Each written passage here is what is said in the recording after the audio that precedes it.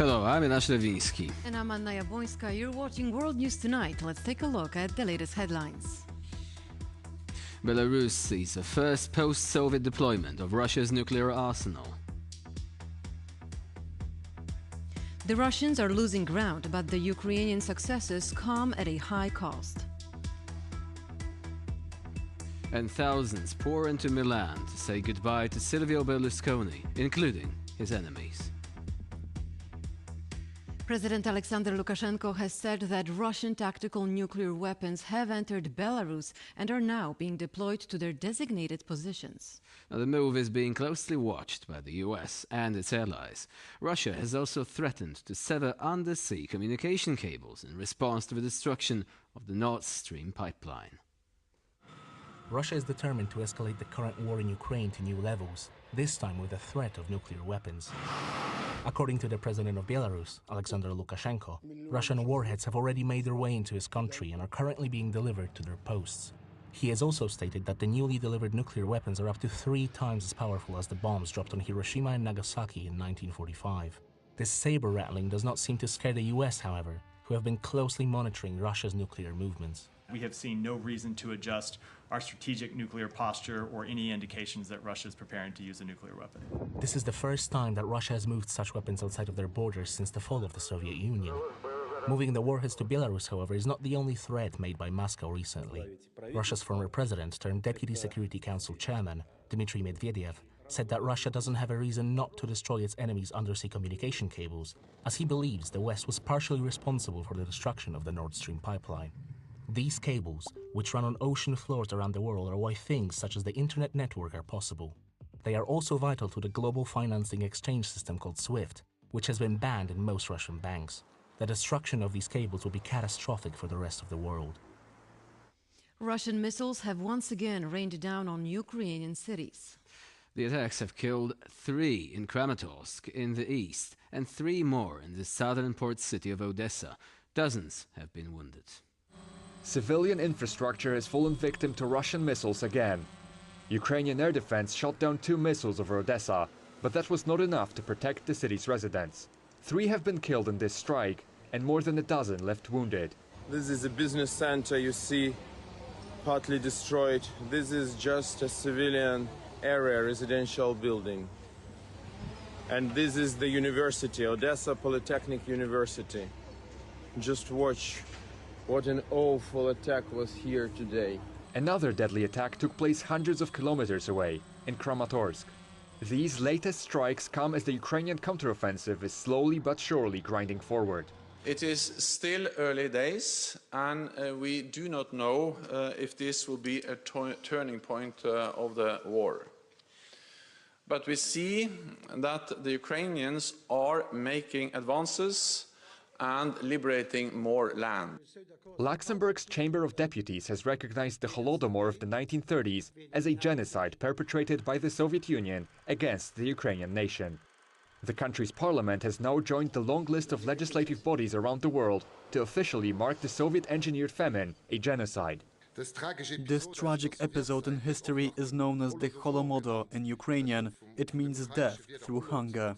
It was the deliberate killing of millions of people through artificial famine. Some 3 to 5 million people perished in the Holodomor. Many historians believe these tragic events to be the result of Soviet policy aimed at eliminating Ukrainian aspirations for independence. Italian officials, football stars and mourners from around the globe paid the last respects to the former Italian Prime Minister Silvio Berlusconi. The funeral was held today in Milan with thousands in attendance.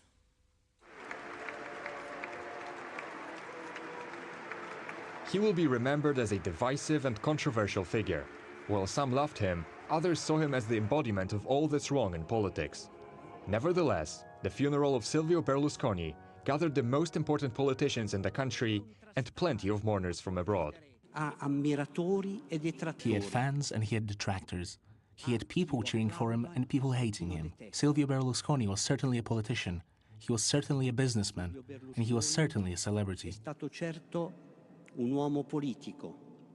In both his roles, As the Italian prime minister heading 4 different governments and as a media tycoon, he shaped the political landscape in the country over decades.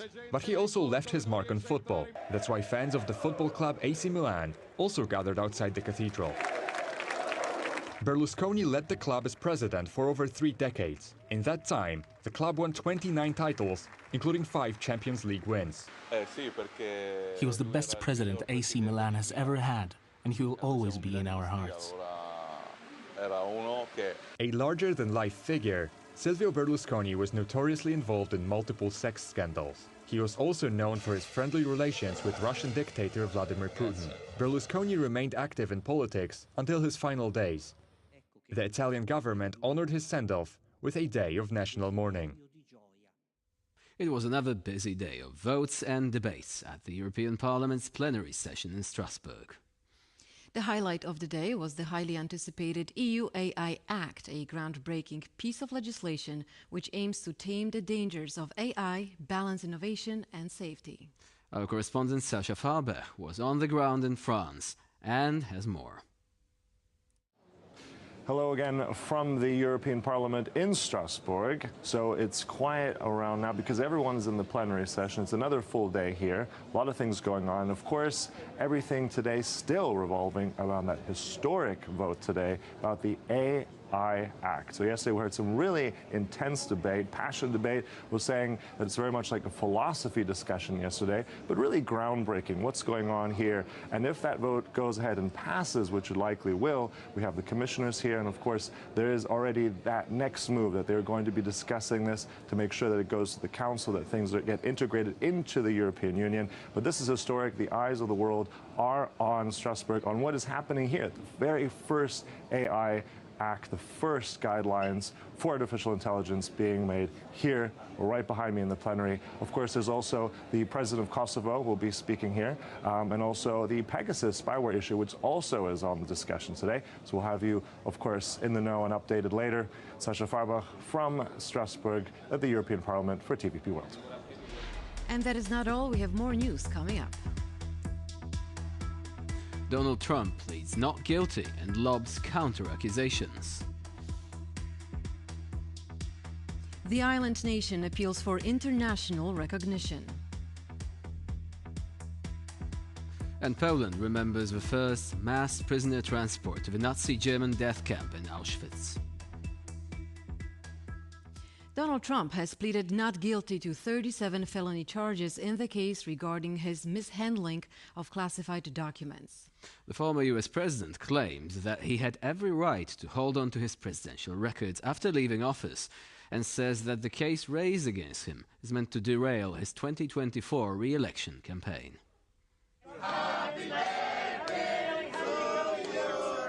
Donald Trump turned 77 on June 14th, but rather than celebrate with a party, he spent the run-up to his birthday in court. The former president was arraigned for the second time in the last 3 months. This time, he was charged with 37 felony counts regarding the willful withholding of classified documents after leaving the White House. These documents were discovered by the FBI in a raid on his Mar-a-Lago residence last year. Trump himself stated that he is innocent, alleging that his possession of the documents was completely legal. I had every right to have these documents. In other words, whatever documents a president decides to take with him, he has the right to do so. It's an absolute right. The entire situation has divided the nation, as Trump has as many enemies as he has supporters. People from both camps were seen outside of the courthouse, some protesting the former president's arraignment, and others demanding his arrest. According to experts, if he is convicted of mishandling the documents, he could face prison time. Normally, that would eliminate a candidate's chances of being elected. However, according to recent polls, Trump holds a double-digit lead in the race for the Republican presidential nomination. The Taiwanese foreign minister has paid a visit to the Czech Republic as part of his European tour. In Prague, he spoke of the need for European countries to support Taiwanese democracy in the face of China's growing saber rattling. Reddit almost as normal these days, to be honest. Taiwan's official list of allies is shrinking by the day. I don't even know Honduras breaking off left. ties with the island and choosing to side with Beijing may have reinvigorated Taiwanese diplomacy. After all, Taiwan does have friends in Europe, even if those relations cannot be official.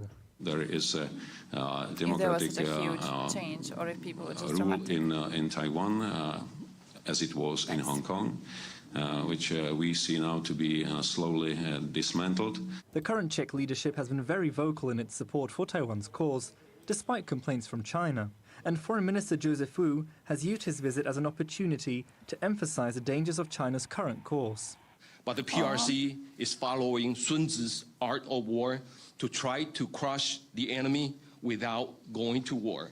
As we speak, the PRC continues to flex its muscles to intimidate Taiwan.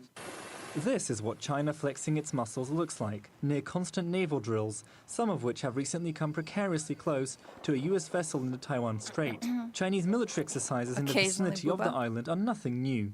The Taiwanese have been enduring them for decades, but their growing intensity has put the island on high alert. Here we can see the Taiwanese army noticed recently that training it has women gone down? reservists for the first time in history.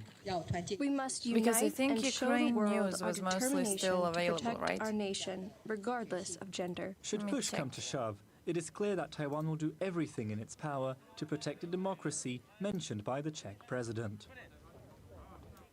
Tens of thousands of people have been evacuated in India's northwestern coastal cities ahead of cyclone Biparjoy. The cyclone is expected to make landfall tomorrow, causing severe flooding and infrastructure disruptions. The silence before the storm. This is a port in India's Guriat province, usually filled with the rumble of work. Now, its workers are gone. They have fled the coming cyclone. Yeah, I'm like seeing. the tens of thousands of other I go people on who Reddit, have been getting on these buses, which take them to relief Destiny centers. subreddit. It's here I that see they find science, safety I from see the Ukraine storm. more In places videos. like these, which while much appreciated, they hope that they will not have to I stay don't in know, for it longer looks than is normal. necessary. I see We Serbia. don't have any trouble with staying at the relief camp. We're getting food, shelter, water, beds, lights, and fans. Back at home, it felt like we would die. Tropical cyclones in the Arabian Sea, like Biparjoy, Berlusconi have was been such a becoming hit. more common Yeah, in the region kinda. over the last couple of decades. Ah, Researchers are see, warning I kind of that saw warming sea someone temperatures mention may that lead he to was them like occurring that even more often pervy than old they have grandpa. before. The response of local That's how authorities Italians to the saw impending him. cyclone It's like has pervy been old swift. grandpa, and he Even was always workers in there, you know, remote he didn't places have like too this much power or Orwell in the whatever. sea have been He was just successfully there, and evacuated. you knew he But was the there. true test will There was a come when the political event, cyclone and you makes knew he's gonna landfall. be there to comment on Pretty Women or something, you know? But still, it will be a very severe And now he's cyclonic gone, storm and when it's it kind of crosses the weird. shore. The potential for damage can be extensive. Flash floods and Ain't landslides Incredible are Defense, I expected, follow those and too, yeah, thousands yeah, of lives and I livelihoods follow those are too. at stake in both India But they are and working right Pakistan. now, right? I mean, they're normally available. The investigation continues into the motive behind the murder of 3 people and the attempted murder of another 3 in Nottingham. I saw people crying about The goth series of attacks on Tuesday morning left girls the community grieving and police subreddit asking being questions unavailable. about the nature of the crime. Claudia got Czerwinska thoughts, has an update got on something. the story. So I guess After a series I of guess stuff attacks like that that took mostly place in is Nottingham unavailable. on I don't Tuesday know morning, what's up authorities with have Reddit. I'm confirmed just the using it identities of normally. the stabbing victims. Barnaby Webber, a student at the University of Nottingham, and Grace O'Malley Kumar, a former Shit. junior hockey player for England, both 19 years old. The third victim was identified as 65-year-old Ian Coates, the Huntington Academy school caretaker. The victims were found dead shortly after 4 a.m. local time on Tuesday. Later that day, an attacker driving a van attempted to run over 3 people. They survived but sustained injuries, and one is in critical Bro. condition. Police suspect the van belonged to the third victim, Ian Coates. The police arrested a 31-year-old man whose house they later raided. Authorities are investigating possible motives, but as of now, we know that the man who is being questioned is originally from West Africa, has a history of mental illness, no previous criminal record, and had been in the UK for many years with a settled status, but no British citizenship. I can tell you that a 31-year-old man has been arrested on suspicion of murder and remains in police custody. License. We are not looking for anyone else in connection with the attacks, and I can reassure the public that it is safe to visit the city centre. Last night, a vigil Thank for you. the victims of the attack was held at the St. Peter's Church in Nottingham with close to 400 people in attendance, including many students who brought flowers and lit candles. I have a brother that, I called straight away and was like, is everything okay? And, I just wanted to go home and just give my mum and dad a hug because, I just think it's horrible that their just lives got taken away and they'll never be able to hug their loved ones ever again. And I just think it's awful. The families of the teens paid tributes to their children and siblings whose bodies were found in the early morning hours of Tuesday. This is a great loss for the community and the families of the victims. Our hearts and minds are with them during this very difficult time. As the investigation continues, we will keep you updated on further developments. From London, Klaudia Czerwińska, TVP World. On June 14th, 1940, the first mass transport of prisoners arrived at the Nazi death camp in Auschwitz-Birkenau. In Poland, this somber anniversary is observed as a national day of remembrance for the victims of the German Nazi concentration and extermination camps. June 14, 1940 is widely considered to be the day that the extermination camp Auschwitz-Birkenau was made operational. On this day, 83 years ago, the German occupation authorities sent 728 men, the majority of them ethnic Polish political prisoners, from the prison in Tarnów to the camp. It is estimated that anywhere between 100 and 200 of these first inmates survived the camp. German Nazis killed at least 1.1 million people. How do you even? He killed alone, like 3 people, mostly right? Jews, How? but also Poles, Roma, Soviet prisoners of war, and people of other nationalities. The Auschwitz camp was liberated on January 21, 1945 by the Red Army. After the war, the entire camp complex was turned into a museum and today serves as a monument to the martyrdom of Poles and other nations. A Polish police officer has completed an incredible feat by traveling more than 1,400 kilometers on a bike, and all for a good cause. That's right, Sebastian Nowacki rode for 4 days straight with only short stops along the way to promote donating blood and bone and marrow. He chose today as the final day of his journey on purpose. Yeah, I was just Today thinking is how silly World he Blood looks. Donor Day. Our reporter Kazimierz Łysiak was He's there all in Warsaw to witness Sebastian squished. crossing the finish line at the National Medical Institute. Donating blood saves lives. No one knows Harry this better Potter. than Sebastian Nowacki. This Polish cyclist decided to travel 1,400 kilometers on a bike from Brussels, Belgium to Warsaw, I love Poland this man. to promote donating blood and This raise man is awareness. beautiful. He's I bound to come here on his bike I've never seen any this minute man now before. to finish his route. Sebastian Nowacki arrived at the National Medical I don't know who Institute this is, but he is accompanied by his beautiful. colleagues from the police and Bring him local back. bikers. Even after completing his incredible achievement, he Nuclear remained conflict? focused Oh, I don't think mainly so. on I don't think others. so. This success belongs not only to me, but also to everyone promoting blood donations. Blood is the most precious gift Where's that one Harry? person can Bring give him back. another. Sebastian began his journey in Brussels, outside the building of the European Parliament, Nice. and then traveled through Berlin to Warsaw. He rode for 4 days straight and finished his journey Is he on a gonna special ride all day. the way back?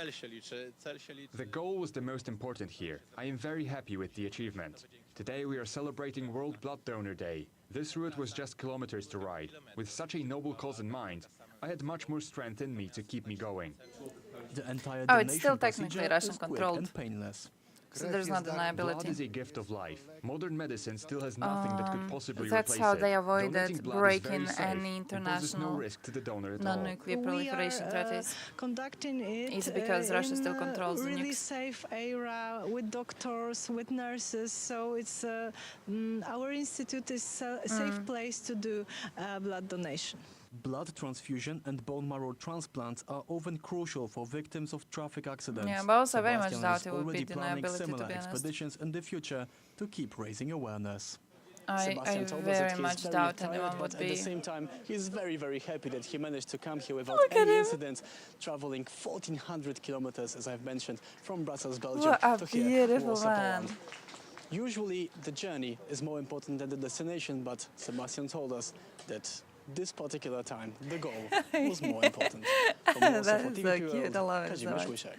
He's such a And now contrast to something this for one. the viewers' So Paul McCartney says he has employed artificial but yeah, I intelligence absolutely don't think to any help is going to be create used. what he calls the Belarus final knows they're going to get Beatles record. wiped off the face of the earth if they try. The Lukashenko musician has told plans the BBC that the technology to had keep been the used country, to extract John Lennon's to give it voice to his from sons. an old demo, so Son, he could complete specifically. the song.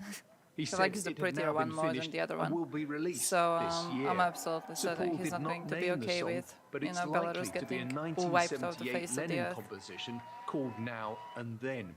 It had already been considered as a possible reunion song for the Beatles in Can't unilaterally launch 1995. nukes. Oh yeah, it Sir would take Paul cooperation had from other received the officials. demo Yeah, a yeah, year that's true. That's earlier true. from Lennon's widow Yoko It's like Ono. even if Was one of Belarus wants several to songs use on a it, they would cassette have to get labelled approval For from Paul Russia, that and the Lennon Russian had officials made are very shortly before unlikely his to be death in 1980. supportive of this. They're not free. They're still controlled by Russia. Russia directly controls nukes in Belarus. Belarus does not control nukes in Belarus. Some of which, he said, were 3 times more powerful than the bombs. They're just placed in Belarus, but they're not controlled by Belarus. With us to talk about this pressing issue is Sasha Ostanina, political and security risk analyst from the Jacques Delors Center. Hello and welcome to TVP World. Hello. Hi, US would likely respond to Russia. Hello, ma'am. Now, my first question is, with some kind of strong non-nuclear response, like sinking their Black Sea fleet with F-35s. Oh, we think it's like that. Just to scare NATO member states, let's say, before the NATO summit in Vilnius. What do you think? That's a really great question, because we've seen in the past days these controversies and there's contradicting statements between Russia's President Putin and President Lukashenko. When you say strong non-nuclear response as a response to a nuke being used, I don't know if I would consider sinking their Black Sea fleet a strong enough non-nuclear response. Schedule should be on the 7th and 8th of July. As part of a plan, Good has one. already claimed that those deliveries had started. Today he repeated the statement. So it's a big question of whether they actually Look at these idiots. Receiving those weapons, and also quite a larger question of whether Russia is clearly planning to deliver them and in which amount. Now, the big question here is, what is actually the value of these weapons Would be great in if tactical Lukashenko just gets terms? nothing. Are they being brought there to really enhance Russia's capability of being able to project its power? Or is it simply for their propaganda value? I'm asking this question because there are already nuclear weapons stationed in Kaliningrad, so the distance is more or less the same. So what actually changes in this case? I totally agree with you. Its value seems to be He doesn't have to accept defeat. Inconsiderable, and Russia has already We just push them back into their borders and give security assurances to Ukraine. Its nuclear weapons in the Ukrainian But also he's already spinning it. Which, Yeah. He's already spinning it into changing military goals. Distance, definitely doesn't change He's anything. not going to accept defeat. It's a huge propaganda campaign for Belarus President Lukashenko. Even if they were to pull back now, Putin would present it as a victory of Russia against the West, because Russia has managed for such a long time to fight them off. Yet again, there is He'd figure it out. Symbol, another nuclear blackmailing step that he can show off to the West and that he can claim to project its military power.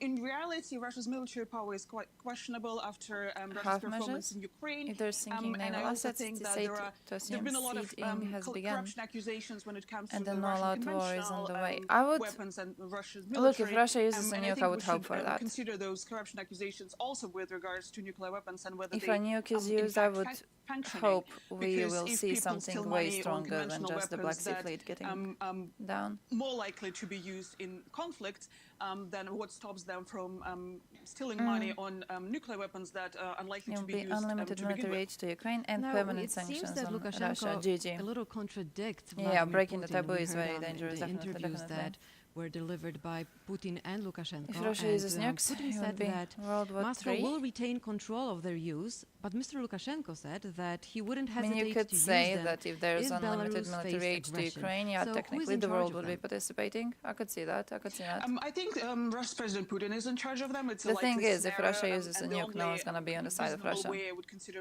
Belarus President Even Lukashenko China using them has is to call Vladimir said Putin that and they would hope not support that a Vladimir decision Putin like can that. step up and keep blackmailing the West. So- but we can look at similar arrangements when it comes to the US. The US has a nuclear umbrella arrangement with 5 European countries, Basically, including it Germany wouldn't and Belgium. And make Russian the agreement chances is basically better that the at US anyway. retains its control of nuclear weapons, and a hosting country can Oh, yeah, provide that too.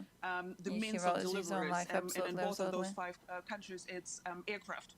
So I think it's going to be likely in that case in Belarus and Russia as well, when Russia would allegedly put its nuclear weapons on the Belarusian side, and then Belarusian aircraft and Belarusian personnel might be trained to deliver them in the event of that happening.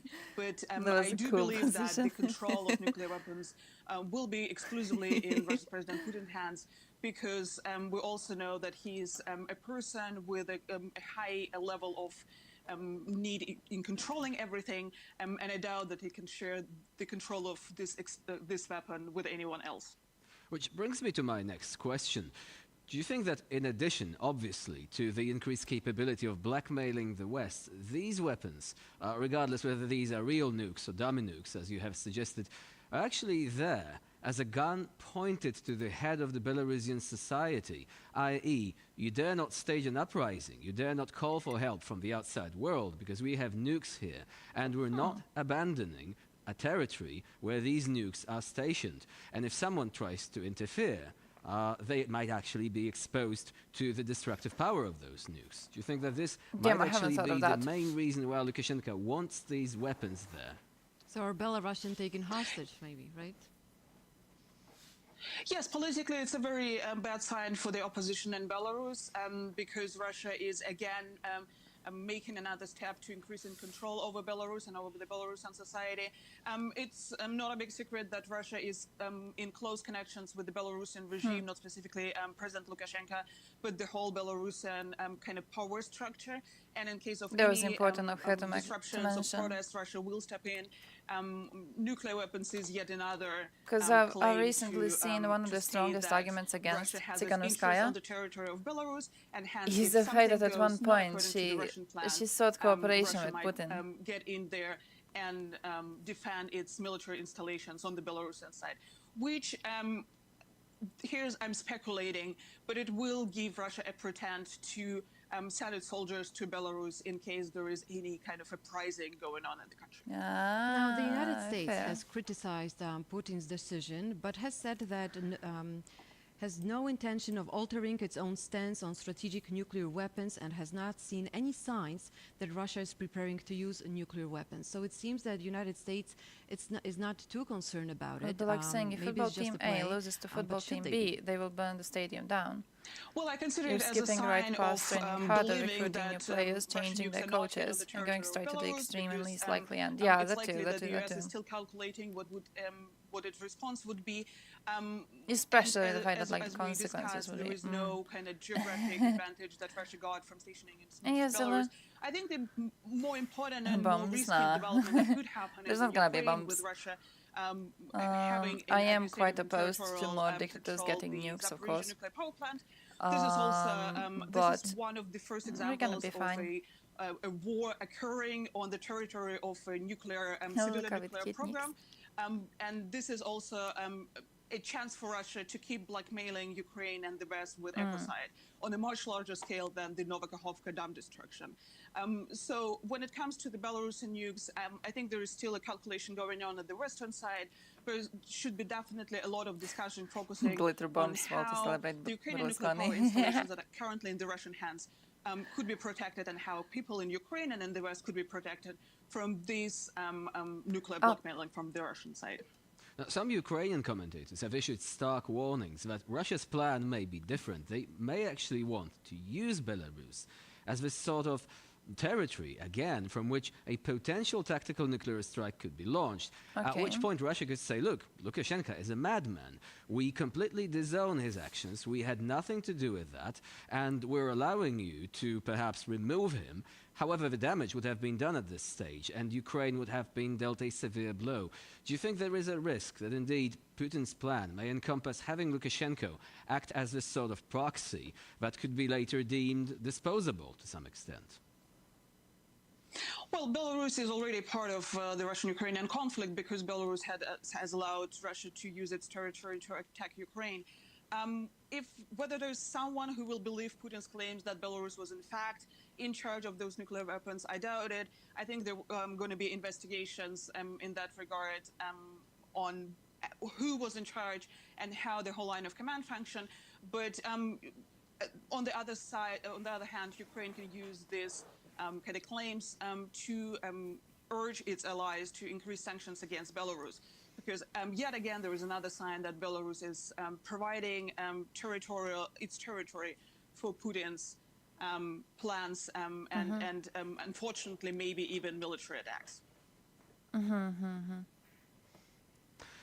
So thank you very much for joining us. This was an excellent summary. That was GG. Well, let me see what I missed in chat. Because I saw a few stuff and then I was like, no, I'm going to wait for the video. If I don't wait, we never finish the video playing. Is this what Croatia looks like? Ooh, ooh, ooh.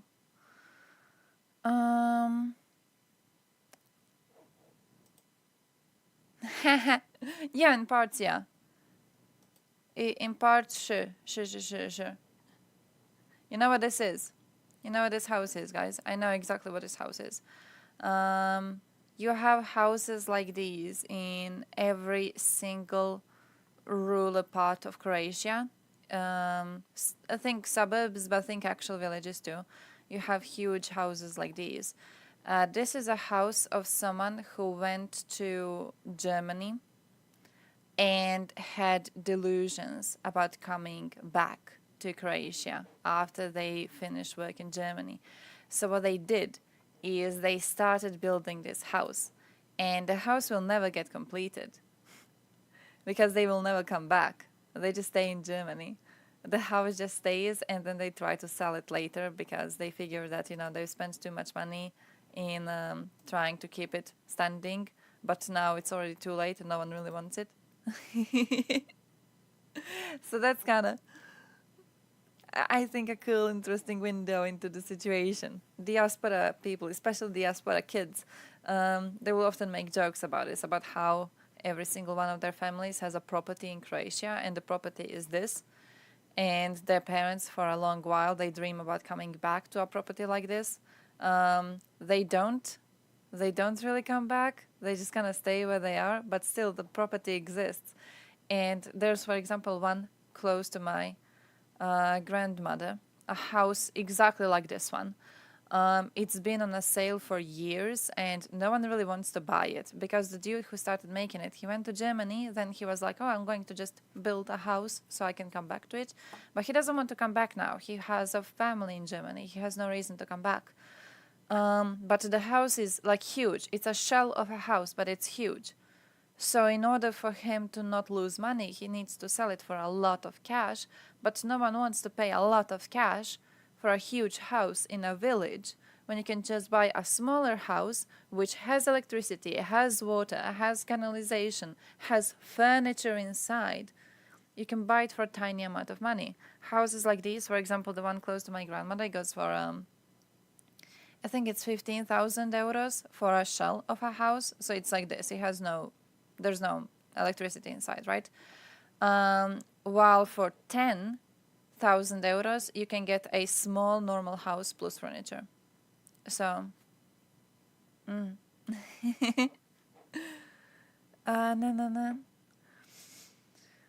Then was retribution for the earlier days when Ukraine destroyed and flooded Russian equipment. Oh, you think? Ukrainians used dams to stop the initial Russian charge and they never forgot. I'm kinda... How do I say this? I think their plans of destruction have more to do with just wanting to genocide Ukrainians and to destroy Ukraine as a country. I don't know how much they are following the retribution path. Because for me, from my position, it seems more likely they're just trying to inflict as much damage as is possible. Once you leave Croatia, never go back. True. This seems like some kind of a con for Vicky to sell us a tiny house for 100k. Look, they go for 10,000.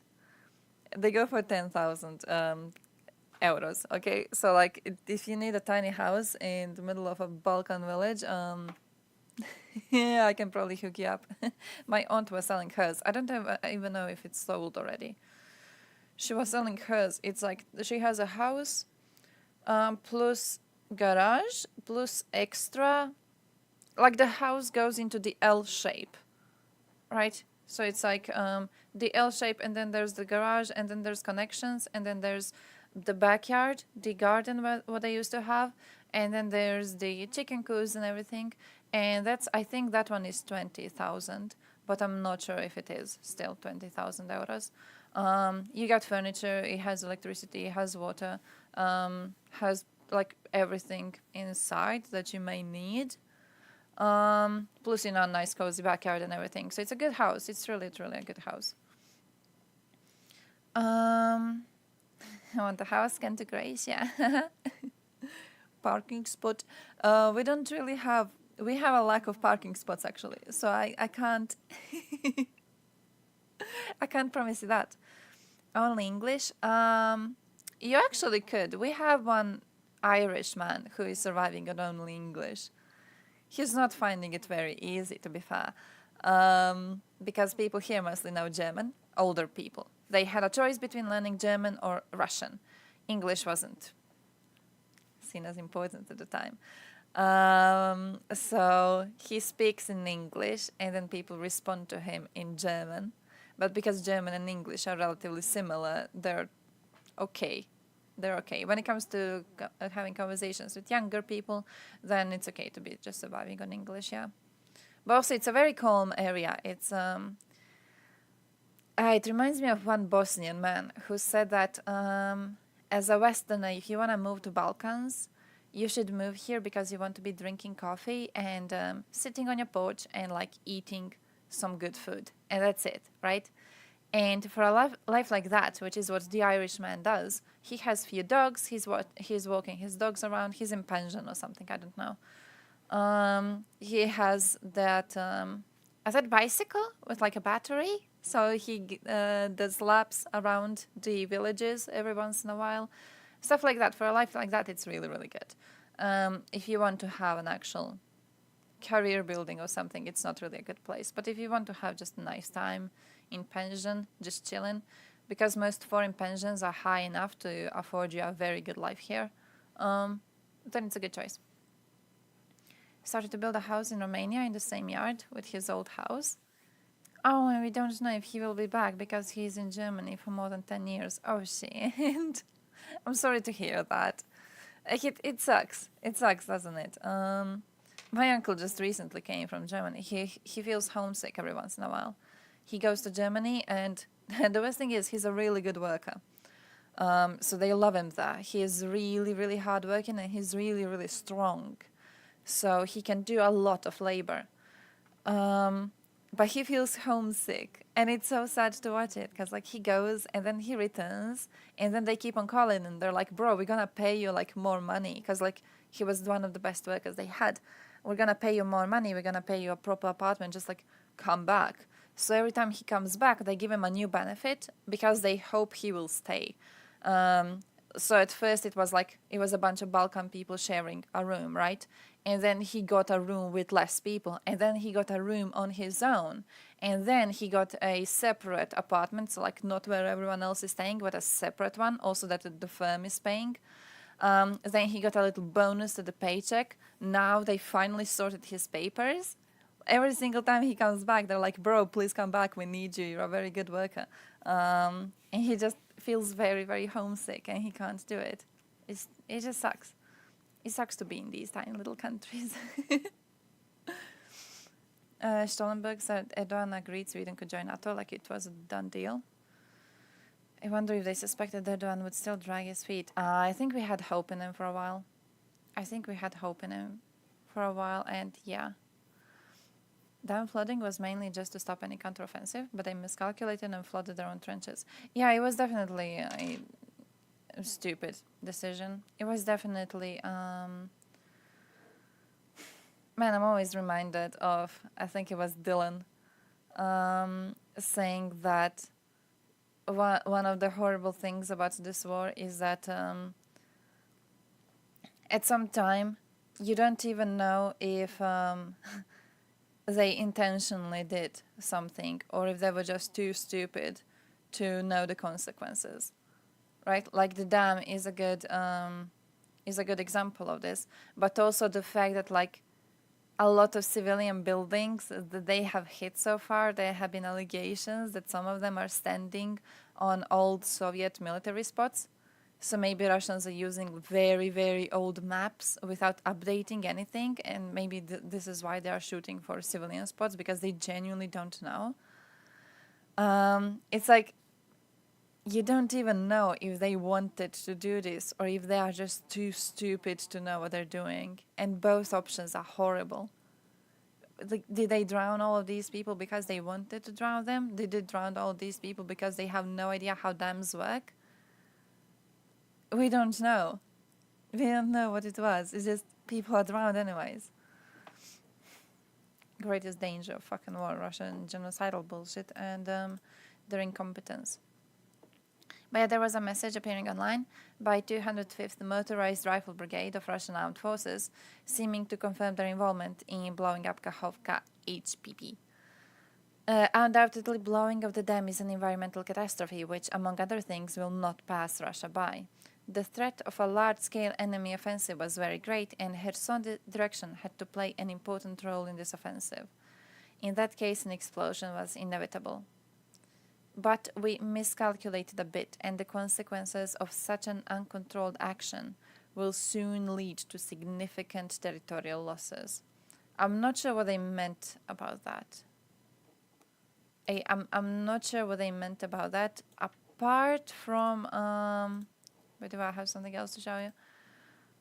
But apart from the idea that, like, Ukrainians could cross over now? Because there was the way I've seen it, there was the idea from the Russian side that they could damage part of the dam, and then this part of the dam would keep on flooding the area, but like it would do it continuously, which would make the river stronger, and it would mean that Ukrainians are unable to pass.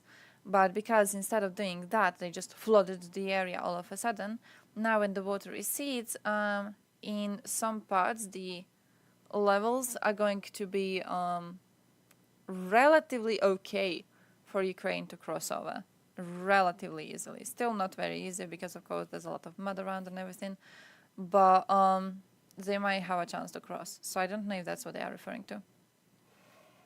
But also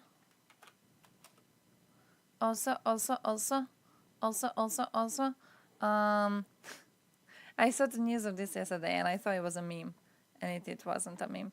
But there's a monument to Slobodan Milosevic in Russia. I don't know if you knew about that, but I didn't. I truly had no idea about this until yesterday, seeing people talk about it on Serbian parts of the internet. But Marko Milosevic, he is the son of Slobodan Milosevic. This is the monument to his father, which was unveiled in Russia. Russia is providing refuge to Milosevic's family from criminal prosecution in Serbia for 22 years. They're all there. I didn't know they're all there, but they're all there. In 2008, Marko Milosevic, son of Slobodan Milosevic, he was given the status of political asylum seeker. Like, come on. Come on. He says with us at the unveiling of this monument is Marko, who is the son of Milosevic. Marko, сын Milosevića, хочет сказать. Do you want to say something? As this table says, we unfortunately were a test field for what is happening in Russia and for what is happening in Ukraine. The Yugoslav crisis, the Yugoslav wars are the same. What we are seeing in Ukraine is just a sped-up version of this. We unfortunately lost the battle, and I'm hoping we didn't lose the war. On our mistakes, our fate, Russians have learned a lesson, and we will win. So overall, just a useless speech. Useless speech from a useless man with a useless father. But still, I had no idea that in Russia, this is very, very new to me. Slobodan Milosevic was a man who destroyed Yugoslavia. He crumbled Yugoslavia from the inside. As much as our nations previously wanted to move away from Yugoslavia, Milosevic was the man who kind of made it so you have to leave if you wanted to remain a nation. You know what I mean? Slobodan was a man who was really, really into Serbian delusions of grandeur. He was really into presenting Yugoslavia as basically the imperialist project of Serbia itself. So when other nations demanded to also have the right to make decisions in Yugoslavia, because, you know, we were supposed to have the ability to make political decisions as other republics in a federation, it was Milosevic and his people who denied us this right. This is why Yugoslavia crumbled at the end. At the last summit, Slovenians walked out and then Croatians walked out because he refused to consider the possibility of giving the power to republics instead of keeping all the power in Belgrade. So the fact his son is in Russia right now, getting asylum there, and also supporting Russia, I think tells you enough. Yeah, I was listening to the match yesterday. I was here in the room and I hear people screaming on the street and I was like, we won. we won. There were just screams and screams and screams, and then all of a sudden Croatian songs. And you already know what's happening then. Their positions on the bank being wiped out. Oh, so like the losses are could be. The territorial losses are the grounds that they are not protecting anymore with the people they used to be having on the Isles. Could be that. Did you see that? Oh fuck, I have Skabayeva link. They lied about Russian soldiers being evacuated previously. I think that's awesome. I don't know. When you look at these news from what Russians are posting on this, it feels just obvious that they did it. Because for a while they were posting that, there's a lot of claims in the West and in Ukrainian media that by blowing up the dam, a lot of our soldiers were killed. And like we are letting you know now that no, all of our soldiers were evacuated, all of them were safe. Which is not true, because right now as the water is receding, we're actually seeing Russian corpses on the beaches around. So it's definitely not true that they were saved. It's not true they were evacuated. But the fact they tried to make excuses for this, I think it tells enough, you know? The fact that they're like, our people were evacuated, and then before this, the mayor of Crimea was like, oh no, Crimea actually has water, we're gonna be just fine, we're gonna be all right. I think the fact they are minimizing the tragedy says a lot about who did it. Because if Ukrainians did this, I bet my ass that Russians would be placing news about how on these islands in the middle of the river there were children hanging out with soldiers and they all got wiped away with the flood. They would be saying that there was like a bunch of pregnant women around there. There's no chance they would try to minimize it as much as they're minimizing it right now. So,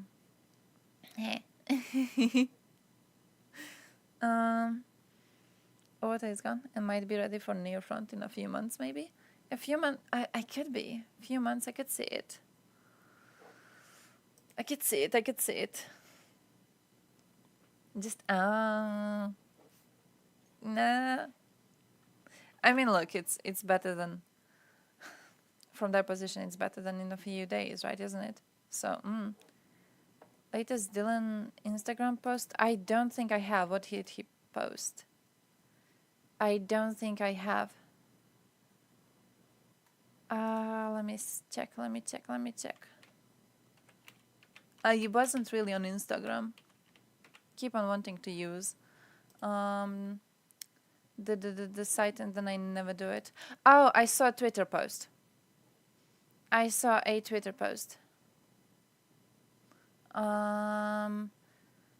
it's the one on his friend who got harmed in the shelling, I saw that one.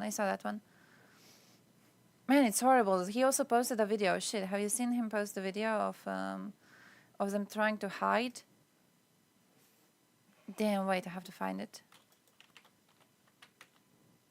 They were set to go to a shelter, and then the shelter was locked. Yeah, this post. I've seen this post.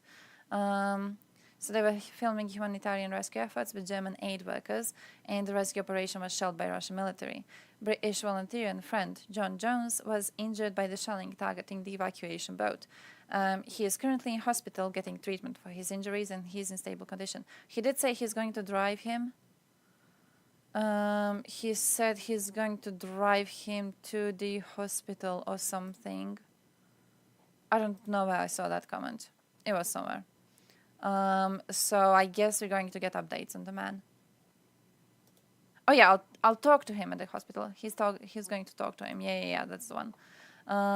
So I'm guessing we will know the situation. This is the one on the shelter. Right? We need to go inside. It's locked. Motherfucker. What is it, by the way? What is it with them being locked? Hey, yo, DB, hey, yo. What is it with shelters being locked? Wasn't this an issue in the last challenge you had to do? Why? Why would they lock the fucking door? Like, is there... Why? You would assume that, in a situation with regular shelling happening, you would need to have them unlocked. Yeah, Dylan's okay. His friend got harmed in shelling. So we still haven't gotten any updates. I don't know how the man is doing at the time. I know about the post yesterday. He said he's going to talk to him, so we're going to be getting some information soonish, hopefully. But that's as much as I know. Yeah, 3 people died in Kyiv because of a locked shelter. Then Zelensky said they would appoint inspectors for all shelters. Yeah, that one. It's weird that... Why are they ever locked? Why would you keep a fucking shelter locked? Is there... And I don't know. Like, especially, shelling is happening. It's happening at any point of the day, basically, isn't it? They shelled during the day, they shelled during the night, they will shell you at any point. Why would you ever lock it? Why? What would be the reason to ever do that? I don't know, I'm not seeing that. I don't know what sort of extra safety it gives to whoever. Why Serbia cosplays as Russia? There's one reason currently for that is that Serbia sees it as a great historical injustice that their genocide in Balkans was stopped by USA bombing Belgrade. So Serbia is moving away from the West. Serbia started moving away from the West because it felt, unfairly targeted by the Westerners. So then when you don't want to be with the West, you got to be with the East, right? And, the strongest country we had on the eastern part was Russia itself. So you got to work with them. I think it was part. I think also another part was the fact that both of them had used the Union states they were part of as a way to try and build an empire. And I think because they existed in very similar ways during this, I think they just kind of genuinely see themselves as brother nations. I truly think they see themselves as being equal when it comes to this. Because Serbia and Russia, they both have, as much as Serbia was in a much more unfavorable situation throughout, the decades of existing, still, it had a very big drive towards imperialism and towards, taking lands that they see as rightfully Serbian. In the same way Russia is, into taking and controlling the lands they see as rightfully Russian. So I think their motivations are just very, very similar. Their motivation seems to be very, very, very similar. Maybe Russia pays some people to lock him. Oh, man, I wouldn't even be weirded about that. Local hobos don't give a fuck about actual war, but just use shelters as real estate. Yeah, I could see. I imagine it would be rather hard to employ someone to be basically a police officer at the doors or something, right? I guess you could be having civilians do that. Couldn't you have like the damage of hobos using them as real estate? I don't think it is comparable to people dying over the shelling. You know how? You know what I mean? So I don't think it would be a horrible situation to just allow people to sleep there. Especially like if we talk about, you know, a situation where a lot of people are getting shelled and their homes are getting destroyed, and it would be good for them to have some place to stay. I think I'm just not seeing the cost benefit a balance in the situation. It just seems like there's no reason to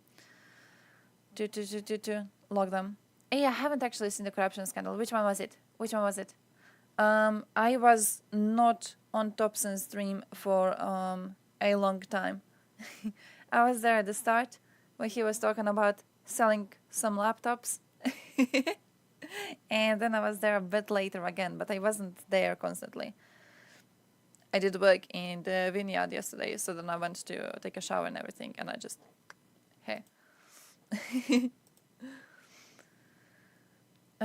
Seeing things going to shit very quickly just due to the fact that people don't really believe in preparing. Of course, this depends on where in the country you're talking about, and we don't really have bomb shelters. Oh yeah, definitely. There's some, how to say that? There's something interesting about the fact that the reason Soviet countries have so many shelters, the reason, for example, why in Kiev people can go and hide in the subway when there's shelling happening, is because Soviet Union wanted to make sure that their citizens would be safe if USA decides to attack. The idea was that USA is going to attack us, and there's going to be a war. There was, Cold War at the time, so everyone was kind of tense. So we need to be safe from them. And there's something better about these shelters being used now to instead protect people from Russia. There's something interesting there. Because I think we do have, we have a nice amount of bomb shelters here. I think we would be okay. I think we would be okay-ish. I know a lot of them were out of use. This conversation of what's happening in Ukraine, it actually got us to do investigations into the state of bomb shelters in Croatia, and they're not really kept in pristine conditions, you can imagine. This kind of woke us up to the fact that we really need to be a bit more careful. Albanians have a lot, for example. Albanians are going to be okay. If shit starts to go down, Albania is going to survive. The rest of Balkans, But there's something ironic about citizens of Ukraine surviving right now because they are using Soviet shelters designed to protect against Western attacks, but instead they're now protecting against the attacks of Russians themselves. There's something about that. Also, Skabayeva made a little report on Putin's yesterday's meeting with military correspondents. Always present during the start, but rarely on top. Президент заявил, что границы нужно укреплять и повышать эффективность контрбатарейной борьбы, вплоть до создания санитарной зоны в приграничных областях. Это, в частности, про территории, граничащие с Харьковской областью, демилитаризация которой назрела уже давно, поскольку на нее опирается та группировка, что наносит удары по нашей с вами Белгородской области. А значит, ради спокойствия русских людей этот нарыв украинства должен быть вскрыт. Подобные заявления, да и сам формат беседы без бумажек, подсказок, без заранее согласованных вопросов и, главное, без запретных тем, само по себе нечто необычное. Like, on one hand, I very much doubt they were allowed to ask questions that weren't pre-prepared. On another hand, he did sound very confused yesterday. He did sound very lost on a few questions. So maybe, do we think maybe actually they were able to freely ask questions? Ну, то есть получается, что это в России демократия и свобода слова, а никак не в США. И это повергает западные СМИ просто в шок. there's democracy and freedom of speech in Russia, but not in the US, because he met with propagandists? Dude, that's like Biden going to meet with, what, the biggest lovers of USA that exist on his side of political aisle? That would be like Trump meeting with a bunch of people posting on Twitter about MAGA shit. That's not what freedom of speech is. That's not what this is. Vlad did a video. Oh, I'll have to watch it. I'll have to watch it. It was does he think the questions were not prepared? No. I hoped I would get him. Hey, by the way, I also saved this. Vlad, what did you say? Vlad, I need to hear your opinion on this. Oh shit, he has the other chat. He has the other channel, which is the chatting one. This one? You're very welcome to my channel, Vlad. Wait. That one. Oh, look at him somewhere else. Look at him somewhere else. Where is he? Where are you, Vlad? Nice. Cool looking room, cool looking background. Oh. Scandal was that some corrupts come in Ukraine, bought stuff for shelters for very source prices. Oh, it's like how a few months ago there was this scandal where they bought food for military for very source prices too, right? So they bought food for much higher prices than the prices that were, the actual food that were available, basically, that were available. It's like they went and just bought the most fancy gear, is what happened, is the way I understood it. I'm very happy Ukraine is dealing with this strongly, to be honest. It feels a lot of corruption scandals are being uncovered, which... there's this interesting thing about this. That I don't think many people perceive it in a proper way, but like corruption scandals getting uncovered is a good thing. That's a good thing, my dude. That's GG. That means they're working on something, especially if these people get punished for engaging in corruption. That's a good thing. The problem would be if no one's ever revealed to be corrupt, because in that situation, like, you have corruption. Okay, we're all like grown-ups here. We can acknowledge that all countries are corrupt. If there's no corruption scandals uncovered in your country, there's something suspicious going on. But as long as they're being uncovered, I think this shows a great effort in fighting against corruption, plus also free press. Because I remember the last corruption scandal Ukraine had with that judge. That was... in large part reported by their independent media, was, right? So I think it shows a great thing. I wish the US ever did something similar.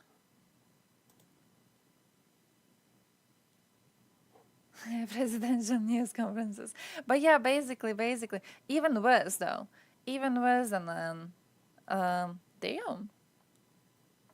Where you can see the averages? Whoa. It's even worse, I think, for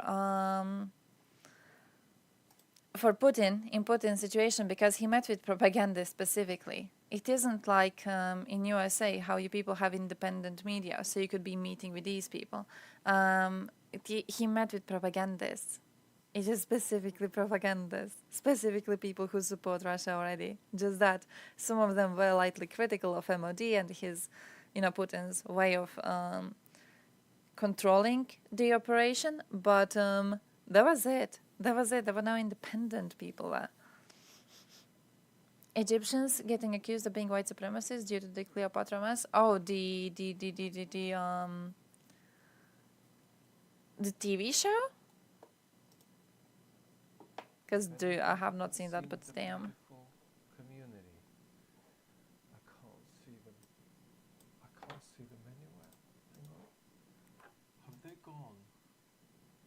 Oh yeah, I think they're there. I think I found them. Hello, beautiful community. You're very welcome to the British countryside, English countryside, where I am for a couple of days, with an upload speed of almost zero. It's a slight miracle if you are seeing this. We're going to have. As they do have independent media in USA. That meeting that Putin. As they do have freedom of reporting. Nobody is. A lot of things that, like in Russia, you would be rotting in jail.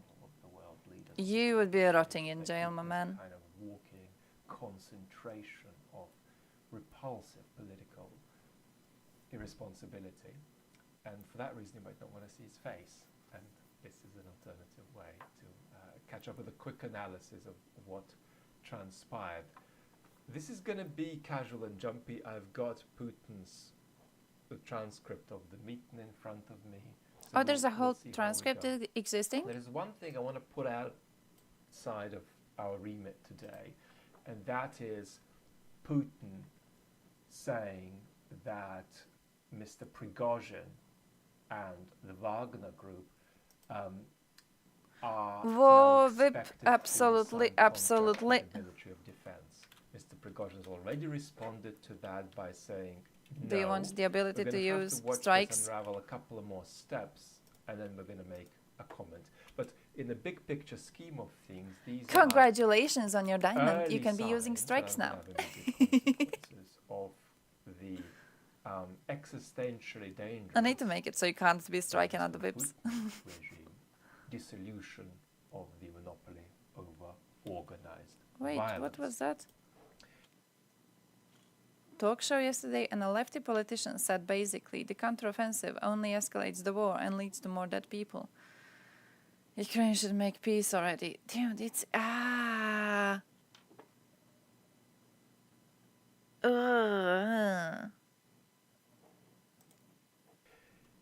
Wait, USA is 45th out of 180 countries in the last press freedom index.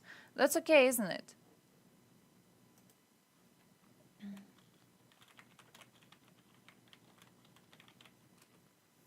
I'm pretty sure you people are doing alright. I'm pretty sure you people are doing alright when it comes to that.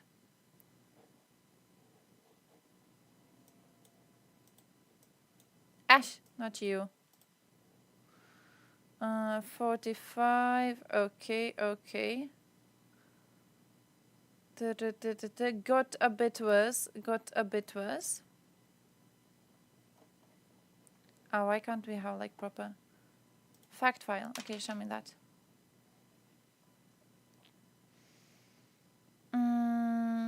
While the mainstream media in the United States generally operate free from government interference, many popular news outlets are owned by a handful of wealthy individuals. In a diverse global media landscape, local news has declined significantly in recent years. A growing interest in partisan media threatens their objectivity, while public confidence in the media has fallen dangerously.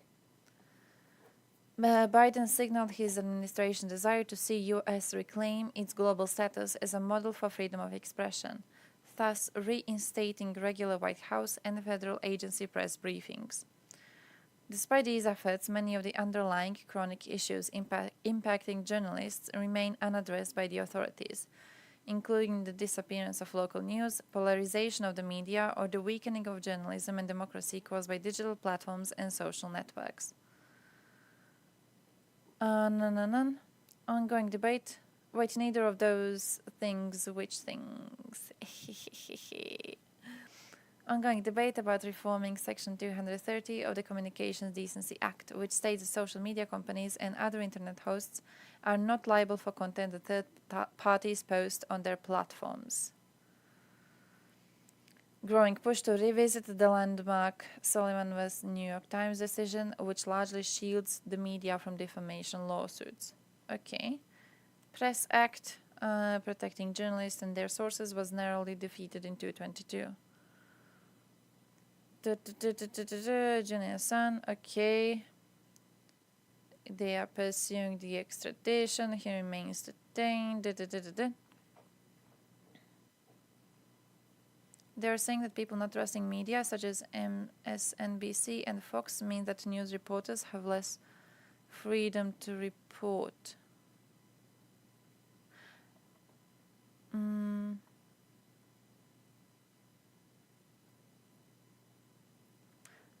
You mean this one? A growing interest in partisan media threatens their objectivity, while public confidence in the media has fallen dangerously. I didn't see this as saying that they have less freedom to report. I don't know if you're getting this differently. The way I read this was that USA has a lot of tribalism. They do a lot of things with like, Democrats versus Republicans, right? Left versus right. And I think because this is becoming popular for press too, because it's becoming very popular to follow specific sources which report in a way which is, very, I don't want to say tribal. I think it's a perfect word for it, Like you will follow specifically, I don't know, Fox News because you're specifically into trash from that side, or you will follow specifically CNN. You will follow specifically something that is very radical towards supporting the specific side. And this threatens objectivity in a way that these sources lose out on ads, on clicks or whatever, when people go on them and then they actually see like objective news there rather than, just hating on whatever the other side is doing. So I think that's a threat to objectivity of media. I think that's what it is. They have press freedom to choose. How is this less press freedom? Oh yeah, I think it's kind of one of those. I would say it's like a web. Like I would see it. I see how it would have an influence on press freedom, but also I see how it's not like the government is controlling it, right? But preferring certain types of media does mean that press has to conform to something that is popular because it will not be able to survive otherwise. So I could see it like that.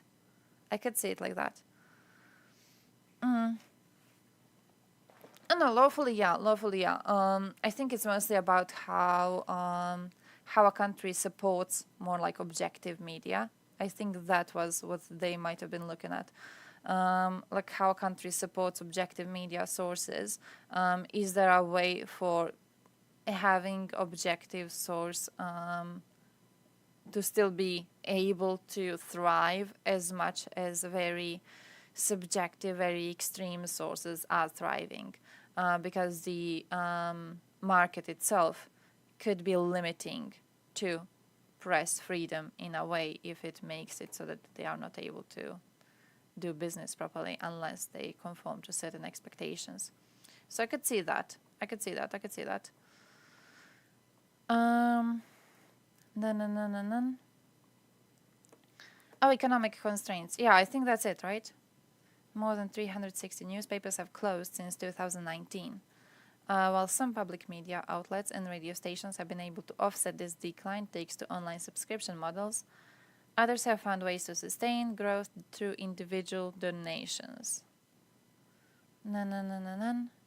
Economic conditions have affected small and local media outlets in particular, whose survival is increasingly threatened.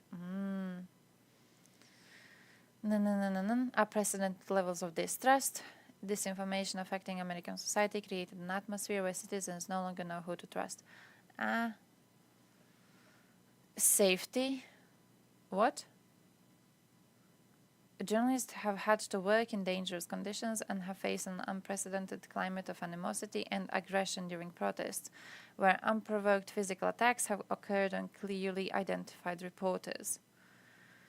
There's a troubling pattern of harassment, intimidation, and assault on journalists in the field. In September 2022, Las Vegas Review-Journal reporter Jeff German was stabbed to death. A Clark County public administrator was charged with his murder. He lost the primary election after German exposed his misconduct while in office. Holy shit. Oh, I think though, like the way I see it, I think it makes sense to not base it just on laws, but to base it on like a net of other things in the country. Because very rarely, I think, will you find laws. Very rarely will the situation be like the Russian one, for example, where, you know, by law you're not allowed to say or write certain things in the media. It's a rare thing to happen. What you will usually see is like softer ways of trying to control the media and trying to take away their income or trying to take away their freedom unless they conform to whatever the country wants them to be saying. So, for example, media getting less promoted when it comes to online stuff, them getting shown less. Wasn't this an issue with Turkey specifically, I'm pretty sure? If they show the ads for opposition before elections, rather than if they only show the ads for the ruling party. Stuff like that, you know? Like, it's not actually written in law. It's not like the law is actually prohibiting you from doing something, but there's ways for the country to impose control over the media landscape, and it's quite important to look at all of them. So I think it's kind of okay to have a net, because if you don't have a net, then you would just be having, you know, a few countries with actual horrible laws, and everyone else would be relatively equalish. If you just look at laws specifically, nothing else, right? Index site or something similar in Russia, bro. Oh, oh no, oh no, they should be made illegal here. Nah, Index still. What is Index even doing? I don't know if they're doing something. They had an amazing time, but they were doing lots of investigations. That's when I was following them. They were like revealing corruption and stuff. I don't know if they're still doing that.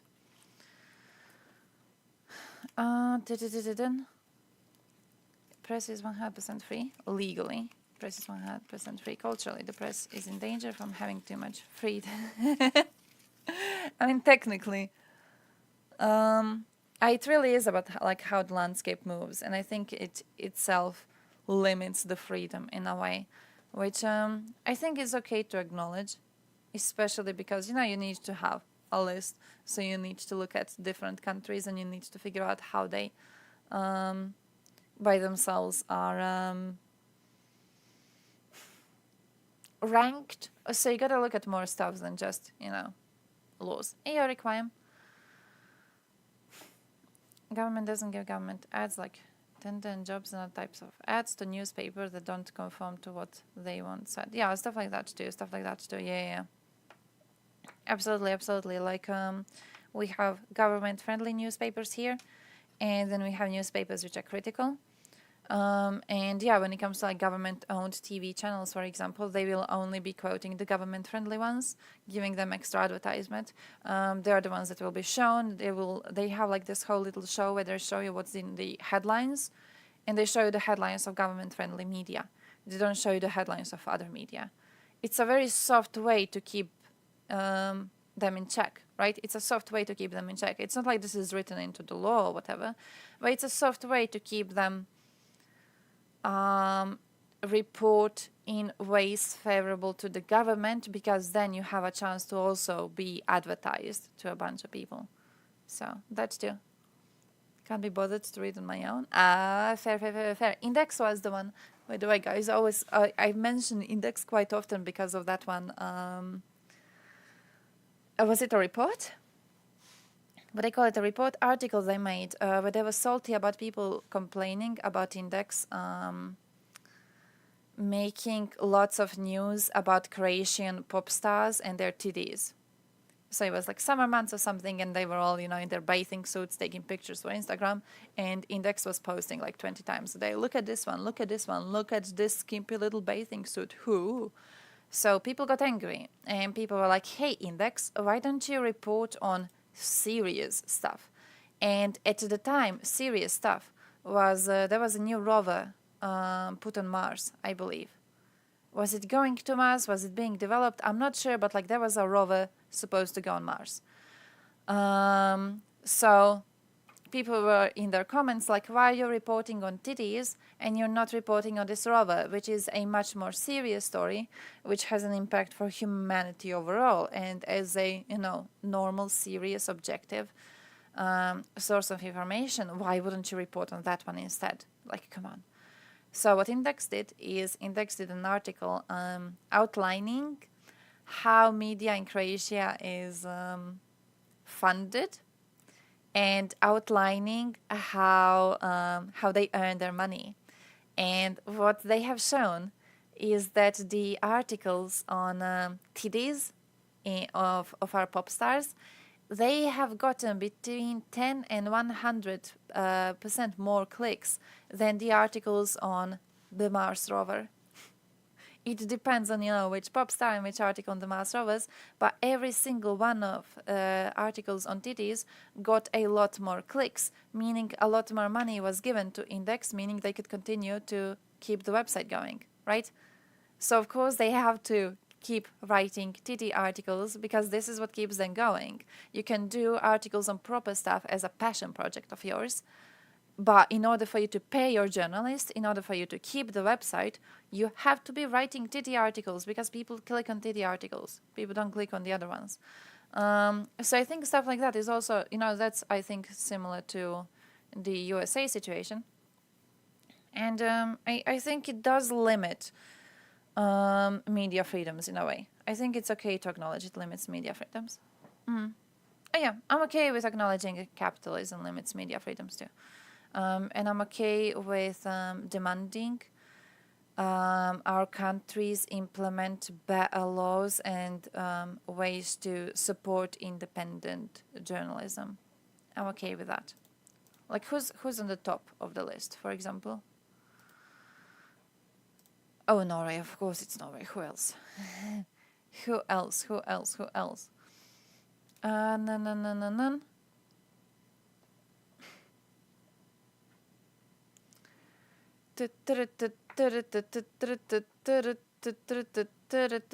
So favorable political environment. By and large, Norwegian politicians refrain from labeling unfavorable coverage as fake news and from disparaging its authors.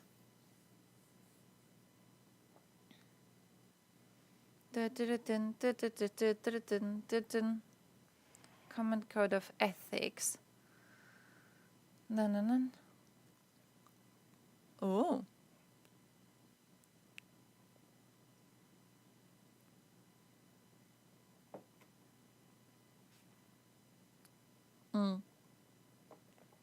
On the whole, society and the state encourage independent journalism and the exchange of ideas. Occasionally, media professionals are harassed online. They work in a safe environment. Few rare cases of physical violence have been reported, but threats are commonplace. So the politicians don't really attack media too often. Everything seems to be like going okay. Everything seems to be going GG. So yeah, I just think it's okay to acknowledge that in some places culture limits media freedom. I think it's okay to acknowledge that it's not always the laws and the government itself limiting it, but sometimes it's the culture itself which is limiting it. I think that's okay. I think that's all right. They got more comments below, even if it's complaining, and even that gives them more money. Yeah, that too. Like, no matter how you post about titties, you will be earning more money by posting about titties than you will about posting on serious news. So you want to be posting about titties. I guess that's what I need to do. Maybe that's what I need to do. I need to start doing Patreon posts with titties every single time. Gonna start doing that. Gonna just start following all the politicians and wait for their titties to be posted. Culture here isn't limiting it. They do claim it is by demanding polarization of media.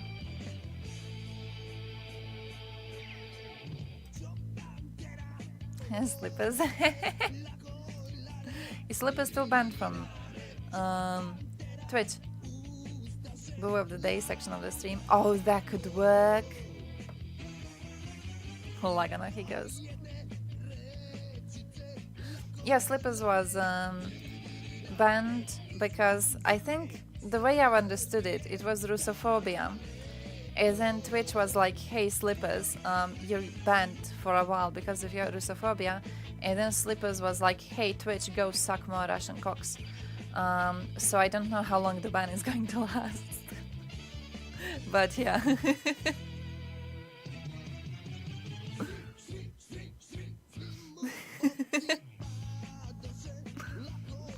I'm pretty sure that was like exactly the explanation we got in Discord when it happened.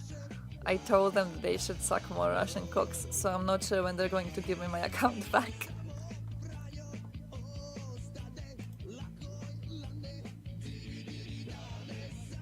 This is actually kind of catchy. Hey, Platya, you're gonna get banned too. What do we do then? What do we do then?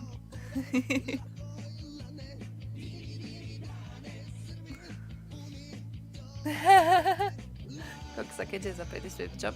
I mean, it depends on how many of them you suck. It's a very individual thing. It's a very individual thing, isn't it? So you know. Yes, the tag is titosexual. I'm using titosexuality as bait to get Westerners to learn about Yugoslavia. Free slippers, free slippers. Bring slippers back. I wouldn't know. Have you guys read that horror story? Yeah, you're like, I never tried more than 2 at once. It reminded me of that. There's a horror story about a woman who went to a bunch of plastic surgeons to install more vaginas on different parts of her body so she could be having sex with more men at the same time. Has anyone read it? Because I read it as a teenager. It was in one of those horror book collections.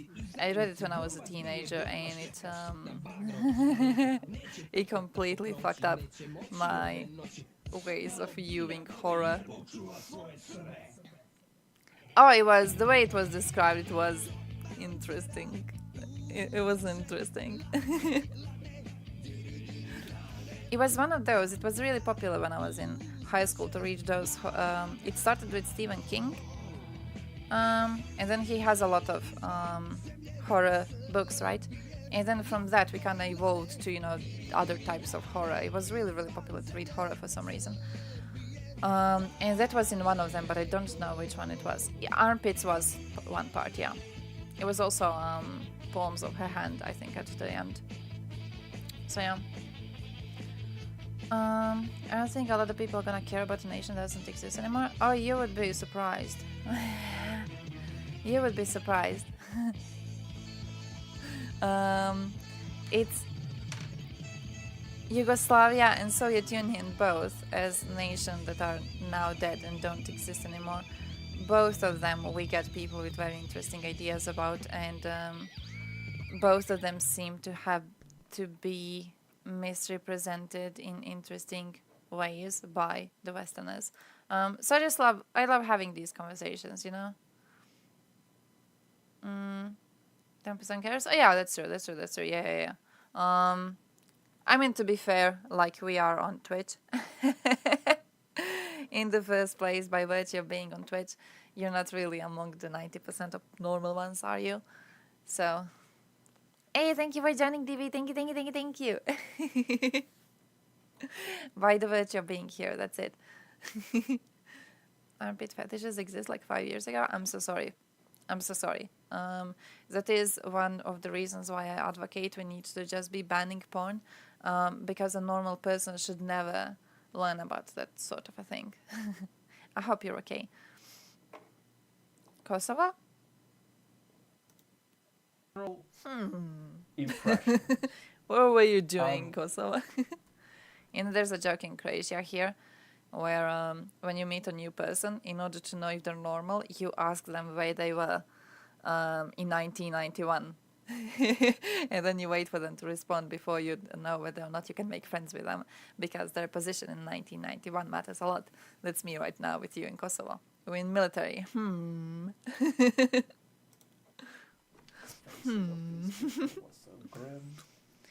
Were you? And it was in a surprising I'm trying way, to make a guess. of the other. Oh, American. Oh, American. Okay, okay. I was trying to ask if you were there to, you know, if you were supporting bombing of Belgrade or if you were against it. But I figured that I don't know what answer you're going to give, so I wasn't sure if I want to ask. If we ban porn, 75% of Pornhub creators are Ruski. Russia may actually revolt. Actually, yeah. Yeah, true. Save German jokes aren't funny. Where was your grandfather in 1940? Depending. Russia, what? I think Russia will... Is speedrunning to be the first country in the world to ever go from developed to underdeveloped to undeveloped? Holy shit. But yeah, it could be. Same state as Bill Clinton, based. Just war crimes in other places. You don't do them at home, that's okay. Obvious ways. Look, USA was based in 1999, okay, so thank you, USA. You are my best friend. You're the peacekeeper, you are the legend. Of the gap in quality between Putin and these all kinds of figures, but they are. Thank you, USA. You are my best friend. You are the peacekeeper. You are the legend. Thank you, USA. You are. You are my best I hope you friend. support Russian action, USA actions. Biden personally, yes. Biden has personally suggested to bomb Belgrade. Good suggestion. Thank you, Biden. I hope he stays in power forever. That is the only reason I support him going for a president again. It's because as long as he's in power, I think Serbs are going to be too scared to do anything. Man has dementia. He might as well just like go to goddamn what do you people have? Parliament. You don't have a parliament. What do you have? He's gonna go there. He's gonna be like, guys, I'm suggesting we bomb Belgrade, because he's gonna think it's 1999 again, and no one's gonna question him because he's the president of USA. So he's just going to be able to do it. I support it. Thank you, USA. You are my best friend. Iraqi 90s, and I was in Syria for a bit. I hope you're okay. I hope you both are okay. Hey, Congress, that's the word. I always forget the word for yours. Enormously delusional. Yes. Formidable political actor. But to be sitting around with these folks suggests that we're not just going evil, but we're also going into, Their uncle owns German air base, so they are basically a general. Now, you were born in Kosovo. Hey, nice. Hey yo. The general picture that Putin are you still around? The West has betrayed. This is old stuff, so we'll be very brief with this. The West has betrayed Russia, and the West betraying Russia just means the United States betraying Russia. Europe is a kind of subsidiary of the United States. Russia has also been. That seems like a valid. Unforgivably betrayed by Ukraine. Oh. And this war isn't a war, but a response. Was it a case of like Serbians having to flee, or was it a case of Kosovars fleeing? Because I've heard stories of both. And do you think the situation is gonna get resolved? Do you have any hope for the situation in Kosovo? When it comes to Syria, it's interesting. I spoke to someone yesterday about this because they basically I got a DM. Which was like, hey, I think it's kind of cruel that you are writing off a lot of anti-Ukraine positions as stupid, because you should actually like possibly properly analyze them in order to see like the actual worth in them in a way. So I was like, and we had a conversation basically about the whole thing with anti-imperialism in USA and stuff like that. But one interesting thing is that at a point they're like, oh yeah, USA was like horrible in Syria, so this is why like I don't think I should ever be supporting USA. And I was like, bro, do you know why Russians are making jokes about Surovikin's last name? And they didn't. They didn't. They never looked into Surovikin. I'm pretty sure they didn't know who Surovikin was, because the response they gave at first was like that it doesn't matter. And then it was like, oh yeah, okay, he was present actually, he was there actually, now we have learned about it. But the joke is that, the joke in Russia is Surovikin last name, if you translate it to English, let me see what's the official one, it's like brutal or something, raw and brutal.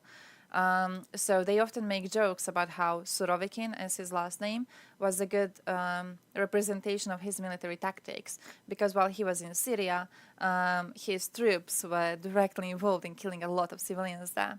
This is why when he went to command troops in Ukraine, they were making constant jokes about him on those Russian TV shows about how, oh, Surovikin is coming, he's about to prove to you that he deserves that last name, ha ha ha ha ha. It's because he killed a bunch of civilians in Syria already, so they expected he's going to kill a bunch of civilians in Ukraine too, and that it's going to be able to turn the war around. No.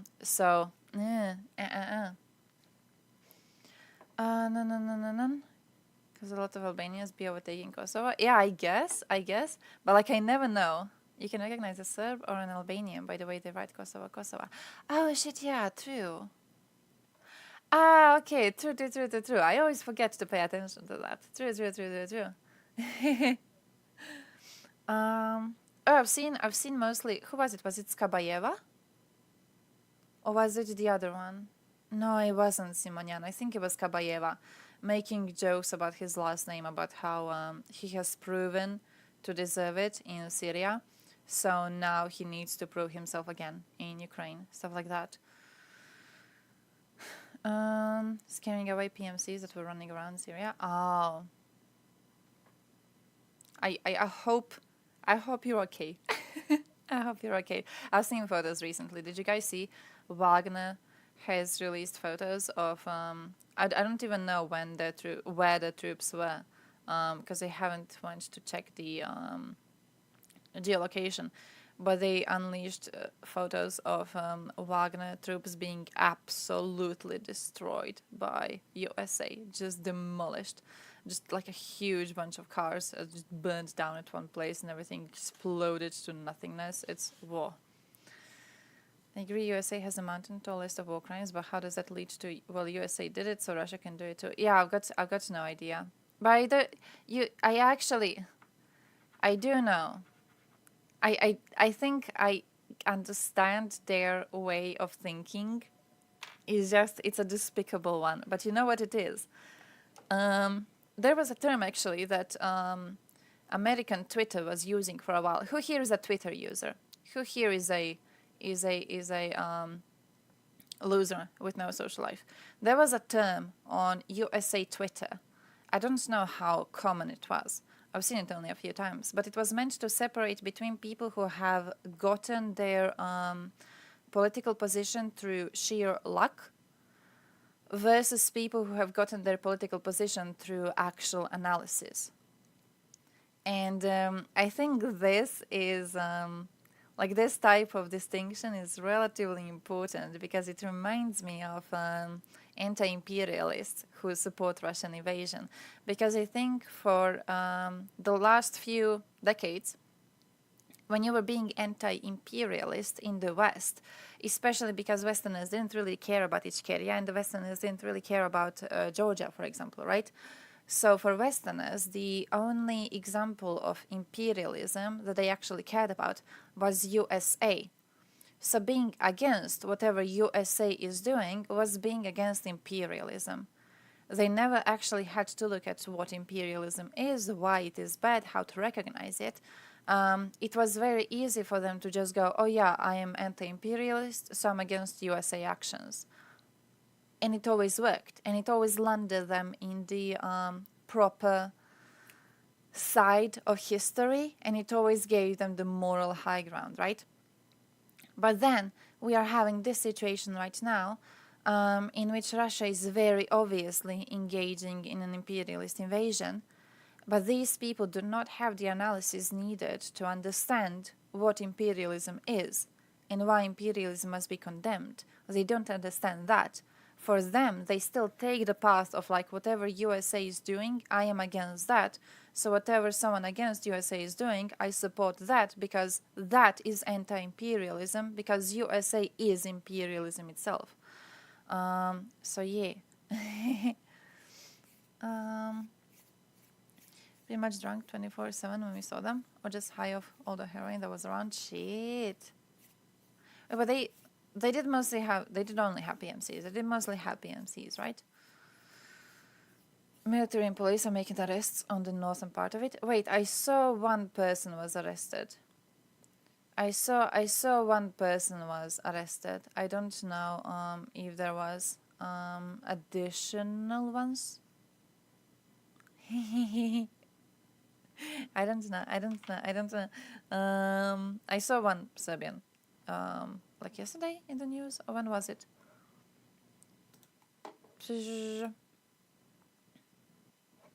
Super fucking tense. Oh, yeah, I can imagine that.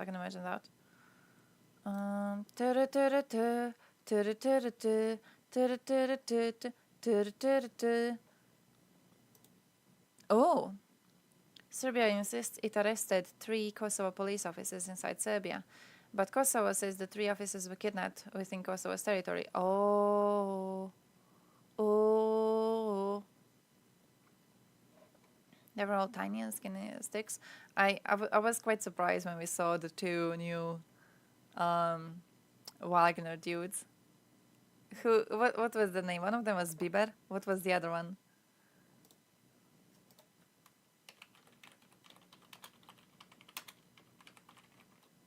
What was the other one? Bieber and Dolik. Have you seen them? Like, look at this. The current leaders of PMC Wagner. It's Prigozhin, and it's Bieber, and it's Dolik. Look at these. Look at these beautiful specimen. Just... No.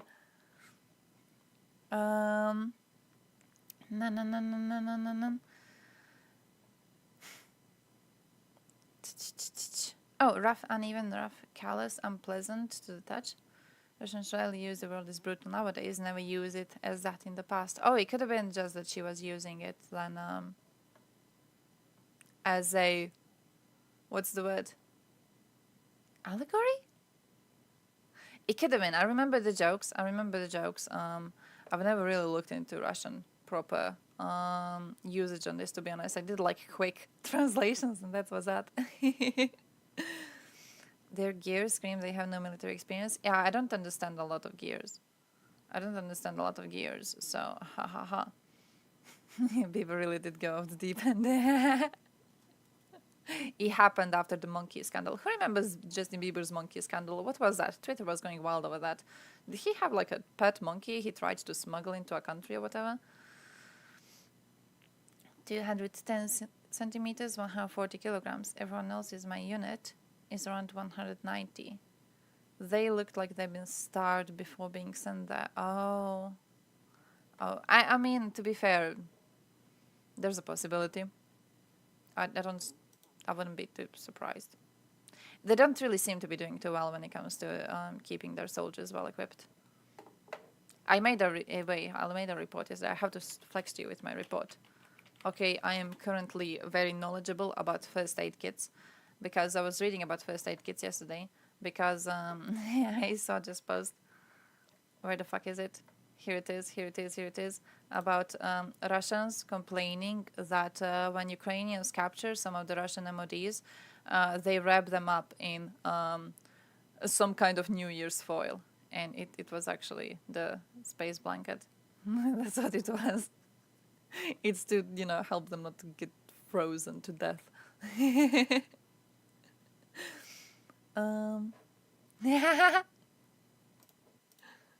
the situation that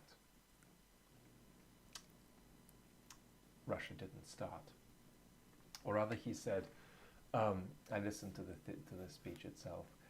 He said that we didn't start this war. Right? My interpretation, before we jump from point to point, despite heat stroke. lie, because he said that he has no problem with the Ukrainian independence. And that's worse than I imagined. Shit. And then he told anybody in Ukraine to go for it, go for your independence.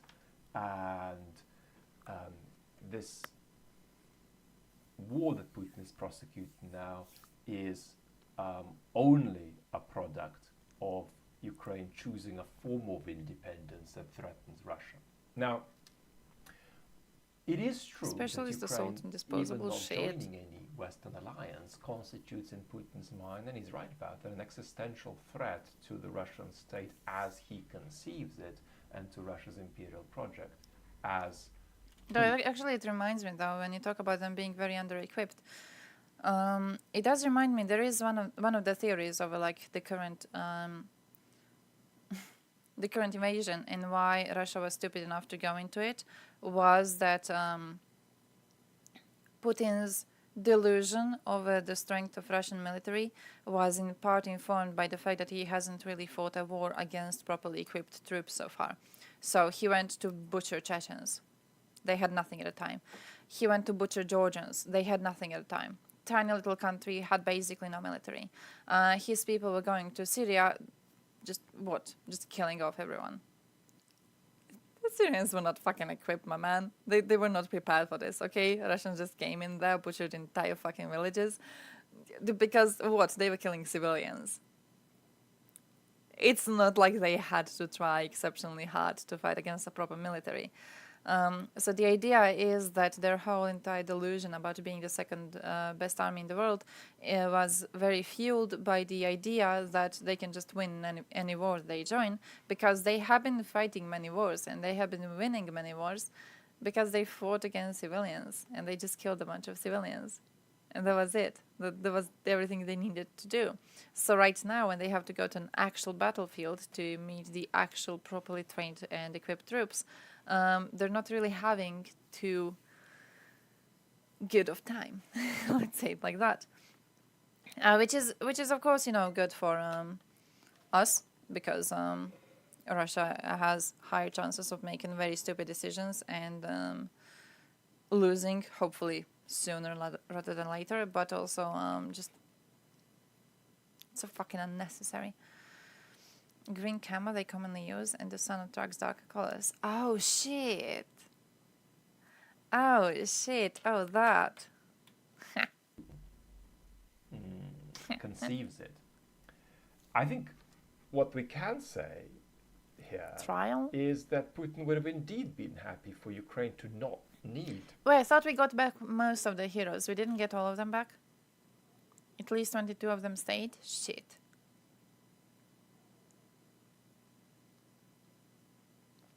Actual incorporation into the Russian state, Shit. As long as it could be run by a puppet from Moscow. Now, where are we? The basics. USA is based on your equipment. USA is amazing. My analysis of this.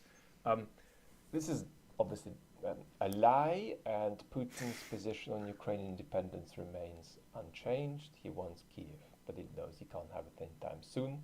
We'll come back to that. He thinks the war is part of a big struggle against the West. 1,000 have remained. Holy shit! What do you think that was? It was through a that lot less. struggle, he sees now a period of frozen war, if things go well for him in the counteroffensive, followed by a period of Russian fucking Medvedchuk in a few years to come. The leaders are the leaders are in Turkey, right? The leaders are in Turkey, as far as I know, and they can't return to Ukraine because I think wife of one of them makes posts regularly on social media about their conditions, and they're just being there. Try to have a military way larger than their GDP could ever sustain. But like the thing is, you have a large military, your GDP can't sustain it. But if you go and if you butcher a bunch of like people in other areas of the world, at least your population is still going to be supporting having such a large military because they see it working for the country's interests. I'm glad that they spent the opportunity cost to conscript millions of men over decades who proved to be totally useless in combat. Yeah, on one hand, yeah, it's it sucks that their numbers of troops available to sacrifice are as high as they are, because they still, they still make a very dangerous opponent on the battlefield. So there's still, to 1,000 troops shoot at you, someone's gonna hit, even if most of them are unable to fucking hold the gun properly. They still are a very, very dangerous opponent, and but my bro, how fucking incompetent are they? Just, oh. Hey, yo, Demi, how's life? They built 10, 50 Armata tanks instead of upgrading hundreds of T-72s. Heck yeah. Is it still raining? As far as you know, it was raining for a few days, right?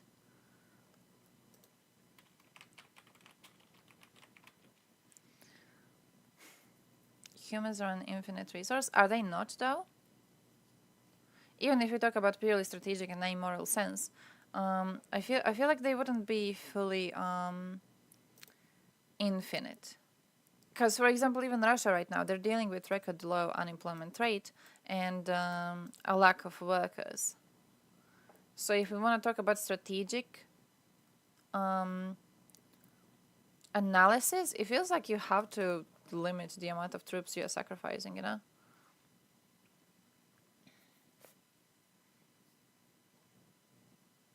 They lied about hypersonic missiles, and instead of building slower but much cheaper cruise missiles, I'm glad they had so much corruption.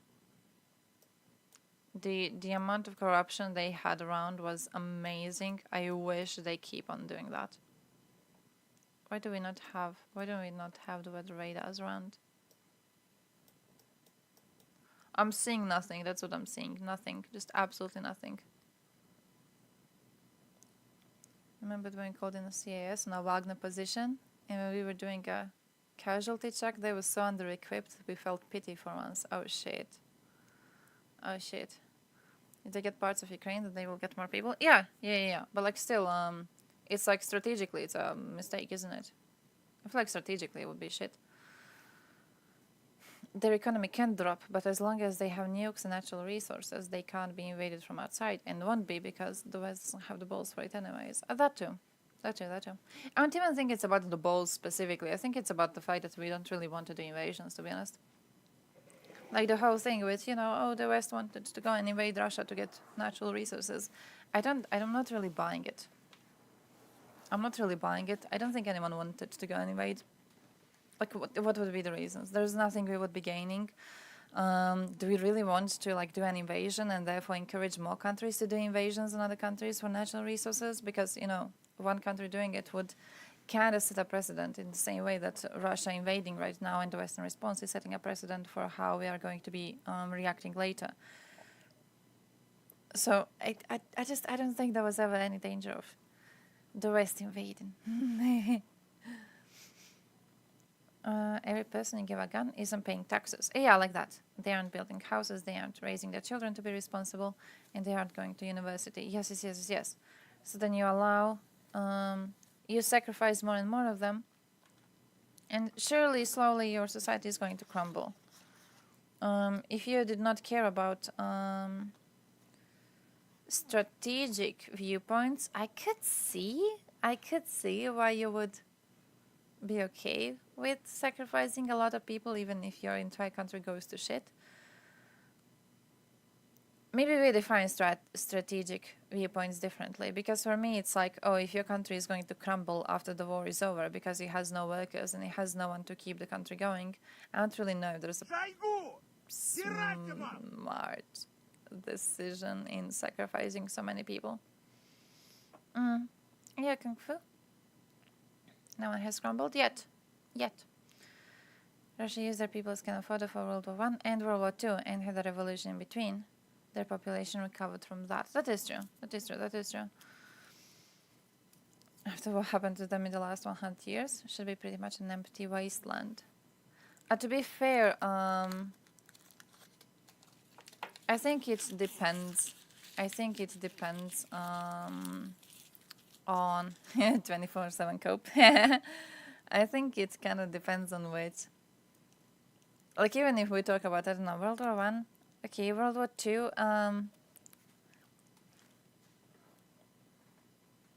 No, man. They did sacrifice a lot of people from the republics for World War II, did they not? When we talk about the revolution, I could see why people would want to stay in the country after the revolution has happened. But when we talk about the rest...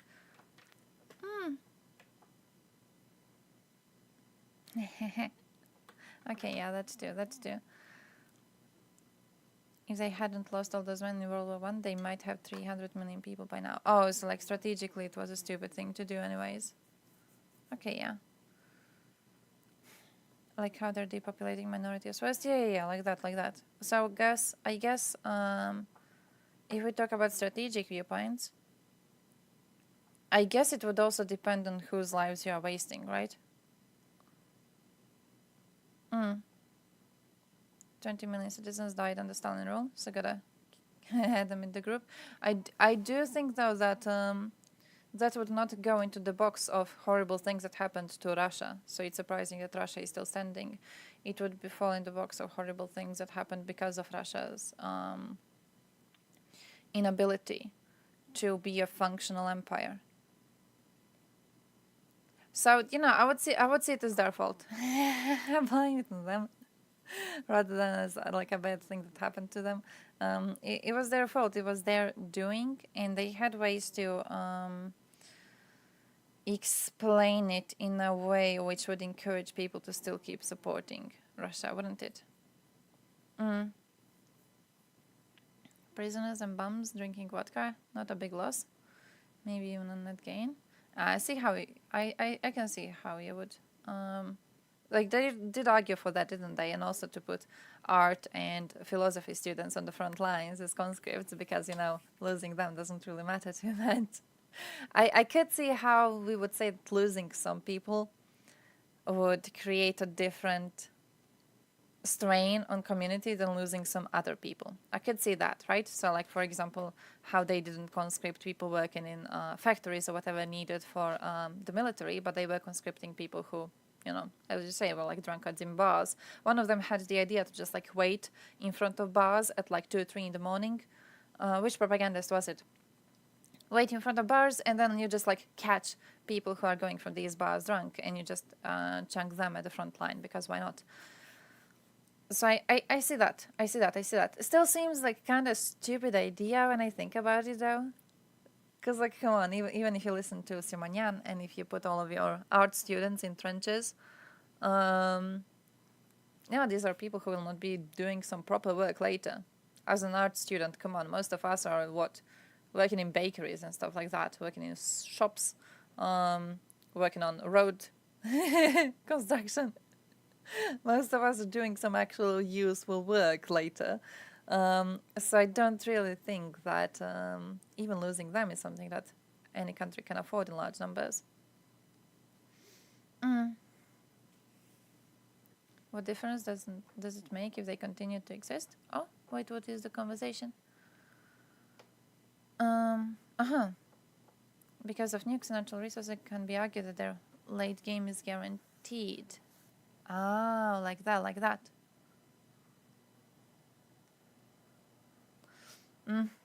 Could see it. Already half empty, and they're going to send all to war. Seems no Buryats will survive, and they will replace them with settlers from Central Russia, refugees later. Yeah, that too.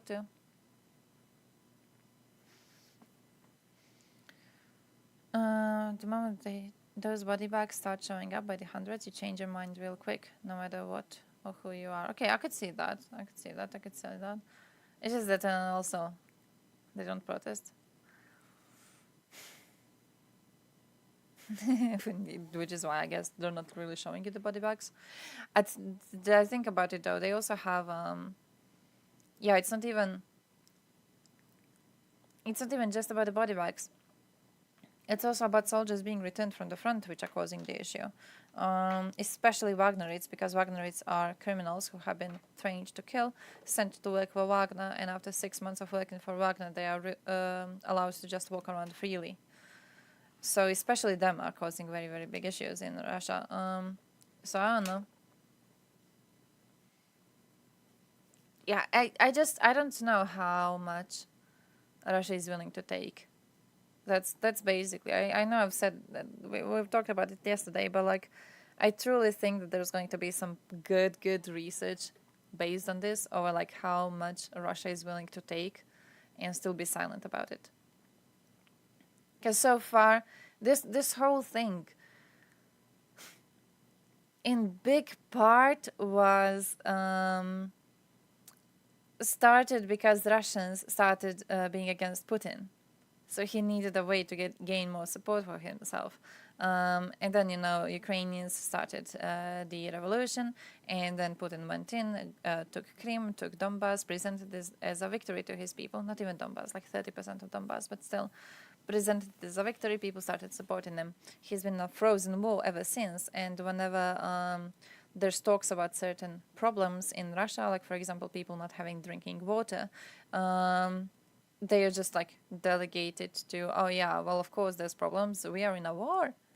We are in a war right now, so we can't be helping you sort these issues out because we are in a war. I don't know, it's been going on for a very long time. Even in 2000s in Ichkeria, they had Russian mothers begging the government to tell them whether their loved ones have been killed or not, and the government would refuse to tell them. So the moment people start taking to the streets and protesting, go silent, that's when you start to worry. Man, you have more trust in Russians than I do. Reports of fields filled with rotting bodies for months. Talking about those, Reuters was doing a report recently.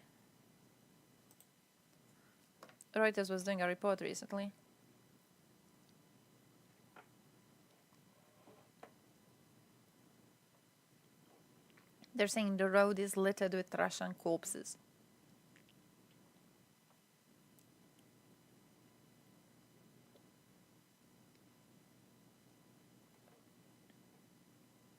Must be a buffer? No, it's Reuters. I would be expecting of them to come. So yeah.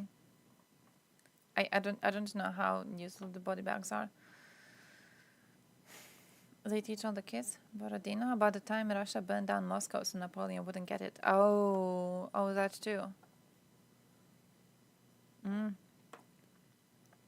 Mobile crematories, so they were prepared to cover losses.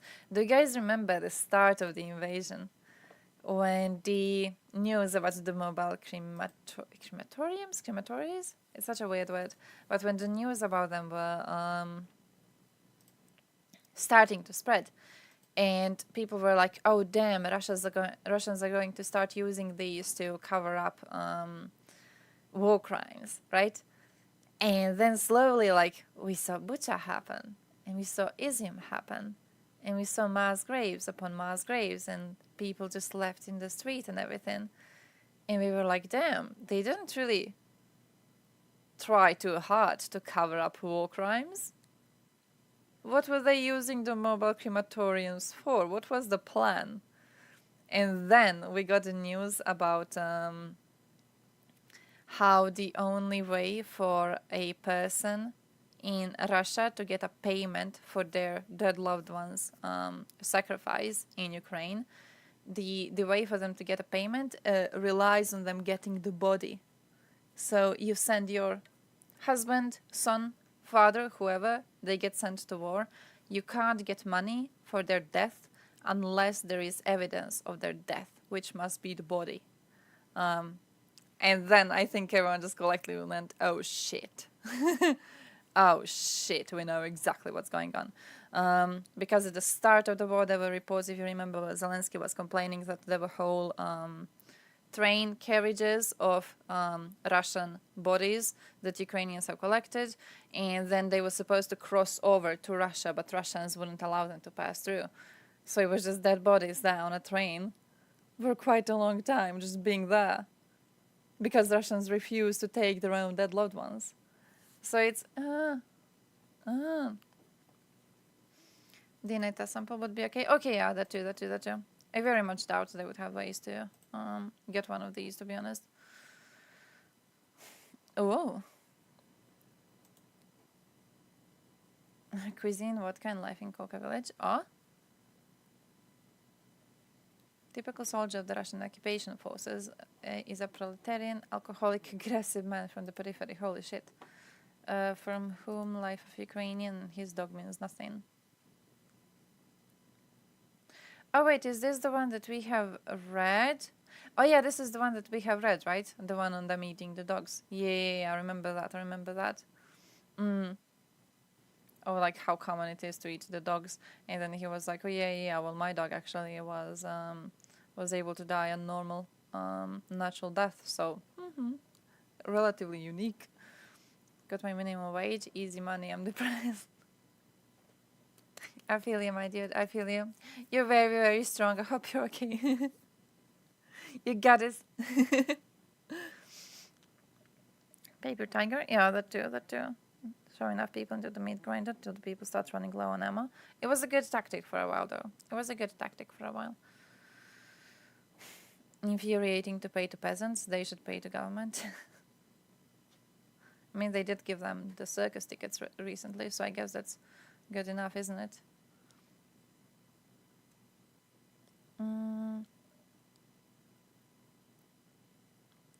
Ah.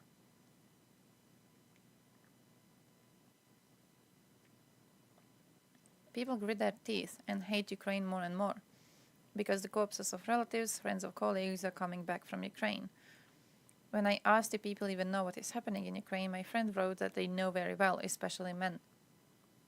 Nobody watches TV. Information flows through Telegram channels or comes directly from friends and relatives who are fighting in Ukraine. Paradox is that although state television is not particularly believed, the same narratives come from social media. It is believed that in Ukraine, Russia is fighting NATO and fascism, and the Russians are freeing Ukrainians from both scourges. The release of the Ukrainians is more and more in the background of the minds of the good forest workers. Mainly, they join the army to take revenge for killed friends, relatives, or colleagues. So the goal is not as much liberation as killing Ukrainians. I mean, that always was, wasn't it?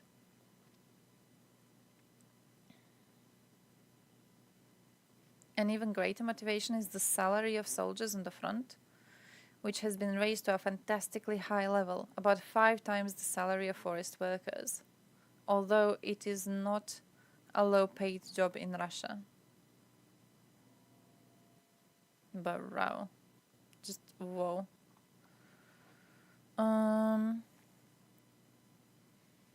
Already emerged that Russian soldiers have killed and eaten dogs in the occupied territories of Ukraine. Of course, most of the Russian army drinks a lot. If you look at the statistics, the majority of former Russian soldiers who have fought in Ukraine were demobilized and when they returned home committed crimes. They have committed these crimes in peripheral small towns or villages. It's, what's the word? I think for,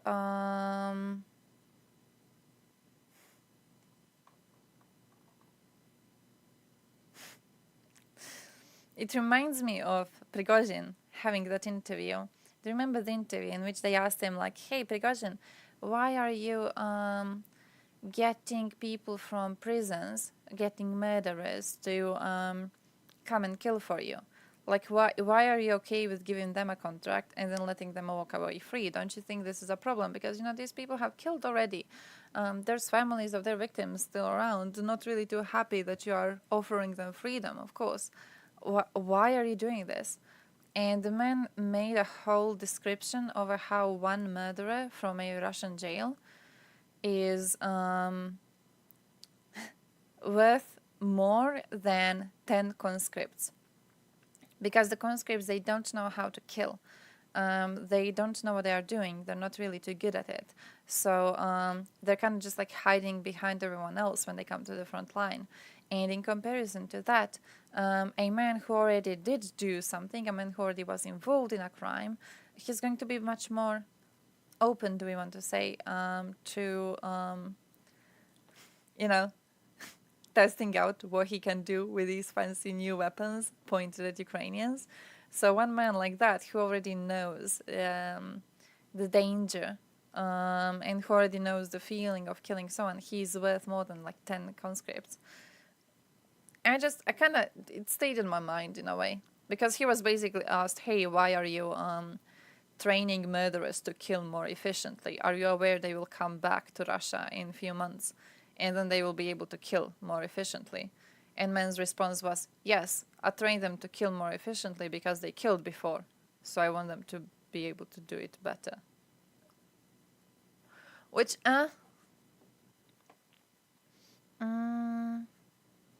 if this was 1 versus 1, America versus Russia, oh no, oh absolutely no, that would be ridiculous. Russia wouldn't stand a chance, definitely. Yeah, I don't doubt it for a second. If USA wanted to get into this war, it would have already been done. It would have been done already. There's no chance to compare this. And low trooper song, heck yeah. 60k rubles monthly is considered an okay salary in Moscow and very good elsewhere. Conscripts dying in Ukraine gets 200k monthly. Oh, that is a lot. Oh, that is a lot. That is a lot. Hellfire missile, we converted to go much. 6th and has 6 fucking katanas. What? Let's up swords. What?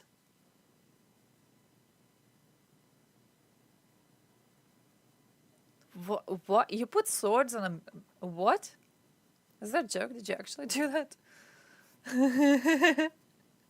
What?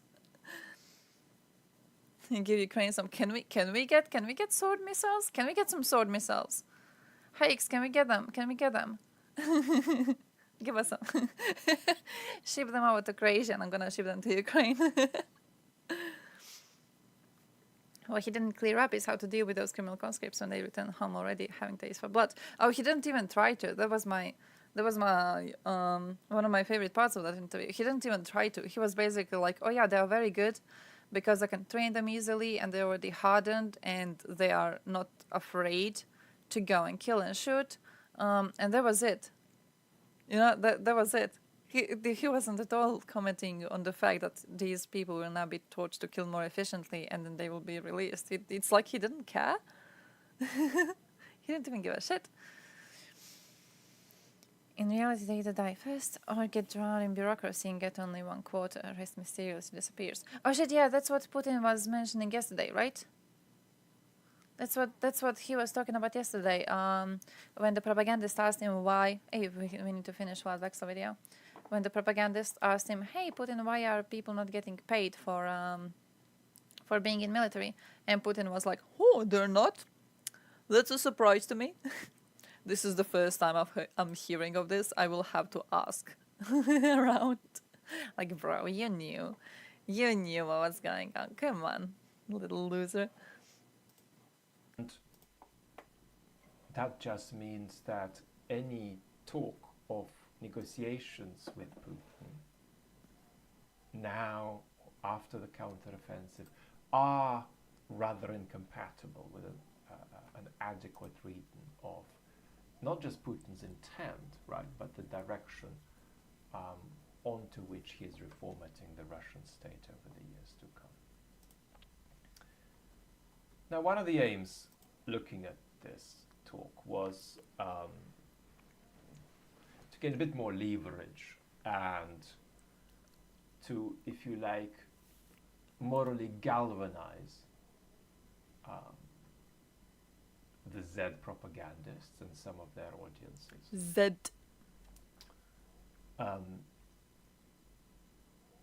This is difficult for Putin. This is difficult. I mean, the most significant political opposition he's going to face this year at home is going to come from what we can sometimes reasonably call the pro-victory party. Right? These are folks who say Mr. Putin is giving us a war, he's giving us a failed war, we need a successful war. He's talking about Girkin. Let me read the whole thing Putin's saying here about demilitarization, he was asked about it. He says, we're dealing with this gradually, methodically. What are the armed forces of Ukraine fighting with? Do they produce Leopards and the Bradleys or F-16s? They don't produce a thing. The Ukrainian defense industry will soon cease to exist. Everything they get is delivered to them. May I just point out to you that there's someone in Airwaves chat right now. Let me quote you. Let me quote you what they wrote in chat. Poor Ukrainian children can't go to school because of big mean Russia. They're claiming that Polish AP News is saying it and they're mocking it. What? Just what? Let me see.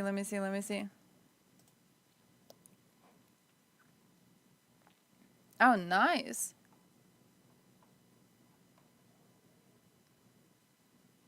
What? That?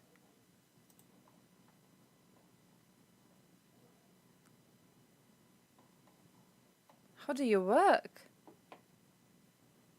Rigorously minimize the risk of harm to other civilians. Hey, yo, Takezo, how's life going? Al-Qaeda leader Ayman al-Zawahiri was killed in a drone strike. Wait, can we see the Hellfire? The laser-targeted Hellfire missiles carried by drones are the weapons used in those operations. In the attack of al-Zawahiri, the U.S. developed modified Hellfire missiles, the R-9X, to create low collateral damage. Okay. What this type of drone is, this type of munition, I should say, is to deliberately try to avoid any collateral damage. So anybody that we don't intend to kill doesn't get injured. And how they do that is they send these blades from a Hellfire missile spinning at thousands of miles an hour, but in a very concentrated trajectory. So it will go through and essentially vaporize a human body, but somebody standing within feet of this person would not be injured at all. The missiles in the strike used blades and kinetic energy to kill the target, not explosives. Officials said any explosives would have damaged the surroundings or led to a higher chance of civilian casualties. The sophistication of the Hellfire RX-9 Ninja missile, that it can actually target an individual and avoid collateral casualties, was something that also played into the decision not to put a team on the ground. Nice. To take him out, you people are This terrifying. was an incredible operation in which they tracked down an individual, the most wanted man in the world, who was being housed by a Taliban senior leader, and killed him without We injuring continue to anybody else. post in the for compound. standing on the My balcony hats and are grandma will definitely be off fine in the next to room. all the Yeah, men and fucking women of the intelligence terrifying. community. You could just exist and all of a sudden you explode. Because USA has unleashed a fucking Hellfire missile on your ass. Damn. You people are scary. You people are scary. I am very glad USA is right now on the proper side of this. Hey, we use them. Ho! Thank you, USA. You are my best friend. You are the peacekeeper. You are diligent. Why do we have them? Why would we operate these? Thank you, USA. You are my best friend. You are the peacekeeper. You are diligent. Thank you, USA. Yeah, I guess. Ukraine on the list, really?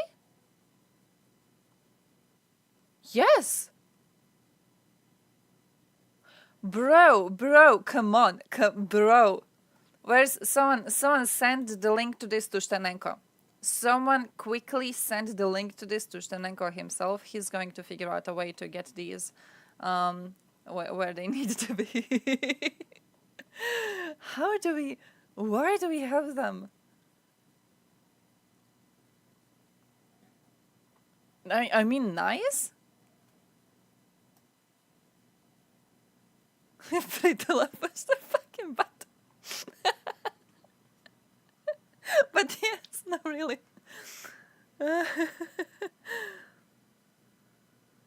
Damn, we need these. Hellfire missile is a common missile in America. The Ninja missile is a variant of one. Oh, okay. So there's like different ones. Okay. Still though, give us. give all of them. Give the ninjas to Ukraine. Oh yeah, ninja. Flying Ginsu? What's Ginsu? Brand of direct marketed knives. Oh yeah, R9X is a Hellfire variant with a kinetic warhead with pop-out blades instead of explosives. Ah, okay, so Hellfire is exploding, but Hellfire R9X has pop-out blades instead of exploding. People are too busy watching me shitting. Give the button to Sternenko. Sternenko probably already has a list of specific people and their locations exactly. And just like you give him this, that's it. In half a day, this is done. This is already done. Damn. I was deployed in secret in 2017, but then its existence has been made public in 2019. Pritula said he did not spy on you, only on Russians. That's what someone spying on you would say. I'm just saying. I'm just saying. Whoa. I had no idea Croatia can use these, though. Why can we use these? Who the fuck taught us how to use these? Like, do we even have anything proper? I mean, I'm happy to know about it. I'm quite happy. It's just interesting. Nice. Hey, thank you for teaching us about scary USA missiles, by the way. The issue of demilitarization is raised here in very practical terms, because if everything is demilitarized, yeah, I would guess. Long like that, you won't last. To be fair, ever since we got into NATO, we've been we didn't need doing this, well. But to be confident so we didn't in our really analysis, need. This is an articulation of the fact that Putin is trying to sit to use anything. The West out. He's trying to USA, give more. Wait until Western support USA, Ukraine please. Exhausts itself, and when that happens, and this is quite an ambitious vision of Putin. He's not just visualizing us getting fatigued and caught up in domestic politics. He is visualizing a significant ripple of democratic disintegration across the Western world. When that happens, Ukraine will be alone. Ukraine can't go it alone.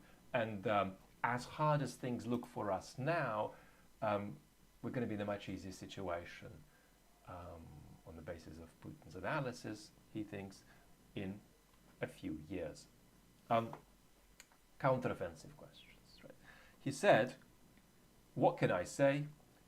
The enemy so far has not been successful in any sector, and they have suffered big losses. And there's about 5 or 6 sentences following on from that on the counteroffensive. And what I say is that is Putin consciously at least putting half a foot. There's no more badass missiles. The bucket that says we are trying to defend against Ukraine's counteroffensive, as opposed to they, the military of defense, the Ministry of Defense or the Wagner Group, are trying to defend against the counteroffensive, right? Okay. So he is taking tentative ownership, while keeping as many doors open as possible. He's taking tentative ownership here because, knowing Putin, he could have said they have said they're going to do the job on Ukraine's counteroffensive. The Ministry of Defense have said this. The fact that he isn't saying this does indicate that he has had conversations that have persuaded him that Russia can hold Ukraine to limited successes. Mobilization.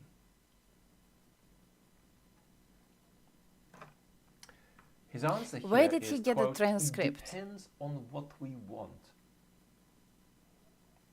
He said there's not going to be our troops were outside Kiev. Mobilization, right? Then there's a gap that I'm going to skip over a few sentences. Do we need to go back there or not? He's asking rhetorically these Z propagandists. Why am I asking this rhetorical question? Clearly, you don't have an answer to it. Only I, Mr. Putin, can judge this. Right?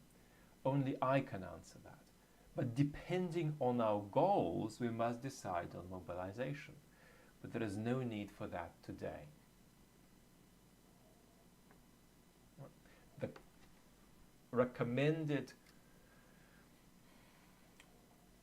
cartoonish interpretation here is that Mr. Putin understands what it would take to take Ukraine.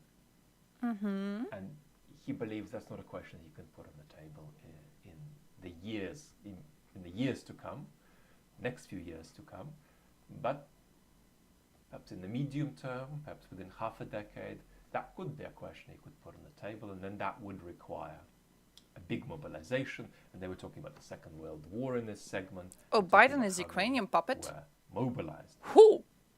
at that time. That's a good change. That's a good change of rhetoric. Where are our red lines? Oh, actually, the Polish flag is there just as a flex. Said, because I was in, I don't know whose stream it was once, but someone introduced me into the stream as the honorary Pole because I was hating on Russians so much. I'm like very emotionally invested in this war because of Croatian history with our war here. We had some streams which were the answer. Interesting, to say the least. A man who does not want and I got described as an honorary Pole because Poles also hate Russians a lot, and I was like, so I'm using it as a flex. I'm just like, yeah, I earned the title. I earned the title. I worked very, very hard for it. Final remark about Putin's sort of demeanor. This is very difficult. You're half Polish. Based. With a lot of experience of Poles are amazing people. And emotional intelligence, you can judge what kind of state amazing people. Incredibly helpful right now. I observed a degree of not too great on European physical disembodiment and nervousness from Putin in autumn 2022. What is that? Is that the counter? Is that Ukraine's offensives? Is that precarious sense of his situation that led him to opt for partial quote-unquote mobilization? My mother is from Poland, my father is from Cuba. Oh, nice! That could be playing a role. He was going through medical spicy mix indeed. But oh, nice! That's cool. That's cool. This is a Putin who is. Did you go to Poland? Feeling quite confident about his position. This is a Putin who's sitting there. Ukraine is badass. Russia has no chance. You know, Ukraine is not controlling USA because if Ukraine was controlling USA, Russians would already be wiped out with those little blade missiles. The strength of my position will slowly be revealed. We would see blade missiles going into the ass of every single Kremlin person there. So that's interesting. So we have a confident. You're into Poland. Putin, who is looking into the months and even years to come with a modicum of assurance. So what we must do, as we discussed in the last video on the main channel, is understand that given that that's where Putin is at, given his intent, which now is more than the intent of an individual, right? It's the rails in which the Russian state is being reformatted, right? Given his intent, and all the political directionality that goes with it, to escalate against the West later in the decade, we need a longer and a stronger commitment, I believe, than simply arguing that Ukraine should put itself in the best possible position with this counteroffensive for negotiation. We need to be behind Ukraine longer and stronger and with less hesitation and confusion. Yeah, I see it. I don't know where he got the conscript. I'm still interested in where he got the conscript. He doesn't link it to us. Where he did get it, because I saw a few clips of it. I saw a few clips of the event. I have not seen the transcript. Yeah. I have not seen the text. No. Yeah, nothing on it. I don't know. I wish I had access to it just to see how many clips we've actually seen and how many clips we have probably missed, or if they were even posted, if they even exist around. That would be cool. You're telling Russian propagandist is lying? Solovyev? Never. Oh, by the way, Pritola, he announced today. Sorry, I missed a few messages. I'm trying to follow. He announced today he will not let Chernobyl, that trash bin politician. Okay. He will not let Chernobyl get away with his speech about Da Vinci's girl. Oh, okay. I don't follow Pritula. Gonzo, like, if you're going to be spamming this stream like you spam on every other stream, I'm just gonna ban you. Okay, I don't even know why we allow you on stream for such a long time. Every single time you come, you're just like spamming and being useless. If you don't stop, I'm just gonna ban you now, and that's it. Where was I? Yeah, Pritula, I don't know if I follow him around.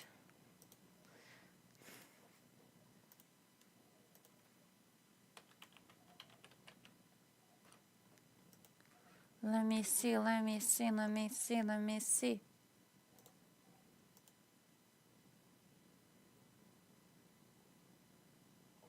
This one.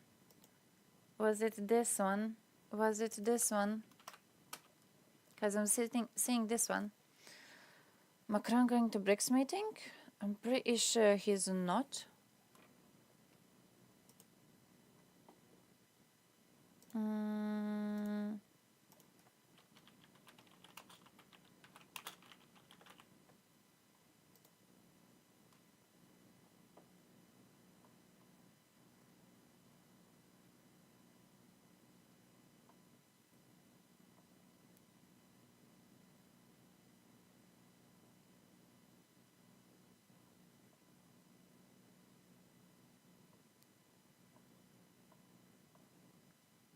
Yeah, I've got no idea what was it about it. The only reports I've seen on the BRICS meeting was that people are claiming Macron wrote a letter asking to join a BRICS meeting. Which, like, I don't really think anything of that.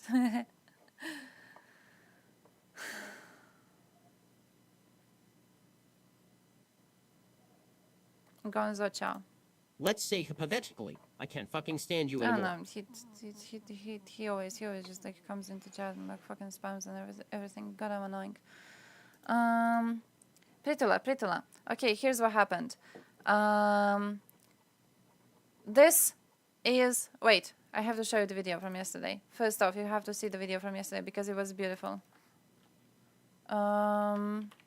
What's the name of the politician?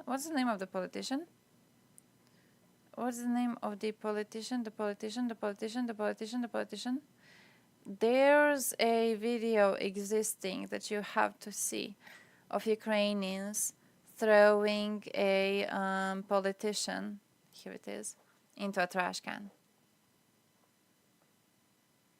This one.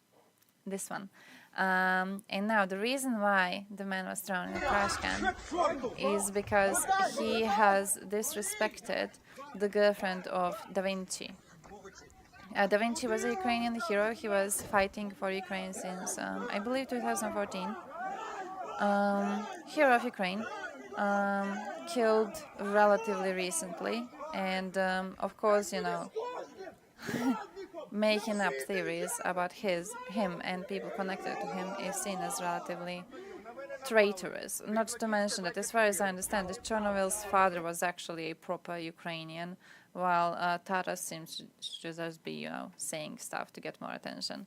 So it's kind of a big thing right now. I haven't seen the Instagram post. Wait, let me see the Instagram. Let me see if I can find his Instagram.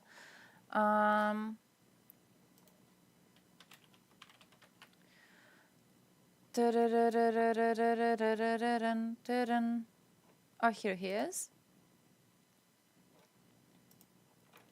Here he is.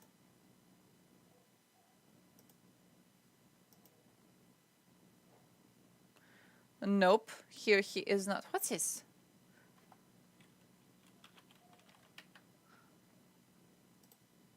This one? Need to find his proper account first. That's what I need to do on fucking Instagram. Why doesn't he have the checkmark? There's the foundation one. But I don't think it's that one that I should be finding. Or...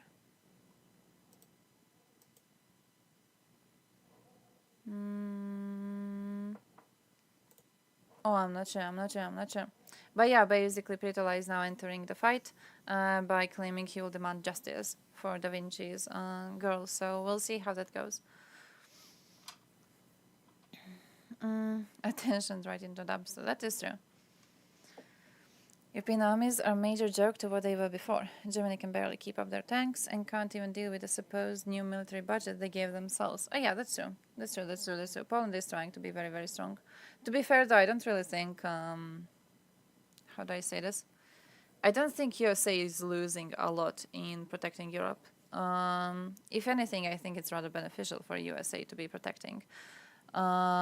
Especially because the way that you have built your system so far, getting more funds into your military-industrial complex is rather okay-ish, isn't it? What I'm saying is that I think we're quite okay with having USA as a powerhouse, and I think USA is quite okay being a powerhouse. But also, yeah, I'm okay with the criticism. I know Trump specifically had some criticism over NATO and how much cash money USA is putting in NATO, and then how much cash money like European countries are putting into it. So I think that that part for me, you know, it kind of made sense. I could see why USA would be complaining about that. But also at the same time, I truly don't really think USA is losing anything by being as strong as it is. NATO countries say attack on one means an attack on all. And everyone has to join. Yeah, that too. We would love to spend that money on infrastructure.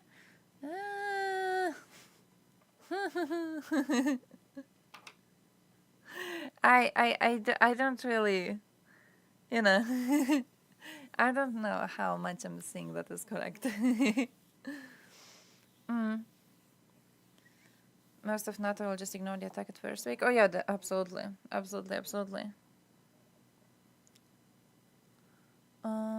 Can't expect them to do everything you want. Russia is creating division, trying to turn Europe from the US. But also, I don't really think, like, when you say that like USA is like turning away, that Europe is turning away from USA, I don't know if I'm seeing that, to be honest. I don't really know if I'm seeing that. Like, the cooperation between USA and Europe is still rather strong, isn't it? Like, I think we're okay. I think the relationship there is okay, so I don't know. But yeah, I don't know, my dudes. I truly think like USA is doing fine. I'm not really dramatic over any of this. Could be maybe a way to say it.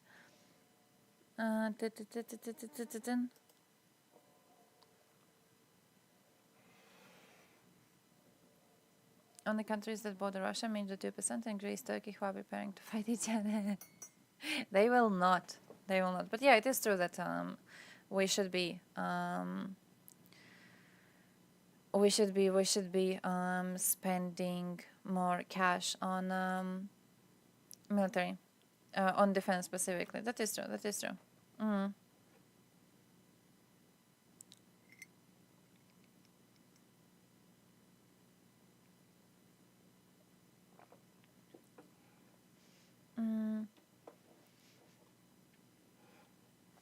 I'm standing base in Germany is fucking huge, and now we got Finland in the mix. They just more fuck around and find out for us. I don't really though. No, what's I think? I don't really know how much USA suffers as a result of anything here. Ukrainian pilots began training on F-16s based. Let's hope that they were unofficially training before. Dugin, one of the main points was to turn Europe from the US, not including Britain, because they expected the other Anglo-Saxons to stick together. Oh, I see that.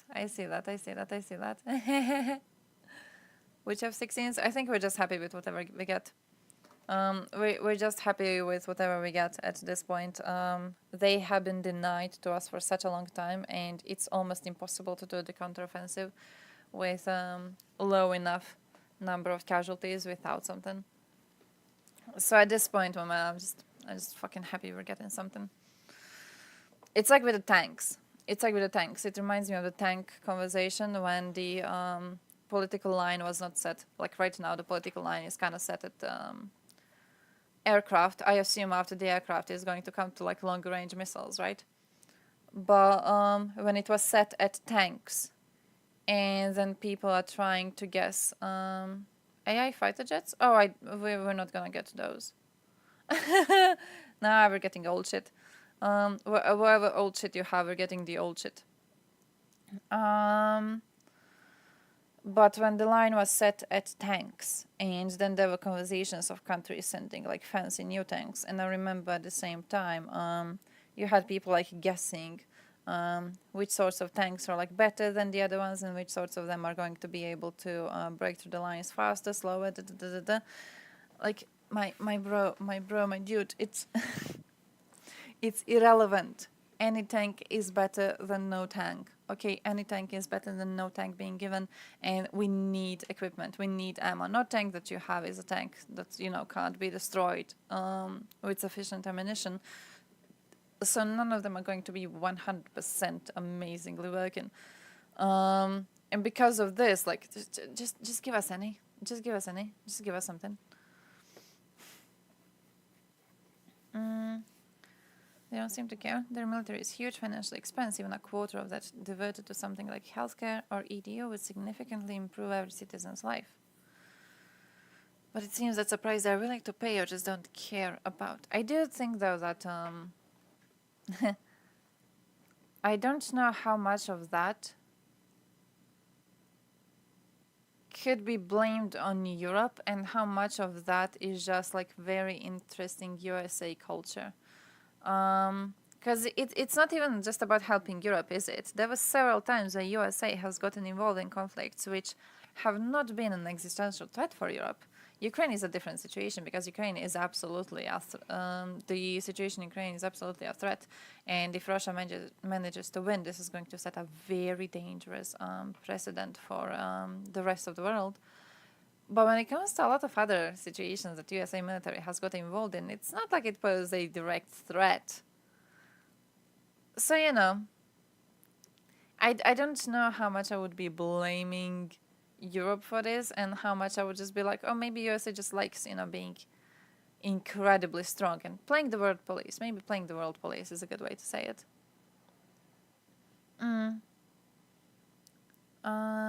If we send Ukraine F-16s, I wonder if we're gonna slip in the squadron of AI F-16s.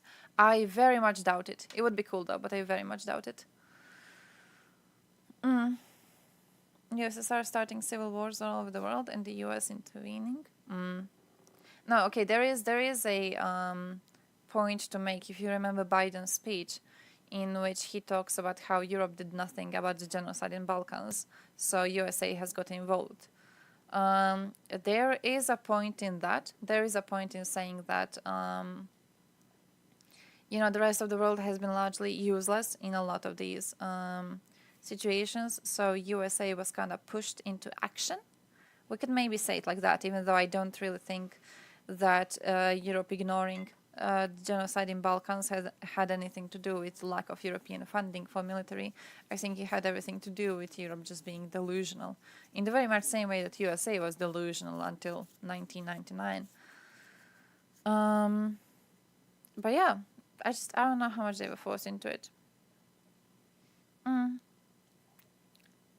It's not just playing God police when Russia has made it clear that they view US as the enemy. Oh yeah. Defeating USSR was good. I mean, kind of defeated itself, didn't it? US pays for 100,000 soldiers to spend their paychecks in Europe. A lot of Americans want them home. Ah, like that. Yeah, I could see that. Though also, you know what I also think? I don't think USA wants them home. As much as I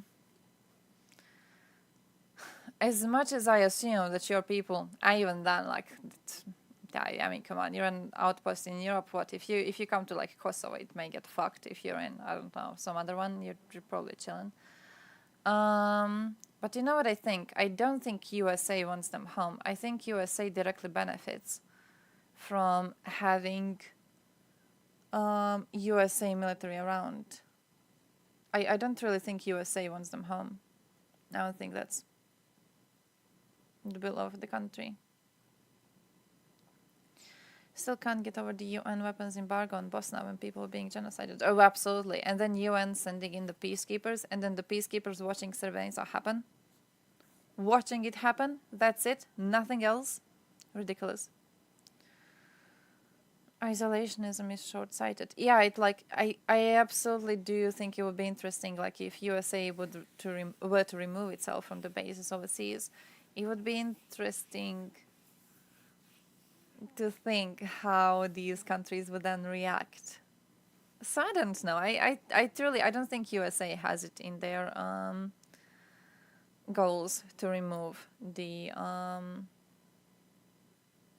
their people from Europe. He would rather be in Pacific. Okay, I see that. And for Europe, handling defense for Europe so that the USA can focus on defending Japan, South Korea, Taiwan. But are we not having a situation right now? Okay, the way I see it, the way I'm seeing it, is the world police. It feels like you would also be dealing with these countries also relying on USA help, because that is kind of what you are dealing with right now, correct? But like on one of these fronts, we are seeing an actual war. So it makes sense that currently USA is spending more to help, the specific part of the world, because currently there is a war going on there. But I'm not seeing how focusing on another part, especially another part which is not at a war right now, I don't see how that could be a more useful use of money.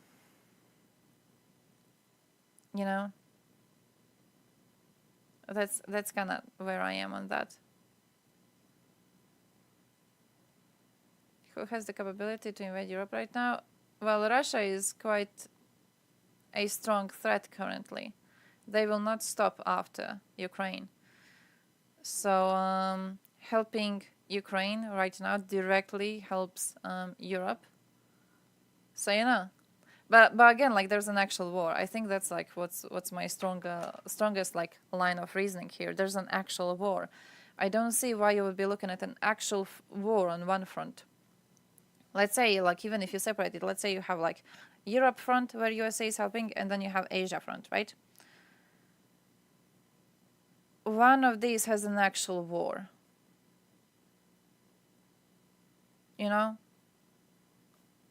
Why would you be complaining about helping stop the actual war? You're not even like using all of your military. You're using crumbs of your military. So why would you complain about helping stop an actual war happening on one front if the other front is remaining relatively stable? I'm not seeing it. So I don't know. I'm not seeing that. I'm not seeing that. Är jag med? What more trustworthy to US compared to Germany or France? Eastern countries that want peace from Russia. Afghanistan National Army, the army we trained for 20 years, spent billions of dollars on, just fall apart like a wood-rotten house because they relied on America way too much for support. Oh yeah, I could see that, yeah. To be fair though, Afghanistan was a mess. Oh, that situation was a fucking mess. That situation is a fucking mess right now too. I don't know if there was anything USA could have done to not make it into a mess. That's kind of how I see it. I don't know if there's anything they could have done to not create mess everywhere. Europe is becoming integrated with US military technology, which increases influence. Yeah, but it feels like it feels like this benefits like both. I don't know. It feels like this benefits both USA and Europe. Like I'm not really seeing. I don't know. I think I'm just not really seeing the argument. They're developed countries with high GDP, large populations. Meanwhile, China is openly saying they're preparing for war. Yeah, but like they're not engaged in a war. They're not engaged in a war. Wait, but also, don't you see? Wait. I'm kind of losing you even more right now. Don't you see how complaining about helping stop an invasion would encourage China to actually start a war?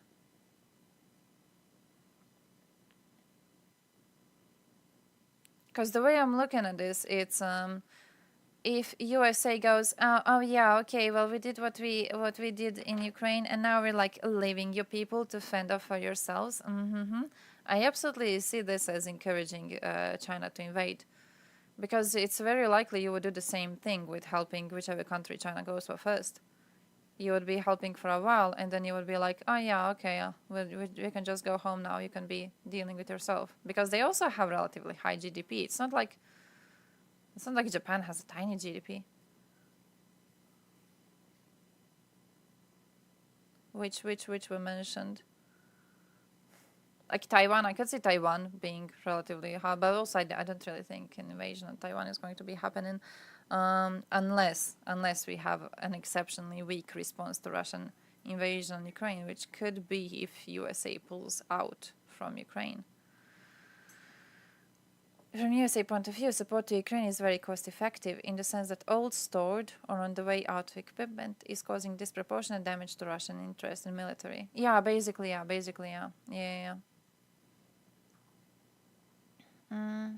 Wait, Biden handled it so poorly. Do you think there was another way to handle it better? Do you think there was another way to handle it better?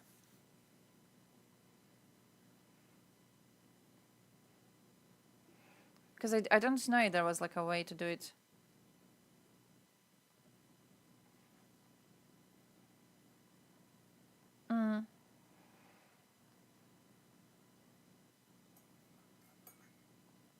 Withdraw forces from Europe, continue helping Ukraine, and focus on defending against the bigger threat. Is the bigger threat not the one actively invading right now? Because it still seems to me that if you were to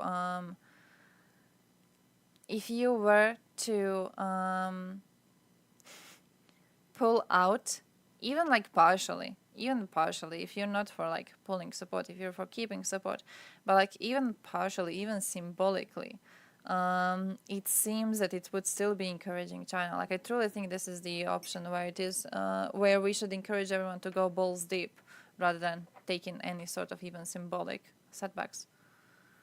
We were supposed to pull out slowly, less and less soldiers in the region and less deployment time, till they could handle their own mess. Oh, so like they pulled too quickly right now, and it created a vacuum of power really, really quickly. And instead, pulling out slowly would have made it so they can just handle it themselves. Europe is willing to buy U.S. gas oil at higher prices instead of Russian oil gas.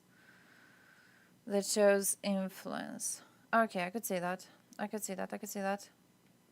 Biden kind of pushed it too early. Oh, that makes sense.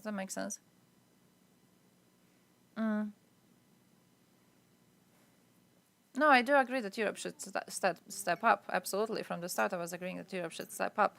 What I'm not agreeing with is the idea that USA should in any way take a step back, either in European specific affairs or like in supporting Ukraine. That's like what I'm not really seeing. I do agree that Europe is not doing enough, absolutely. It was supposed to slowly happen, not fuck guys, we gotta pack our shit and leave in mass. Oh.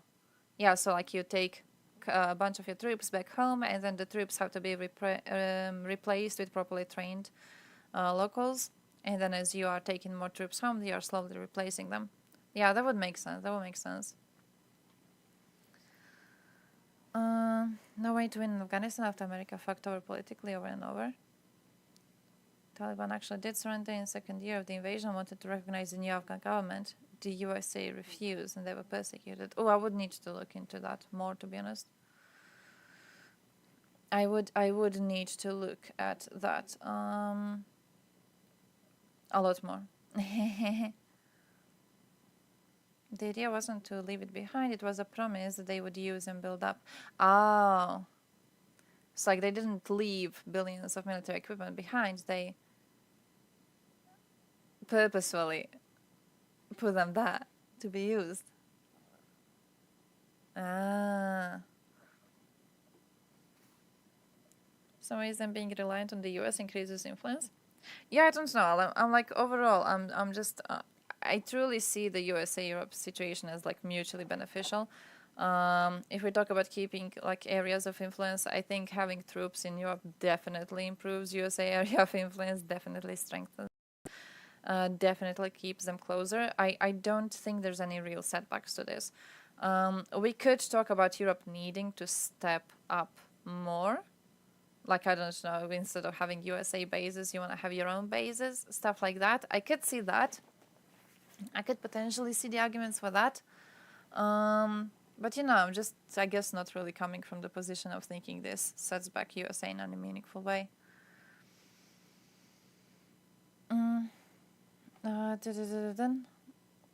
Americans thought Afghan army would hold them off. Then they fucking collapsed and the Americans had to scramble as they already committed.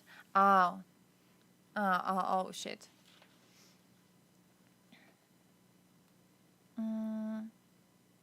Afghan government was just as bad Talibs outside of Kabul. It's veneer of civilized democracy.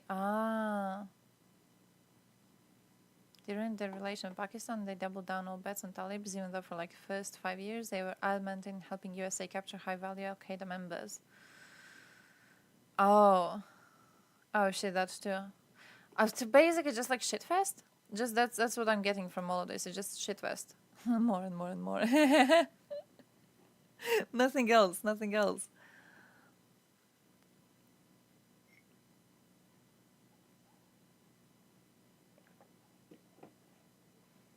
It's on a ceasefire, so we could back up and slowly move out of Afghanistan. But it happened also then fast that the NIA couldn't dig their heels into the ground and get ready for Taliban. Oh.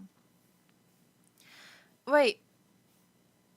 Now that I think about it, when you look at the possible lines of action, it seems reasonable you would not take your troops out suddenly. It seems reasonable that you would do it slowly instead. Like it seems like a reasonable decision you would do, especially if you know that the troops in the place rely on you. Why did they make the decision to leave quickly then? Was there a reason? Because from what I'm understanding, I don't... You know what I'm asking? I don't know if it makes sense, but like what were the perceived benefits of pulling out quickly? Because I guess there were perceived benefits to pulling out quickly. People wanted their sons and fathers back home fast. Oh, so it was just that? It was not like strategic? It was just that? The idea that countries leave behind free money in the billions is sensationalized. There's no such thing as free lunch. It was all a calculated cost. The policymakers failed. Oh, okay, I see that. Speed of the pullout was political. Air spooked. Okay, that makes sense. Taliban would have taken Kabul all the same, and the actual outcome probably would have been worse. But it wouldn't have been America's problem anymore. If Trump got out in May. Okay, I see that. Political shitfest didn't lose on the battlefield, but in cushy conditioned negations. Ine had 20 years to dig in. I do assume though if they expected USA would stay there for longer, they kind of weren't really properly digging in, right? Like I don't know what sort of a warning periods they have. I don't know what was going on that front, my dudes. Okay, listen, I'm very, very uneducated. Okay, I know the basics. I know just the basics, and it's mostly because I've asked other people who were in stream before. Nothing else. Best friend the Kabul airport. I'm sorry to hear that. Because of how we handled it, so it's really personal in this matter. So I'm more emotional than a bit logical. No, that makes sense. That makes sense. Absolutely. It's a weird situation to like try and understand because genuinely it seems reasonable to just do it slowly.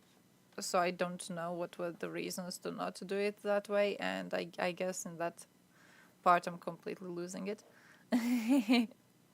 I'm completely losing my understanding. Hey, wait, though, I didn't show you anything. Let me see what we had. Let me see what we had. Let me see what we had. We gotta go see the CD updates. What time is it? 11, 12, 20? We're okay. By the way, guys, reminder, for those of you who weren't here yesterday, tomorrow's stream is going to be happening at the same time. Might be starting earlier, so I'm hoping to be starting earlier these days, but I am starting work tomorrow. So, wish me luck. Is basically all I can tell you. Wish me luck. The plan so far is to be starting a bit earlier than we are to end a bit earlier than we are ending these days, in order to give enough time to for me to drive to work. So GG. Yeah, I've got 600 working days. 600 working days. So I think that's okay. I think 600 is an amount I can actually survive. Wish me luck though, wish me luck. We're going to be counting it down on stream, okay? You know what I'm gonna be doing? I'm going to make like a little counter, and then whenever we pass like, I don't know, 10 days, we're gonna do a party on stream. Can we do that? I wish we could do that because I really don't feel like going. It's not exact number. It's that the woman, I'm a replacement for a woman who is suddenly having to go to birth leave. So because of this, my mother was unable to find another worker, which is why I have to go, because she's unable to find anyone else. The situation here is dire, my dudes. Everyone's leaving Croatia. And also I could use some extra cash. But the birth leave is, you get 6 months after the baby is born, you get 6 months after those 6 months, so that's 1 year, plus she gets whatever time she has from tomorrow to the end of the pregnancy. Now, we don't know how long she is pregnant. It's extremely high-risk pregnancy, so basically the second she learned about it, she immediately got a call with the doctor, and the doctor was like, okay, you're here on Friday, and probably immediately on Friday we're going to be opening the pregnancy leave. So you don't have to be working, right? So it's around 600 days. I've counted it that way because I'm trying to lie to myself that I'm not going to be working for too long. I wanted to make it a round number because it's easier to count down from, okay? I'm not too happy about seeing people. It's basically what I'm trying to say. Most low income don't get more than 2 days? Holy shit, 2 days? You people are ridiculous. We get here, I actually Googled it these days. Legally, you must get 28 days before your due date. You must. There is no chance for you to get less than 28 days previously. If it's a bit higher risk pregnancy, but you work in a non-physical job, then it's 45. So 45 days previous to birth, you have to. There's no choice on this. You have to. Now, they can give you the entirety of the pregnancy if the job is physically demanding, like she's working at a store. It's like carrying around, fruit and shit. It's not anything too hard. Like, I'm gonna be able to do it, and I'm kind of scrawny. It's not anything too tough. But it's seen as a high risk job, so they immediately let you go from work. And then after the birth, you have 6 months you must use. So there's no question. 6 months after birth, you must be free as a mother. After that, though, we have a cool little thing. I've learned about it recently.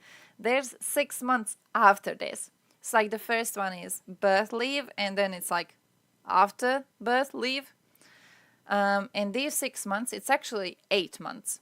But 8 months split between parents, but 2 months can't be given to the other parent. Does it make sense? So it's like the most you can do is 6 months as a mother, and then father gets 2. But what you can do, and what they often do, is whichever parent does not work is the one who takes these extra months. Because the way it's written in the law, you get paid for all of this. You get cash money for all of this.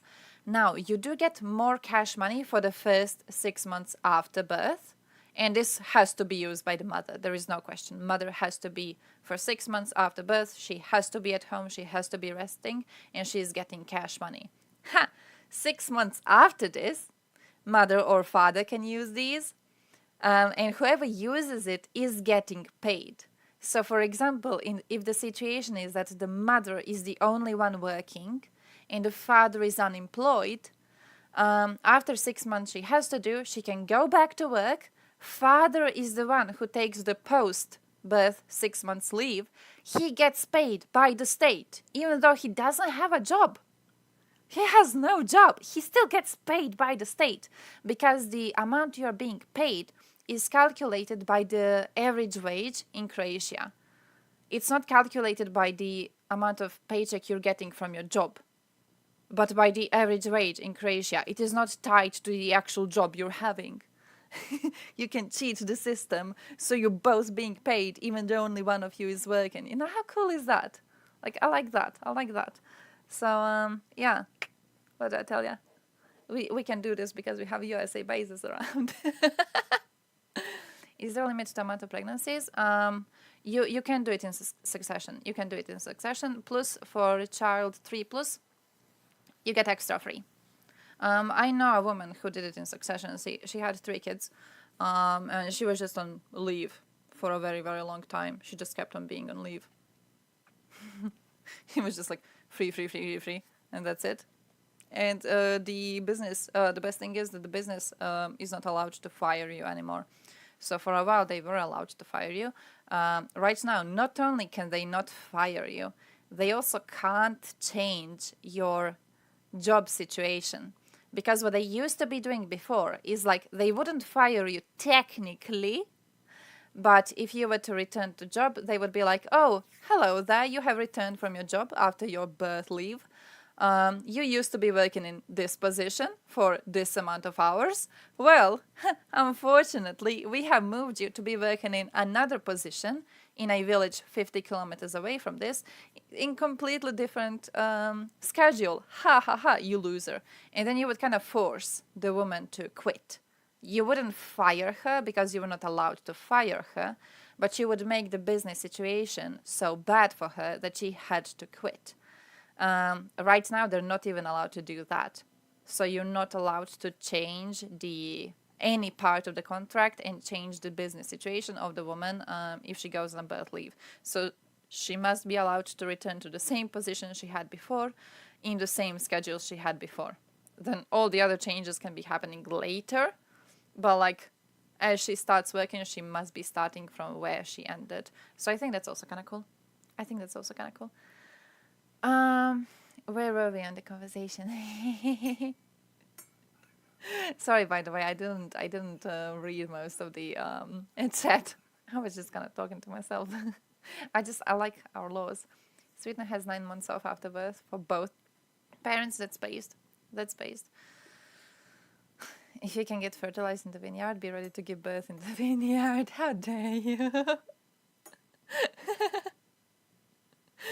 How dare you?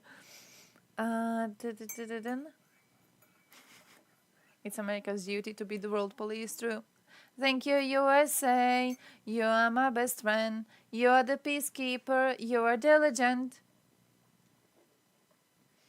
I'm gonna use the big stick. You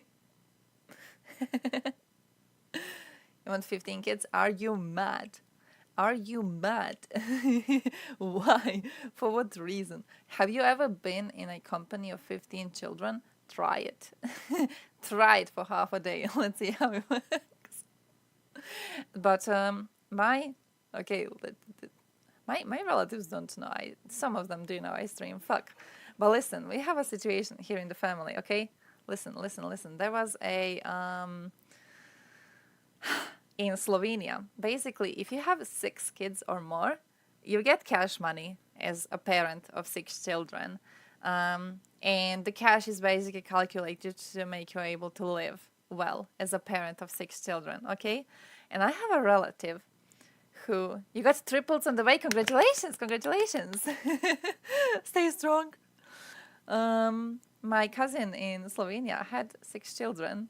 In order to get the paycheck you get for having 6 children in Slovenia, and she was getting paid. She was getting paid by the state to, take care of all of these children. But it drove her mad so much that she actually found work, so she wouldn't have to be at home with children the whole day. Like, the entire plan was, I'm gonna have a bunch of kids, so I get money from the state. But then she completely forgot about the fact that you will be having to share your living space with a bunch of kids. And then she found work to be away from the home a little bit. So maybe don't try to do something like that. I'm just saying, if you're thinking about abusing the system like that, maybe.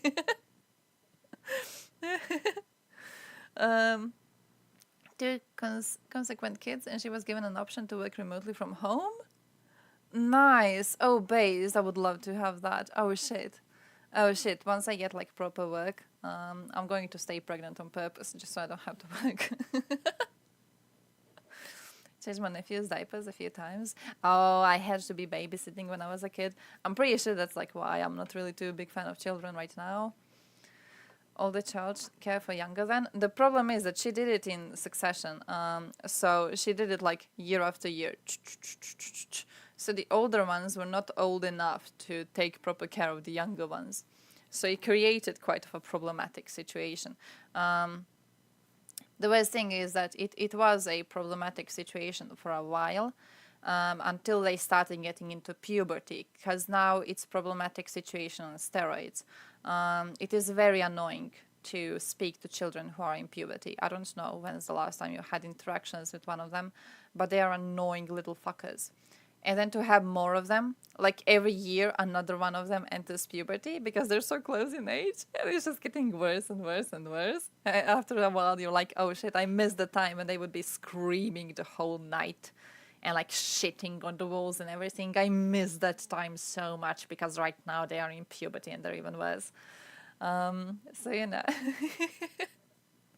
overall, I think it's a funny little situation. Just pretend to be pregnant. I thought about the possibility. Look, I had my first ever crush in high school was a man, and we had a conversation. Dude, boy at the time, we were in the same class, and we had a conversation how we're going to do. We're going to be having weddings constantly in order for people to come to our weddings and then give us presents, and then we're going to break up, and then we're going to have a wedding again. So we're just constantly going to have weddings every year because people will feel socially compelled to give you cash money. Because we do a thing here in the villages where you read how much money someone has given to you. You read the name, last name, and then exactly how much money they gave. So it's they're kind of pushed socially into giving you more. So I'm very, very much into cheating the system. I still like that plan. So when it comes to pretending to be pregnant, I did think about it. Mostly my thought about it was what happens if I make myself have a phantom pregnancy? Because you could do it. You could do it, but I don't know how hard it would be. But I could get free time off work. And can they really do anything to me because it wasn't real? I don't know. I guess not. Who's gonna tell them it's not real? Plus, also another thing you could do. 40% of pregnancies are lost in the first 2 months. So technically, I could just be doing the tests very, very regularly, and then hope I'm in the 40%. Hope my kids don't get their mother's ass because it's gonna freeze over if they do. Good luck. They're probably gonna learn. when they found out it's a phantom pregnancy. Yeah, well, for the doctors, for that, I care less about that. What I care about is getting time off work. I'm not really too concerned about them being like, oh, you're fucking crazy. It's like, bro, I'll even crazy, yeah. Everyone here is on some type of medication. We got PTSD galore. I'm not really too worried. I just want to have some free time. Yeah, I'll be pregnant for 12 years, Vicky, in the future. I have enough cousins to like just present them as my own. So I guess I could also do that. It's a team effort.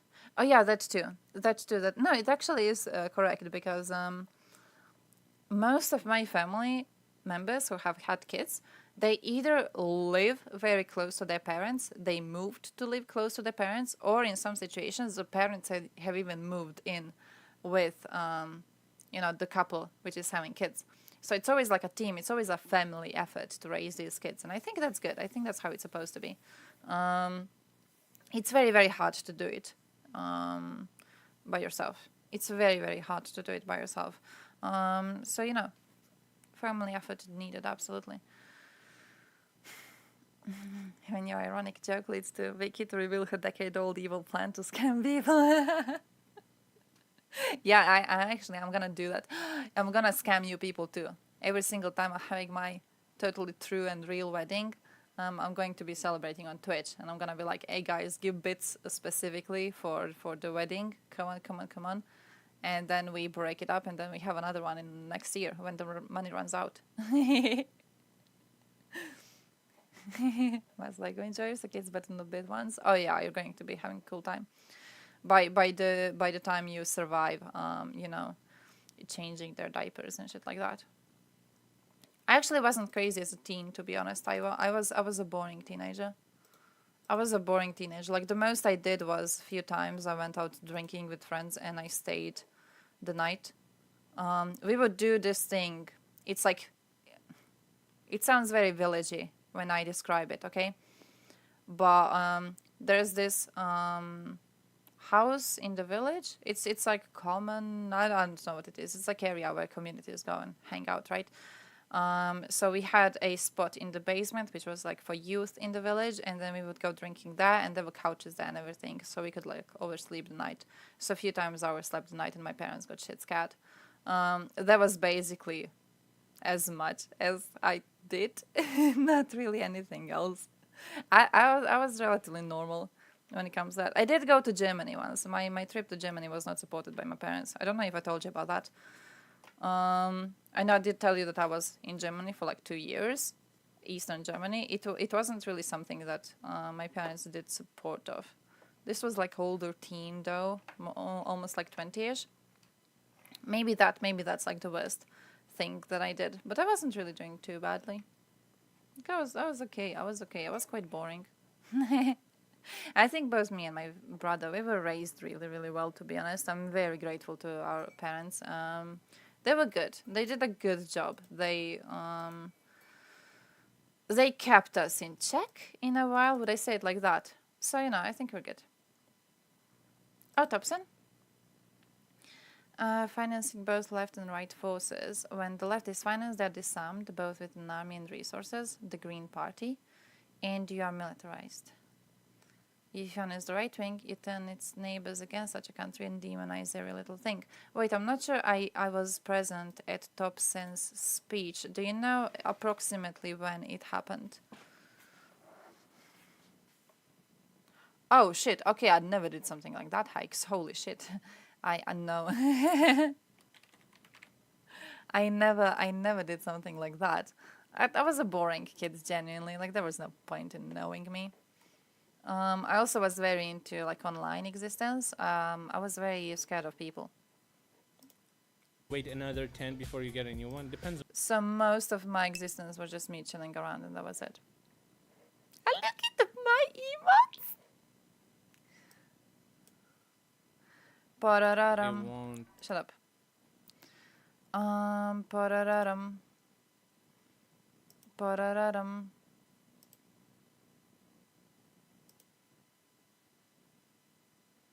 Wait, I was on that one?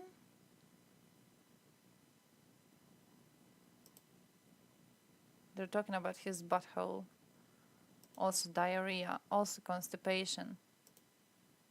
I like how I go like to his stream. Illegally? No, never. No, never. You don't want to attempt to cross Serbian border illegally, guys. I'm just saying. Oh wait, right wing, left wing. Okay, somewhere here. There's this story here, which apparently was something that Serbs haven't really learned anything about, because they made the same stupid mistake in Kosovo recently, and one of theirs got shot. But there's this story of a local who tried to pass illegally over the border, and there's like a bridge. So to cross from Serbia to Croatia, there's a bridge. That's it. You can't like it's not like there's fields or whatever. You just have to cross over a bridge. And of course, the bridge is being quite well observed by the forces. So what he did, he didn't even try to do it fully illegally. He tried to pass through the... There's like 2 houses when you go to cross over the borders. On the first house, you give your documents. So he gave his documents. The documents were good. He did that one. But then on the second one, you have to open the trunk of your car to show if you have anything else. And he didn't really feel like doing this. So he was in the first house, gives the documents are good, he goes to the second one, and then he notices that there's no one there. Because very often people who work at these spots, they will just like go drink coffee, or they go to the bathroom or whatever, they're just not present around. Usually what you have to do is you have to wait. So if there's no worker there to tell you you can go, you have to wait until the worker tells you can leave. But this man didn't really feel like doing this, so he just kind of slowly went over. And the second he passed over the line into Serbia, someone shot at him and almost killed him. So you don't want to try crossing illegally. It was a huge scandal here because it was a situation like after-ish the war, let's say it like that, prior to the bomb grade situation. So it was interesting. It was interesting. So you don't want to try to do it illegally, because you're gonna get killed. Just because I don't care about kids, you're now turning into an argument that kids should be killed? Are you fucking insane? What are they talking about? Holy shit. I saw left and right, and then I saw They turned them into Jew gay kids. Oh, it's Telefo. There we go. Got him. It's Telefo. Telefo was in his chat. Communism is bad, though. Oh, some people. That makes sense. Telefo is quite stupid. Listen, I'm not really like... I don't really care about these like arguments in favor, against, whatever. Your life be controlled by something that is like a small percentage of population is preoccupied with. It's inconsequential in your life, absolutely. I love how you can live your whole down. life and never see a person who is queer or who is gay or whatever. What is this shit song? Sub-border, you're gonna but get people talk about it like it's the #1 problem in the world. Do you understand that it's a ploy? Politicians who talk about that, they don't want you to think about like their heads that. Yeah, but at least from other countries, like Russia, for example, they're interested. They cannot destroy America, for example, militarily. As you can see, their military is fucking dog shit. So they're spreading propaganda. Basically, the reason why I'm trying to find it is because in the message, how it goes. When the left is financed, they are disarmed, both with an army and resources. And you are militarized. If you finance the right wing, you turn its neighbors against such a country and demonize every little thing. I'm trying to figure out. They are disarmed. If the left is financed, they are disarmed, both with an army and resources, and you are militarized. I'm trying to figure out what that means. I think I'm losing what that means. I think that's where I am. I'm like losing what that means. I'm not understanding it. If you don't notice US, people will notice that you are there.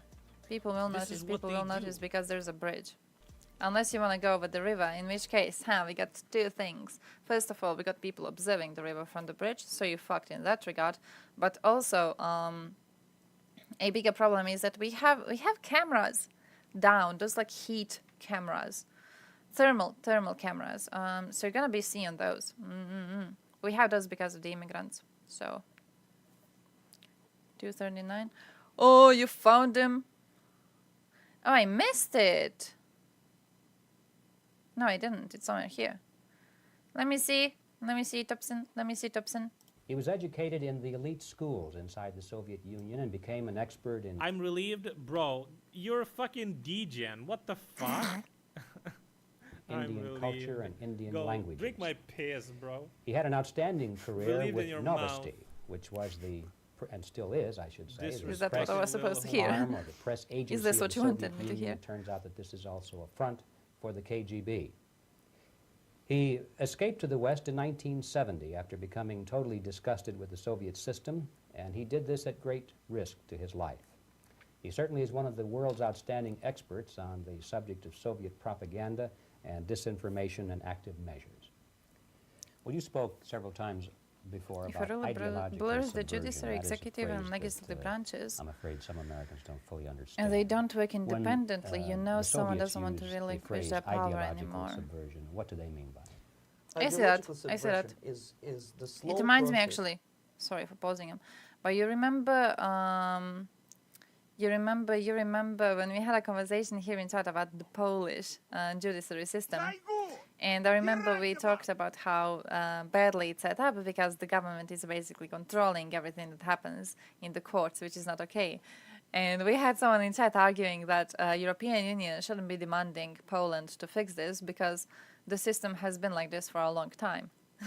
So it's how it's supposed to be. Like, no.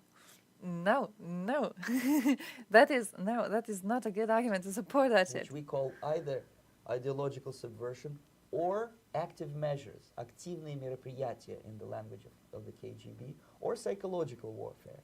What it basically means is to change the perception of reality of every American to such an extent that despite of the abundance of information, This was 1984. Can you imagine how quickly the information disseminates now compared to back then?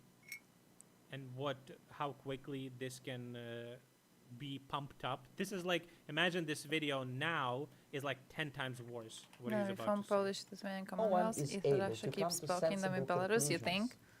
We in could the hope. interest of defending We could hope. themselves, their families, their Yeah, a lot of community, it and sounds their like country. generic statements. I definitely think you're correct on that one. brainwashing process which goes very slow, and it's divided in 4 basic stages. Very often, you're The like... first one being demoralization. But It takes I from think, 15 to 20 you know what I years think to it is? demoralize a Shut up, nation. Thompson.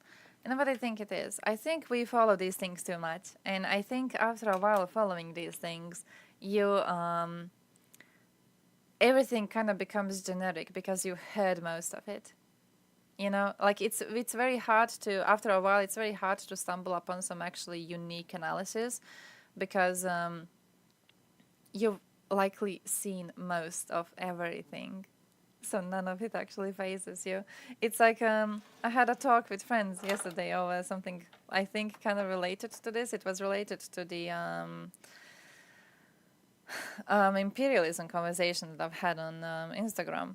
And the whole thing, and I explained to a friend how, like, you know, the whole thing with, like, anti-imperialist and how they didn't have to actually be anti-imperialist. They were actually just anti-USA because this was the easier position to take, so they never actually had to analyze and you tell it to a random person, and they're like, whoa. It's like with the religion conversations and everything. I think after a while of, like, following through these things, you're not even fazed by it, you know. After a while, he goes, like this... This interview specifically, he goes like the whole thing with like, oh, we'll just make USA not know what is true and what isn't true because they will be having access to so much information and they will not know any of this.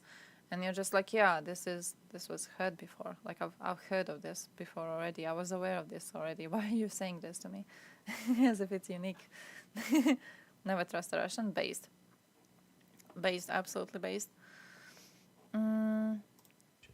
Why that many years? because this is the Well, I wanted minimum to see the number of left and years right which though. requires Does he go through to, this menu? and all his documents, the influence of Marxist-Leninist ideas in the United States is absolutely fantastic. I was could around the never end. believe it 14 years ago when I landed in this part of the world that the process will go that fast. The next stage, of course, is crisis. It may take only up to 6 weeks to bring a country to the verge of crisis. You can see it in Central America now. And after crisis, with a violent change of power, structure, and economy, you have so-called the period of normalization. It may last indefinitely. Normalization is a cynical expression borrowed from Soviet propaganda. When the Soviet tanks moved into Czechoslovakia in '68, Comrade Brezhnev said, now the situation in brotherly Czechoslovakia is normalized. This is what will happen in the United States if you allow all these schmucks to bring the country to crisis, to promise people all kind of goodies and the paradise on earth, to destabilize your economy, to eliminate the principle of free market competition, and to put a big brother government in Washington, D.C., with benevolent dictators like Walter Mondale, who will promise lots of things, never mind whether the promises are fulfillable or not. You're leftists in United States, all these professors and all these... Dude, the fucking... So true, 1984 leftist professors. Can you imagine how many of them are now? I've heard that fucking U.S. college campuses are filled with those fucking degenerates. Oh my god, the leftist fucking socialist, communist, fucking Marxist, fucking sock-cucker, cum-guzzling fucking morons having zero fucking understanding of any system, economical, militarial, thinking that fucking somehow the fucking old people are good and come together and that's what socialism or communism is. Bro, sock-cucker, cocksucker. It's just so brain dead. Oh my fucking god, that's why I fucking hate Hassan. And that's why Destiny is fucking Giga Chad. Because Destiny is probably the biggest streamer in the fucking on the fucking internet that is talking about political things that tries to like actually bring people to the center from both the degenerate left and the degenerate right.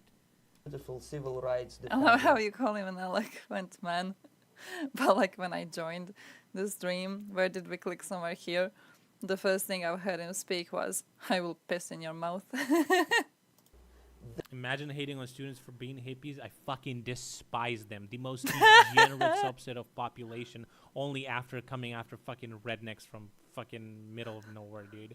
I fucking hate the fucking drama and dating. champagne Yeah, I wish socialist Destiny would go fucking back to little proper losers politics. that go to that have He was fucking based rich on as Europe. fuck parents, and that they go to these, they go spill oil on Lamborghini fucking car dealerships because this is the only dealership they've ever seen in their life, or going to fucking museums and splashing shit on fucking paintings because that's what their parents going to for leisure, or living in gated communities and having zero understanding of the real world and trying to apply their worldview on something that completely doesn't match, and then fucking jerking each other off in these fucking degenerate college campuses where they all fucking have $300,000 degrees, just sucking their professors. It's that have Thompson. fucking Thompson no is clue a they're showing.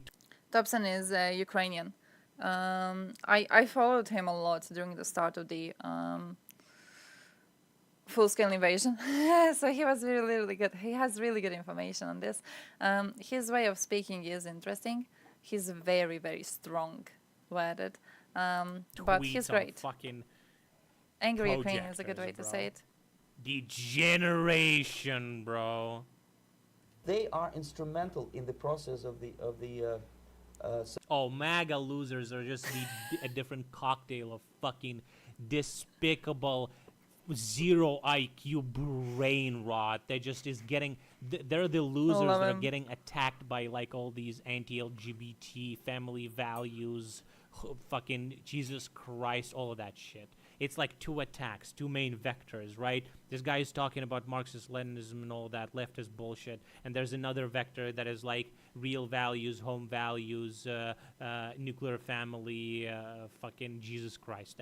That's two vectors, and they both attack from both sides. So if you're in a political spectrum and you're going to the right or to the left, you're a fucking moron, and I fuck you in the ass. You're supposed to be right down in the middle with them Joe Biden people. Fuck yeah, dude. Subversion only to destabilize the nation. When the job is I see it. We're actually watching this because apparently at one point he's supposed to talk about like arming the left or the right, and I'm interested in arming the left or the right. I'm interested in what he says about it, but like, so far he's just angry. Radical centrist. Oh, the thing is that like in Europe, let's pray the Azovstal people are all free from the from being imprisoned. I'm sure they're gonna put them in jail, and that sucks.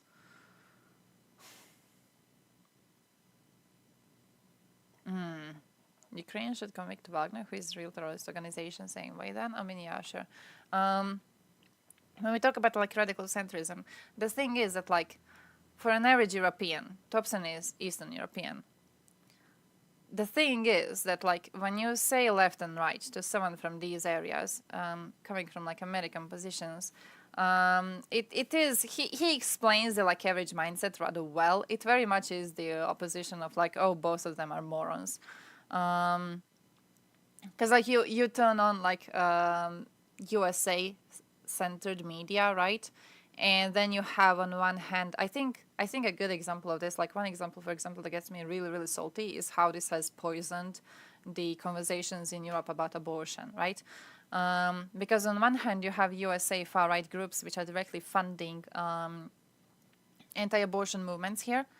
So directly funding them, directly fucking help them organize their stupid little protests. And then on another hand, you have USA leftists making those stupid little arguments like abortion should be allowed throughout the whole pregnancy because it's still like in a woman's body, so a woman should still have the choice. And if she wants to abort at like 9 months, she should be allowed to do so because it still is her body, and she should be allowed to basically induce early birth whenever she wants. So then you have like two degenerates.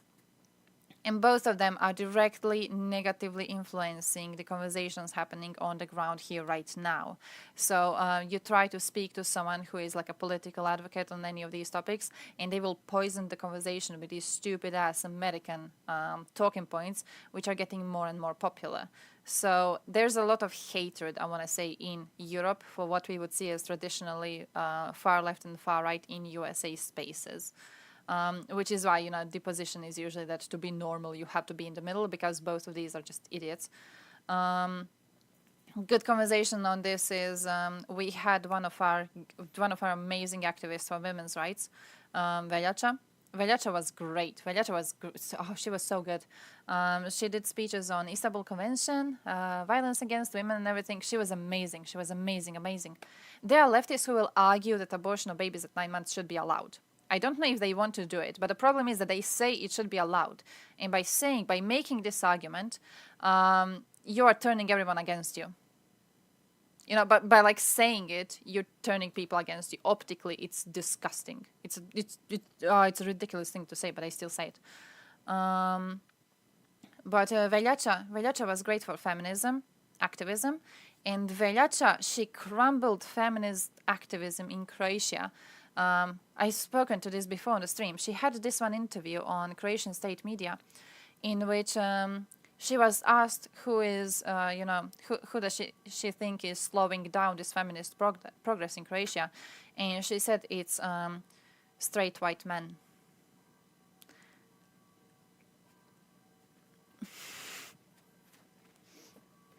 Immediately crumbled everything. Just went down to the drain.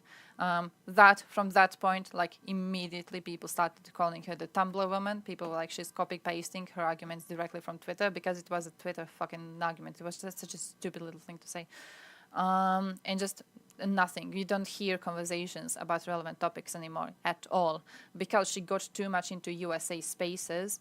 The arguments that like you people use in USA spaces are not the arguments that normal people are parroting here, which is why people here get like really salty when you hear USA arguments being copy pasted, right?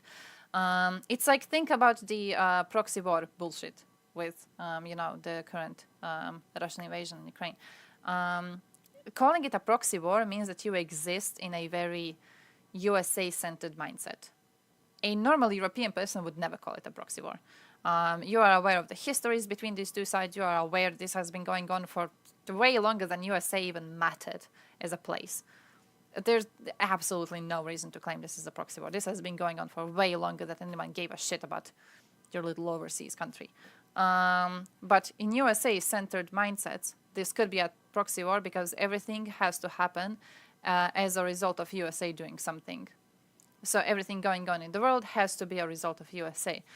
People will ignore like centuries of oppression just to be able to focus on few years when USA had some sort of relevance, to blame everything on USA. So like in European spaces, this position is seen as ridiculously childish, very USA-centered, and usually if you hear someone claim the position, you will be just like clowning them out of conversation immediately. And we see a lot of people doing this with like what you see as strong left or right-wing claims, which is why he hates on left-wingers and right-wingers equally, is because they are the ones making these very USA-centered claims around.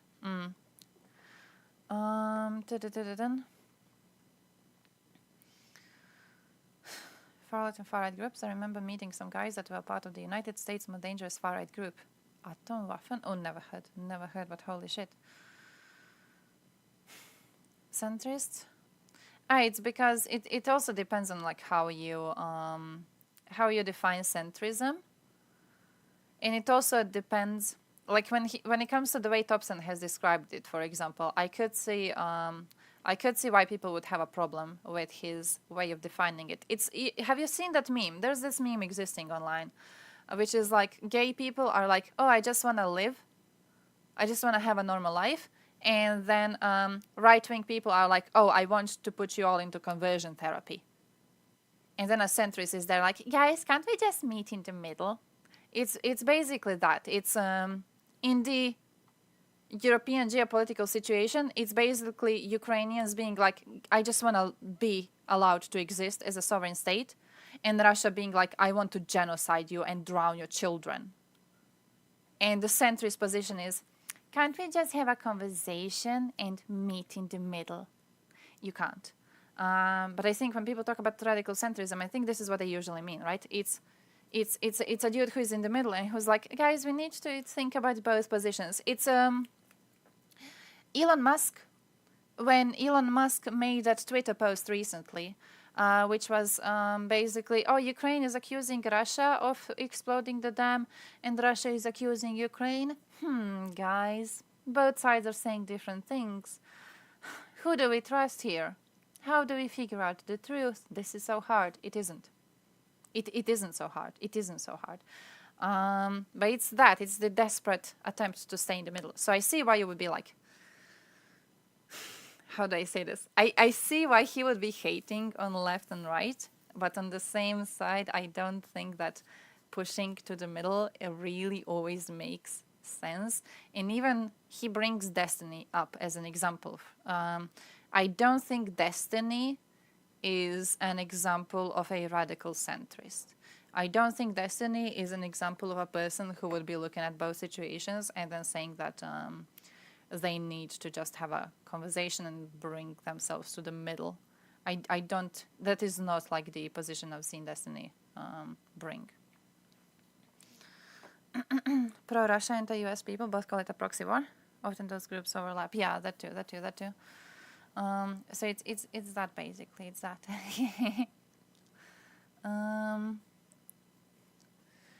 Internet is a very big stress test of democracy. True. Russians at St. Petersburg Forum included Zhirinovsky's artificial intelligence. What?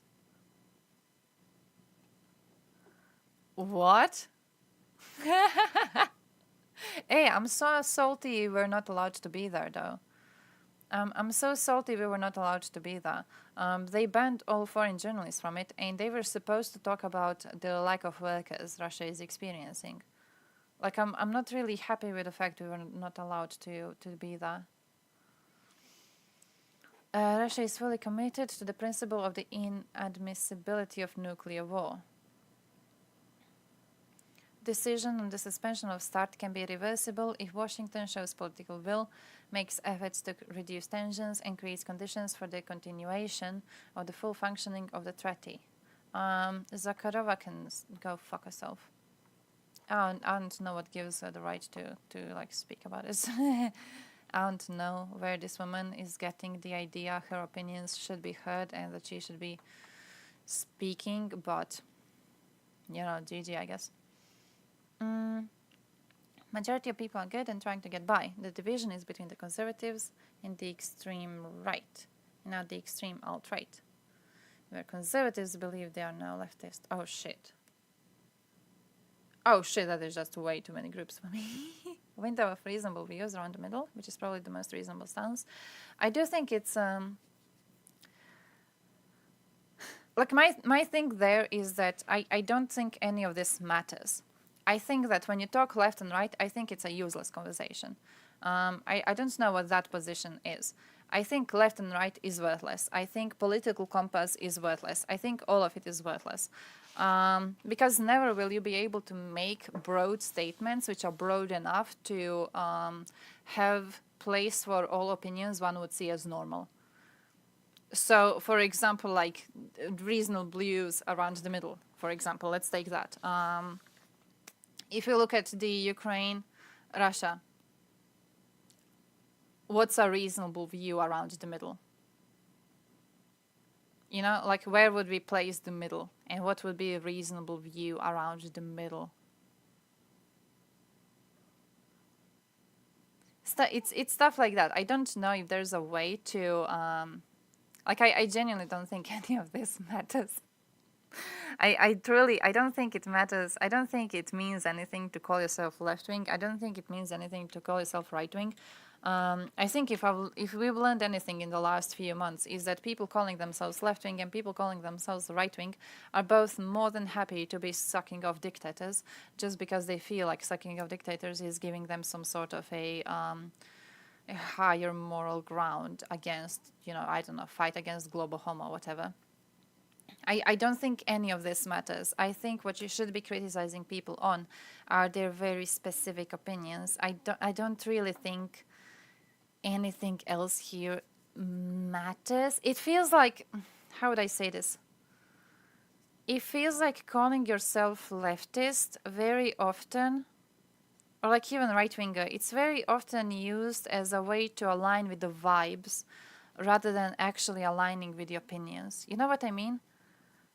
Even if we don't go the tanky route, how many leftist streamers have you been seeing these days which are really, really pro-Russia? Like, come on, be real with me. In the Russian invasion on Ukraine situation, there's only one proper position one could take here. If you claim to be anti-imperialist, if you claim to in any sort of a way care about groups being oppressed, there's only one opinion you can be taking on this. Okay, nothing else. Only one reasonable stance. And we have not seen a lot of them take the mentioned reasonable stance.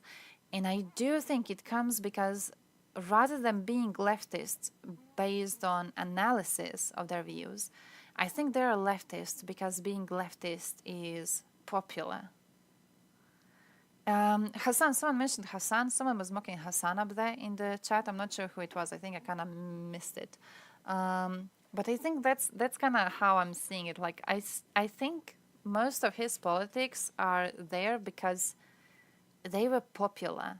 And he got praised for saying certain stuff. So he just kept on saying it. I don't know how much he honestly holds the positions close to him. And because of this, you know, when he makes those stupid little comments on dogfights and when he makes comments about how Russian invasion on Crimea was justified, I don't think he understands how far this is from the values that he wants to be representing. And I think this is because he doesn't actually care about the values. He cares about the vibes from being called a leftist. Does that make sense? Like, I don't think he's a leftist because he cares about leftist values. I think he's a leftist because saying you're a leftist feels nice. And so far, whenever you had to explain why you were a leftist, it was easy to just, take the anti-USA position, for example, if the conversation was about anti-imperialism. I think it was easy. So, Oh yeah, I don't see him as a source of education either. Yes. I think he's a good example of someone who is vaguely into politics. Like he is into it, but I don't know if he is into it in a way that is genuine. He feels very much like a person who is into it because it's getting him popularity. Biting his tongue on Ukraine. He holds pretty tanky-like views, but stopped disclosing them after he got backlash. Oh, he deserved backlash for that. He deserved every second of that. But yeah, it's like he technically is seen as a representation of left-wingers on Twitch, isn't it? Like the biggest left-wing streamer. So, it is relatively interesting to me that he's, in my view, shitting on all left-wing values by doing that. Or even take, for example, take anarchists. Take anarchists. Take Fabian, who believes that Russia should be allowed to go and do whatever it wants to Ukraine, just so Ukraine would not be allowed to choose to instead side with USA. How the hell do you hold that position? How the hell are you supposed to be against state holding monopoly on violence, but then you're okay with a nuclear state holding monopoly on violence, not just within the state itself, but also when it comes to foreign policy of the state and when it comes to, the ability to go and invade your peaceful neighbors? How are you able to call yourself an anarchist if you support Russian invasion right now? Are you not aware how Russia is working as a country? Are you not aware of the police state in Russia? Are you not aware what they do to opposition? Are you, like, what? Which part of this do you have to be unaware of in order to support Russia and still call yourself an anarchist? But I do think that it's a position which is, again, informed by him just choosing it based on vibes. So when it comes to hating on left and right, I think what we mostly hate is people who make their position based on vibes. I don't know. Like the whole thing seems very cartoonish sometimes, Well, I didn't click on this. I skipped so many links. Against all governments? Yeah, it's supposed to be against all governments because it's against state holding monopoly on violence. Which, supporting Russian invasion surely is kind of the opposite of that. But, hey. Russia will pay the fighters who destroy German tanks additional cash bonuses. Yeah, the same way they're paying them cash bonuses for being a part of this war. And then they're giving their children concert tickets. Circus tickets, even better. They're giving the children of these fighters circus tickets because they don't want to give firewood to their families in order for them to survive the winter. But now they're going to be getting cash bonuses. Shut the fuck up. По миллиону рублей за, так как объявлено было, кто подобьет танк «Леопард-2», миллион рублей. Мы, как представители творчества, вносим свой вклад для наших бойцов, чтобы мы знали, что они это делают не только потому, что это их гражданская позиция, а мы это делаем, потому что мы хотим, чтобы они знали, что мы рядом с ними в их победе. Все, что сказал Николай Басков, подписываюсь под любым... Comprised of aggressors and eliminating fascism is the only reasonable view. Culture wars are a distraction, and it's important to acknowledge and work towards a progressive society that strives to do more for society. Unfortunately, moving society towards the end goal involves educating on the simple facts. Yeah, I could see that. Yeah. It's that though, like when we talk about how to say this? When you say right wing is comprised of aggressors and eliminating fascism is the only reasonable view, I do see that. My thing is that I believe that if we are going to use that definition of what right wingers are, you have a problem with a lot of people calling themselves left wing, but actually being right wing. And I'm talking like most specifically about people right now being really, really into supporting Russian invasion of Ukraine just because they see supporting Russian invasion of Ukraine as the anti-USA position. Which is like, I feel like it's just another like reason as to why it's useless to use these types of distinctions in the first place. At least when you're using them like colloquially, it's because a lot of people don't know what they're talking about. You know, quite like Hassan, again, quite like him. He doesn't know what he's talking about. He's like the representation of the left wing, and then he goes and he's like, yeah, armed unjustified invasion into another country's territory was justified. How? Why? The leftist view? How the fuck? Come on, like how the fucking fuck? So it's, you know, I don't think they know what they're talking about, and I think this is kind of what annoys a lot of people. And then especially when we talk about from this perspective of like being Eastern European, then you look at USA, and not only do you see people who are confused, so like they don't know if they are left or right wing, they just choose based on vibes, but when they use certain arguments, you see they don't fit with what they're saying.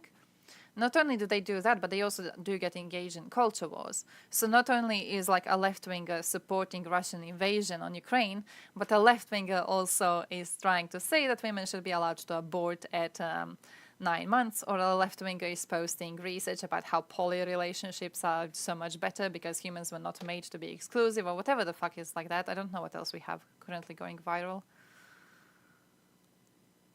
Yeah, we had vaccine things, like left-wingers being like, oh yeah, how was it? You are committing, how was it called? What was the word?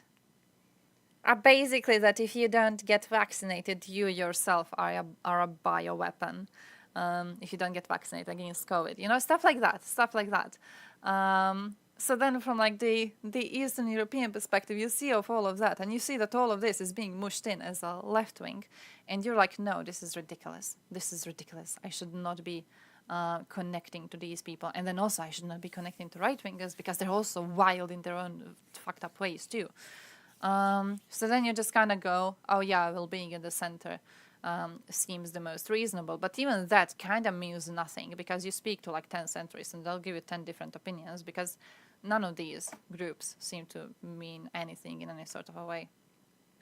So overall, I don't know. I think it's more important to have conversations on like specific policies you would like to see, specific things you have opinions of. I don't really think calling yourself left or right means a lot, because it feels like in a lot of situations it gets people to just think of themselves as supporting a side which they don't actually support.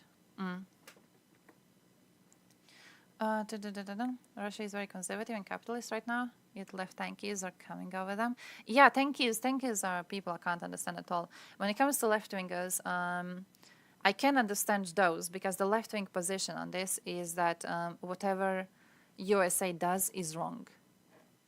So whatever USA does is wrong, and whatever USA does must be condemned. And this is a position, to be fair, this is a position that so far has worked for them. Because so far, like whenever you had USA engaged in any sort of wars overseas, there were wars overseas. These were not wars for the existence of USA, right? It's not like anyone was invading USA to come and destroy it. It's not like you had people attempting to annex your territories. You were chill. USA was chill, okay? USA was going to wars over the border to protect its interests on a much less direct way, like when you bombed Belgrade, for example. There was a base decision, okay? I support that decision. Hey yo, hi from Croatia. when USA bombed Belgrade. That was a based decision, okay? But realistically, if you broaden the definition of imperialism enough, you could claim that this definition was a result of USA imperialism, right? Because they were doing it to protect their own interests in Europe. They were doing it to protect people in Europe that were aligned with them.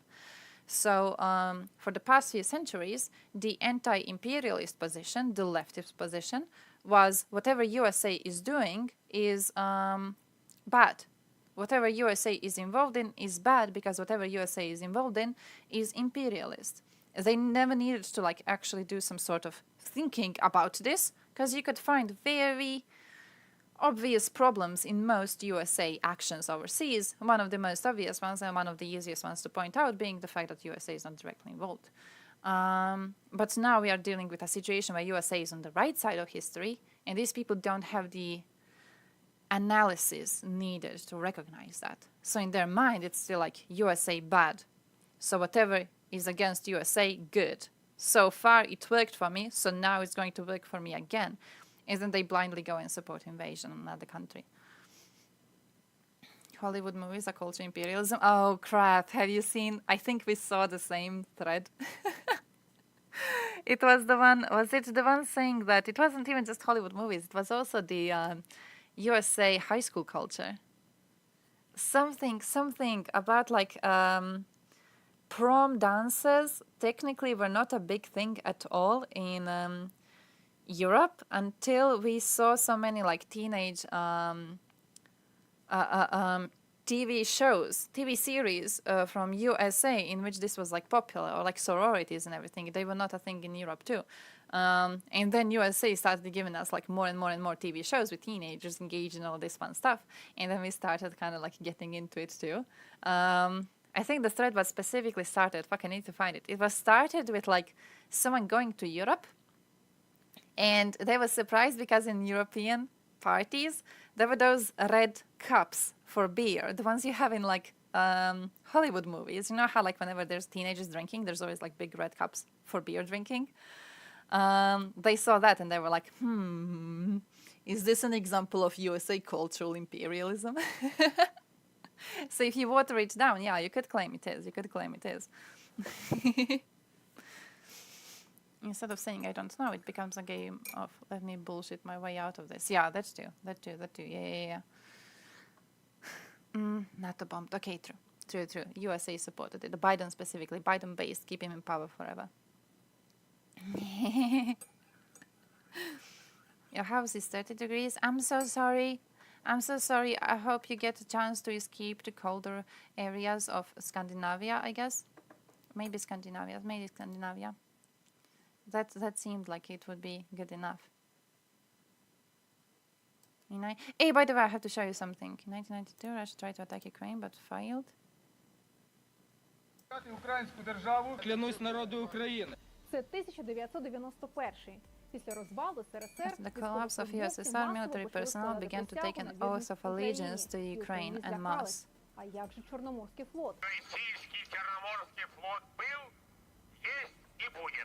Влітку 92-го сторожовий корабель з Кримської бази раптово виходить в море і підіймає прапор України. Я йду під державним прапором України у її територіальних водах і направляюся до українського порту Одеса. На провокації відповідати не буду, але готовий себе захистити. Росія здійняла в повітря літаки, а десантні кораблі намагались протаранити сторожовий корабель. What? Українські винищувачі, прикордонні катери вийшли на захист сторожового корабля. Всі говорили про те, що саме з цього і почнеться війна між Росією та Україною. Літаки росіян посадили українські винищувачі. Сторожовий корабель під українським прапором зайшов до порту Одеси. А згодом Росії довелося підписати угоду про мирне Peaceful redistribution of the Black Sea Fleet. Okay. Більше цікавих відео на моєму посиланні. Why are the titles so? I need to figure out how to make the titles. Do we have their subtitles? Is this our subtitles? Oh no, it's some AI assisted translation. Okay. Look, talking about history, I have something to show you. You guys remember we talked about MH17 being shot down by Russian forces, right? Right. So it was shot down on the 17th of July 2014. So all passengers, all crew were killed. Here's an interesting thing that happened before this. On today's date, yesterday's technically, in 2014, so just like a month before the MH17 was shot down, Russians actually managed to shoot down Ukrainian Air Force plane. Like a month earlier. In this situation too, they used the Buk missile, which they later claim they don't have. But like the same exact missile used, which is likely why when they shot this one, they believed it's like another one of these, another one of like actual Air Force planes, because they managed to shoot down an Air Force plane previously to this. I had no idea about this before, but yeah, here is, in case you need like more information on the situation. So yeah, when the MH17 was shot down, they did report it. If you remember, at first they reported shooting another Ukrainian military plane, and then when it was reported on all of the news, then suddenly people were like, well, we're seeing quite a lot of what appears to be luggage here of people like going on a civilian trip. Why is there children's toys around? Why are so many corpses missing their jewelry? It's because Russians stole it and then would sell it around on the internet. But yeah, they shot down another one before, and then they shot down MH17. So it's just a fun fact if you need it. I'm going to try to make a file on this to save it, but I had no idea that they shot down this one before, and I think it like further just strengthens the evidence that they did shoot down MH17. Because they did think they're stupid enough that they thought that they were shooting at a military plane. It's very obvious. They don't have the missile because they shot it. Oh yeah, true. Like, we don't have the missiles anymore. Because we use it already. Ha! Suckers. If you remember, by the way, Hey, by the way, I'm just seeing the messages that I missed. When you say I'm more of a constitutionalist, hikes, if you're still here, I'm more of a constitutionalist when it comes to politics. I want what the founding fathers originally intended, not what the hell we are now. Don't you think that their intentions were, how would I say it, are inherently unreachable right now because the world has changed so much? Like, do we even know what they wanted? Wouldn't we be looking at it from the perspective of the world we have right now? Poor Sweden, totally surrounded by NATO. Joining Russia might be their only chance to resist the EU West. Oh, really? Oh, really? Oh, really? Who made jokes about this becoming NATO lake? Who made jokes about this being NATO lake? Because I like those. Never give you a nuke swap. Yeah, that's another big problem. That a lot of times when people are talking about like how dangerous it would be for Russia to use nukes now, and how we need to give them any sort of concessions in order to get them not to use the nukes, it actually encourages more countries to get the nukes. You're encouraging countries to get the nukes. Not only are you doing that, you are specifically saying that countries which do have the nukes should never give them up.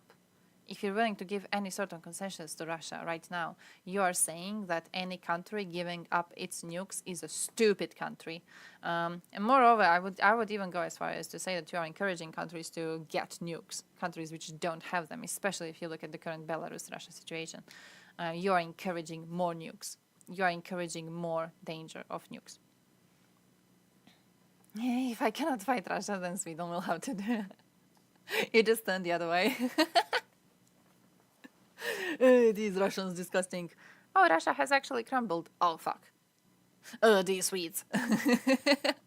If you go to war with Sweden, I actually would support it. I hate their Eurovision song, and I feel like they deserve someone to go there and beat their ass. So yeah, if you need some Croatian weapons, I'm gonna give you some Croatian weapons. I'm gonna figure out a way to get you some donations. Okay. I'm a big hater of Sweden. They should not be allowed to exist. All Russians living in the West must be monitored more closely by security services due to the war. When World War II started, all Japanese living in USA were under a strict monitoring regime too. They were? I believe that as in the case of number of war conflicts in the past, when there is an ongoing war, Europe quietly puts out nukes in Kaliningrad, the other two. To Russian nationals should be stricter than in normal times. So all Russians living in Western countries. It's 22 degrees here. What's the weather there? Monitored much more than in the past, because they are citizens of a nation that leads an aggressive war. I think I can be sorry for these people, but at the same time, when we look back, when the Second World War started, all Japanese population living in the United States were under strict monitoring regime as well. That's simply cost of war. Based. When you say monitoring, what exactly do you mean by that? I mean, being under the scrutiny of security services. Based, Peter. I hope he gets it. 26 years. I enjoy the sight of gems melting, and the reason I enjoy it is that a year ago, it was summer, we had temperatures here like 30 something, 38, I don't know, hot, incredibly hot, disgustingly hot. And it's evening and it's still disgustingly hot. It doesn't even get colder in the evening, it just gets worse. So I was chilling in the house, trying not to kill myself. And my father calls in the evening, like he's done with work and he's calling to hear how we're living. And me and my mother are like, it's so hot. It's disgusting. We're melting. You're literally sitting and you're sweating. It is horrible. And this man goes, oh, well, it's nice here in Germany. I was just thinking about whether I want to wear my hoodie or not while I was like sitting in the apartment. I chose not to because it's chilly, so like it's very cozy. And ever since that day, I enjoy you people melting. Okay, I'm happy right now. You deserve it. Fucking, I was thinking about wearing my hoodie around. You know why we don't have ACs? I had a statistic on this somewhere. I don't know where I had statistics on this. It was posted by Euronews, like last year, I think. About how many houses are using ACs right now and how many houses were using ACs 10 years ago. I don't know if you've seen it. It's such a cool thing. It's basically, the statistics don't exist. So we had stats on how much heating was needed throughout, previous few decades. You have statistics on heating. So how much heating was needed during certain years, when it was a bit more, when it was a bit less. Basically, the trend was showing that we're going to need heating less and less in the few coming years. But then they tried to collect statistics for cooling down systems. And what they've learned is that you can't collect statistics on cooling down systems because most houses didn't fucking have cooling down systems. And the reason we didn't have them is because it was not getting hot enough to need a cooling down system. So culturally, what this has resulted in is the situation where ACs are seen as a rich people thing. They're seen as a rich people thing. It's like if you have an AC in the house, you are a rich person, and a disgustingly rich person too. Like we had one of the families here in the village when they got AC. I'm pretty sure like everyone knew about it immediately the same day. They were getting installations and everyone was like, what, AC? Really? Because the temperatures were normal previously. The temperatures were okay. So you didn't need an AC unless you wanted to have it for comfort, but like you didn't need it, you weren't actually like sweating your balls off. You were okay. So the situation kind of rapidly changed in the last few years, and I think culturally we're not used to it. We didn't really expect it. So yeah, we don't have ACs because of that. It's seen as a very, very rich person thing. I did bring it up a few times. I was like, hey, dudes, should we get ACs? I'm actually hoping to get one now. It's one of the plans for my 600 days of work. One of the plans is to get an AC. But it still is relatively hated around here. Swiss parliament voted to decommission Leo tanks and sell them back to German manufacturer. They can be immediately released for... Wait, they can immediately release 25 Leo 2A4s for Ukraine? Let's go. Let's go. Let's go. Let's go. Give everything to Ukraine. You guys don't need anything. Give us stuff. Give us stuff. Give us stuff. Give us the ninja missiles that Americans are using. Hey, by the way, guys, it's 12:35. In around 10 minutes, I'm leaving, so I gotta let you know about that. One thing is from Estonia, handed over 2 all-terrain vehicles to the SUS. Handed over. They will be used to eliminate the consequences of Kakhovka hydroelectric power plant explosion. Oh, they will help rescuers deliver essential medicines. Oh, wait, this goes into the mud and everything.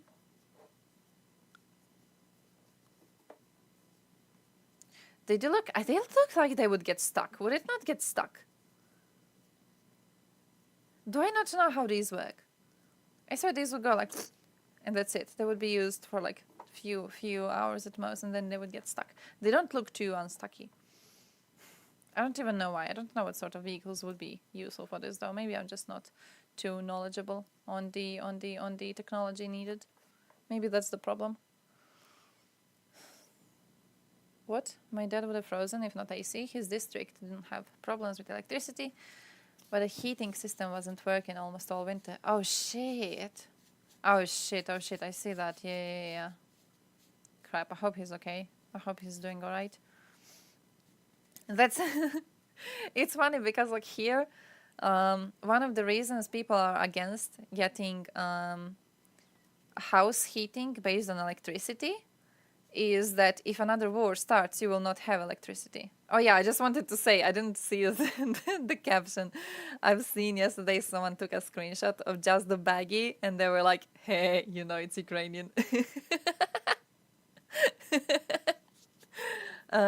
The reason why people are against like electricity-based heating systems is that if Serbia attacks again, you will not be having electricity because they're going to bomb it out. So you need to have stoves where you can burn firewood, and then you will be able to get heating by that. But like if the electricity goes out, you can affect. Maybe you should donate some drones or something to the crews for how much free advertising they're getting. True. Give us more drones. Drones are very hard to get, my dudes. Drones are very, very hard to get, okay? Sternenko made a post recently about how hard it is because, what's the word? China basically went, listen to this. China was like, you know what I'm gonna do? You know what would be a smart thing to do? I'll stop giving drones to a country in direct war. And because Russia is technically not in a war, Russia is technically just part of a special military operation, technically drones can be reaching Russia, but technically they can't be reaching Ukraine because Ukraine is the one actually in the war. Yeah, it didn't stop giving it to Russia because Russia is not in a war. We don't see it as a war.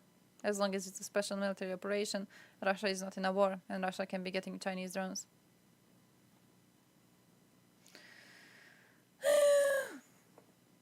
Declare that Estonia has 82 weeks of paid family leave and America has none. Does it? By the way, I don't know how Estonia works. Who here is Estonian?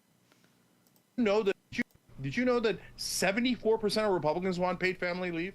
Did you know that Estonia has 82 weeks of paid family leave and we have none? Zero. You have a baby and the woman's supposed to go back into the coal mines, back into the assembly lines. Why are 3/4 of Republicans being ignored by their own politicians? That's because they're corrupt corporate lackeys. You fight, right? But Biden and corporate Democrats don't want to fight. Did you know that 74% of Does it? Wait, now that I think about it, 82? His heart is in the last... Yeah, 80... That would be... Oh. How would he be calculating this?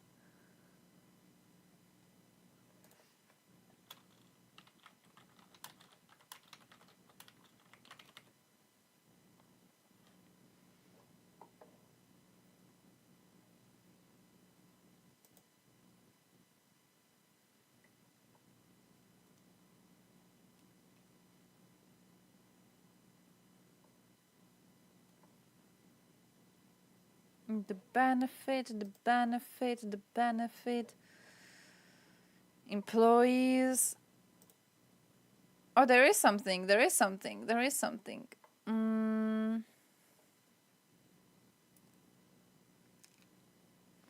it comes to parental leave, top performer is Estonia, which provides the longest stretch of job-protected maternal leave, 85 weeks at the full rate equivalent. What is that?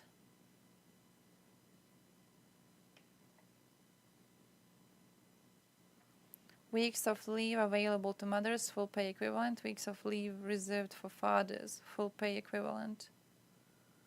85? How?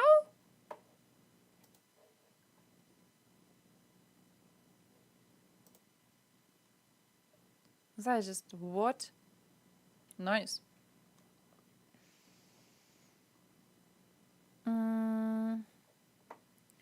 Parents will be able to take up to 2 months of parental leave at the same time, and they will both receive parental benefit. Total duration of payment of parental benefit will be reduced proportionally by the number of days for which the parents receive parental benefit at the same time. Families can stay at home with their children in any case until the children attain 18 months of age. Yeah, could be. Quite cool, Estonia. Quite cool. I don't support your system. That's way too long. That is way too long. You people are fucking crazy. You are not normal. If I was in Estonia, I would have to be working for 800 days instead of 600. You people are disgusting. I'm very happy to be living in Croatia. Actually, I wish I was living in USA so they would get like 2 days. 1 day before birth, 1 day after. That's it. And that's if you pay only. If you don't pay, you don't even get that. I wish I was living in USA. I wish we had better laws. What was that? What was that small little car? What was that? What is that? In this video, oh, we'll that's that. That's the one they gave. That's the one. That's this. What is that? What is that? What is that green? What is that? We can watch the video and I have to leave. I just want to see what it's about a new product line that we just picked up. The company is the global leader in manufacturing of XTVs, also known as extreme terrain vehicles. I'm talking about Argo, and they have several heavy-hitting products in their portfolio that you should keep your eye on, especially if you'll be needing any sort of utility vehicle in the future. Look at them! I'll introduce you to the extreme terrain vehicles by Argo, and we'll go over all the different products they carry. By the end of this video, you'll know exactly what an XTV is, what they are used for, and how you can Don't get they your also hands do on the one. thing where like Make sure to stay tuned because we'll be releasing new videos all year long on many of the most popular Argo for vehicles. children to now subscribe leave to the the house YouTube channel very and young let's get started. and to start working and paint their own apartment and everything. Although they are much harder to come by, XTVs are similar weird. to both ATVs and UTVs, but have more capabilities and are more versatile. Green For microwave. example, Yeah, I was the like, most what? popular XTV on the market right now is Argo's 6x6 and 8x8 amphibious vehicles.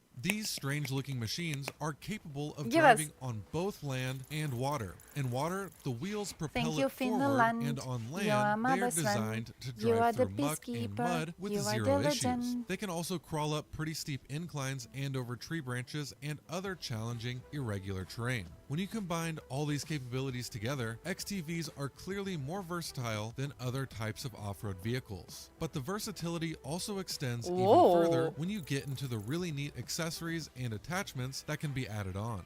like the full cab enclosure you can get to help keep you comfortable in intense weather, or the aggressive track assembly you can get on the 6x6 and 8x8 machines to help with traction and stability. You can also get a snowplow for the front, and of course you can get a winch. Some of the Argo machines come standard with winches already, but my favorite accessory is the amphibious trailer you can get for the back. It hooks right onto the back of the XTV, and you're able to pull a large amount of cargo from the land to mud to water and back to land with no problem.